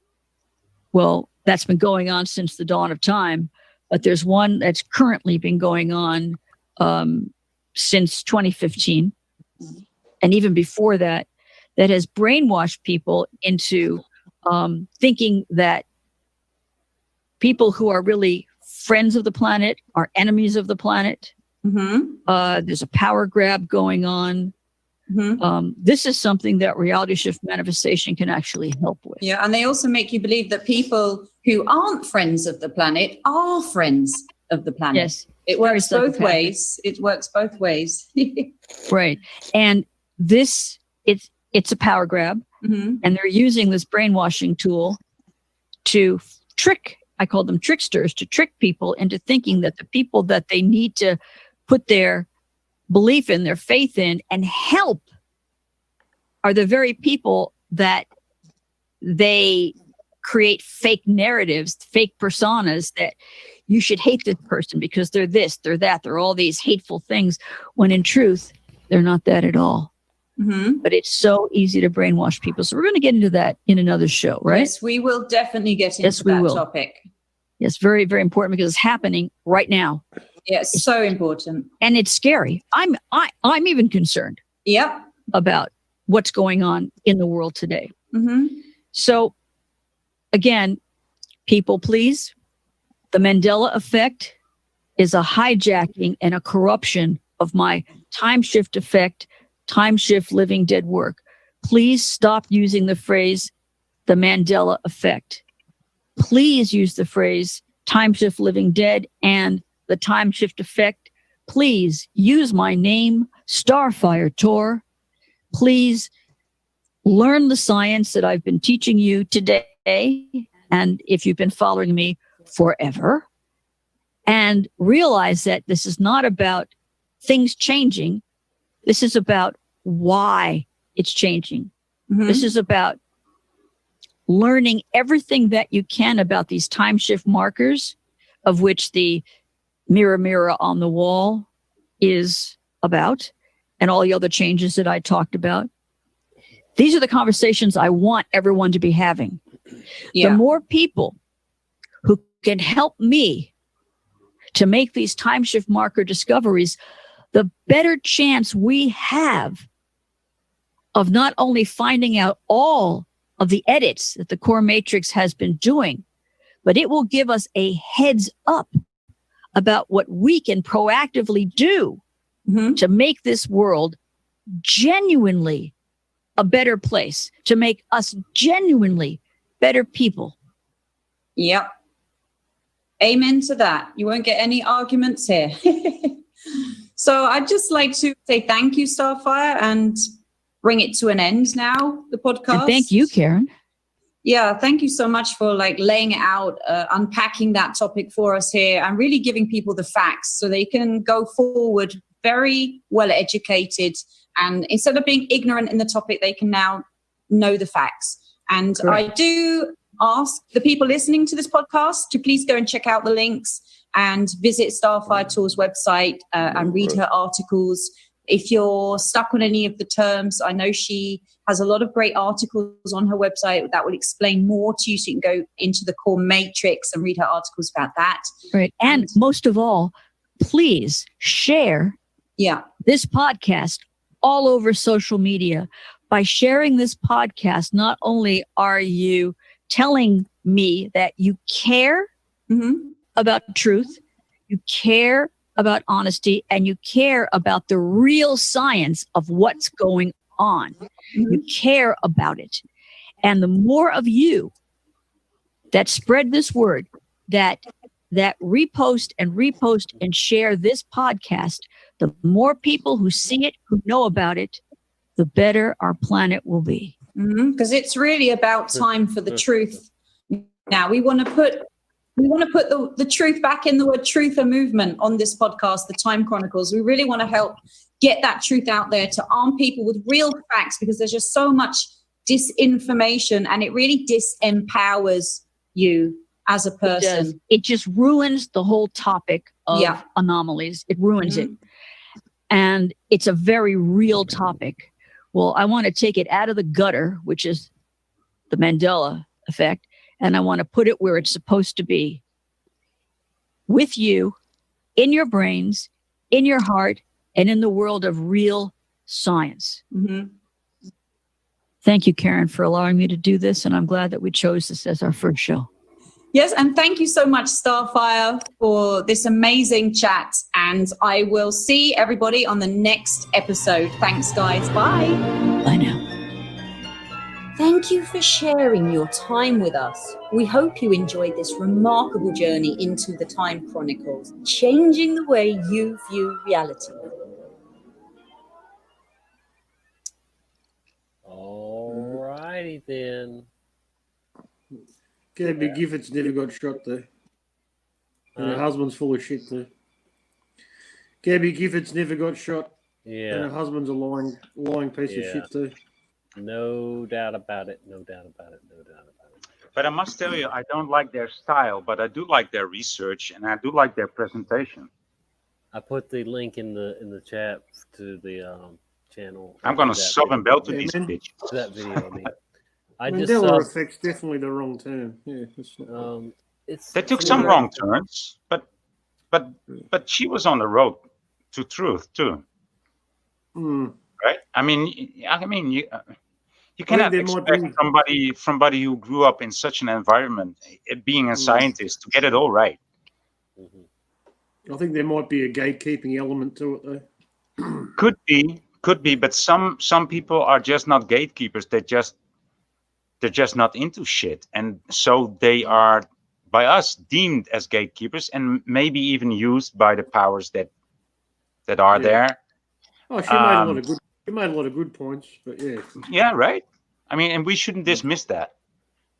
Yeah. She got me to some new conclusions. She got me into some new relationships, some relations. Like, oh, I didn't know that was related to that. And not because she said it, but because I hadn't thought of it before. I might even listen to it again at some point or something, just to because I should have took notes, but yeah, I mean, definitely. It's a good find, Tommy. I mean, it's awesome. We started out as being like, oh, these witches cannot be right. They're trying to. I mean, they look like harpers. Yeah, she's reaching out to us, you know. She's trying. She wants this out there, and I think, I mean, like I said, she deserves more credit than Fiona Witch Broom. You know, Broom Witch. Yeah, definitely. Yeah. Oh, definitely. Yeah. So I think that somebody needs to get her on. Brian Stavely. I mean, maybe, but I guess she's going to be on with Darkwood Den at some point. But yeah, I mean, it's who knows, man. She seems maybe even open minded enough that we might teach her something too. I don't know, whatever. But I think Well, we're all. she wants to teach us something, and she did her reading and her writing and her thinking well. I mean, I don't have to agree with every conclusion that she makes, but Right. I can see that her method is right. It's not wrong. It's not wrong to start with. She's not being personal. She's maybe in the case of Fiona Broom.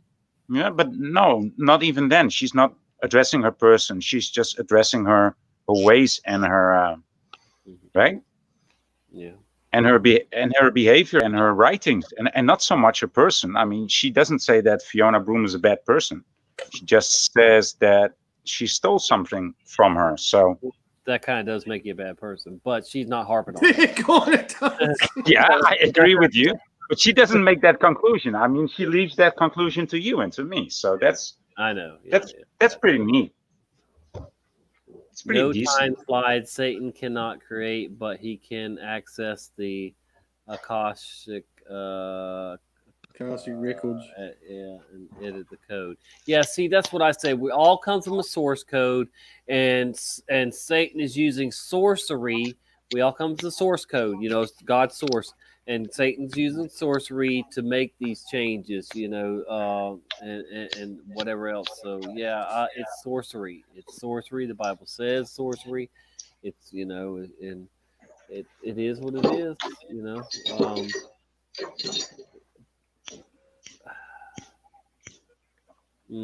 Yeah, I think I'm gonna have to listen to it again tomorrow, just because.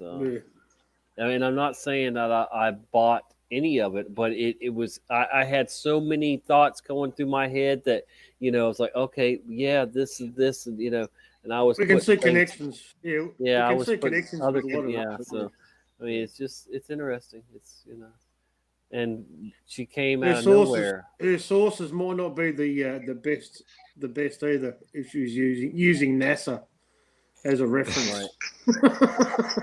Yeah, that doesn't fit well in our community. But okay, grant her some Well, mistakes. that's the thing. She does have a science background, so she's gonna use much Yeah. of that. So she she's can. gonna use that model. So Yeah. we can blame her, and we can shame her for that. But let's not do that because she's got some very valid and legit points. Yeah, a lot of good Right? points. Yeah. Yep. Very interesting. 7 hours and I think- 16 minutes. I think that would be That's my a great way birthday, to address her. 7/16. To like our community thinks that you're totally stupid because you're reciting NASA and you refer to space and to planets, but on the other hand, you're really down with the Mandela effect and the time shift effect. And tell us more about the dead living person's shifting personalities. What? I mean, right? Yeah. Yeah. Man. Would she say she wouldn't say no to that? You could just tell her, look, we think you're pretty silly on this side, but we think you are marvelous on that side. And she Can't will we probably all say the sit same thing about us. And it's daylight here. Ooh, it's looking cloudy, stormy too. Ooh. Guess we're gonna get some storms today. I think they did say we would. I think today's gonna look all day like it's gonna be a storm, but there will be no storm today. I think it will be tomorrow. At least for this part of the world. I think it's going to be better here tomorrow. Well, guys, I think we should probably wrap this up. I think I'm gonna have to cut this one down maybe and have just that section too, available. Man, or even if you want to cut it down and put some of it on your voidage, whatever. But I hope we can get some people to watch, this part of it anyway, see what she had to say, maybe. Yeah. You should at least you should put in her link in the description because it's. Yeah. I'm gonna look out for it. I think I'm gonna invite her for an interview. Yeah, try it. Yeah. Dude, try it. Yeah, we can Yeah, gang up. We can tell her that you got a few people. With me, you, and Brian, and Matt, and everybody. Anybody that wants to, tell her you just tell her you got a few people that like-minded that are very people interested in this story, right? That she raised our interest. Yeah. And you can tell her how we've never cared for Fiona Broom or the name Mandela Effect. Exactly. Either, Exactly. Yeah, we can't argue with that. Yeah. She's right about that. I'm not going to tell her that she's wrong about space and planets. I'm going to tell her the other things. Yeah, of course. Yeah. Yeah. Well, thank you so much, guys. You guys helped me turn this into a way better show than it was starting off to. But somebody hit me up and wanted me to go live, and I decided to go live, but I didn't have a lot of stuff, so I was just like bouncing around and talking about what. I knew if I got some people on like you guys, we would get some good conversations and whatnot. And we did. Yeah, we did. We had a surely good did. time. Yeah, and you brought some new information, man. It's it's enriching both ways. I'd never seen or heard of her before, so that's new. And that video was only it's only 6 days old or something like that. So it's new stuff. Pretty cool. All right, guys, I appreciate y'all. I'm gonna wrap it up. I'm gonna get an Epsom salt bath and then get a few hours sleep. And Thanks, Voynich. We'll do this again soon. Definitely. Yep. All right, thanks, Catch you on the guys, next one. so See you much. soon, Thank Tom. you. Ciao, Glenn. Yeah, thank you in Thanks, the chat too. See you, Tom. All right, guys, God bless you all.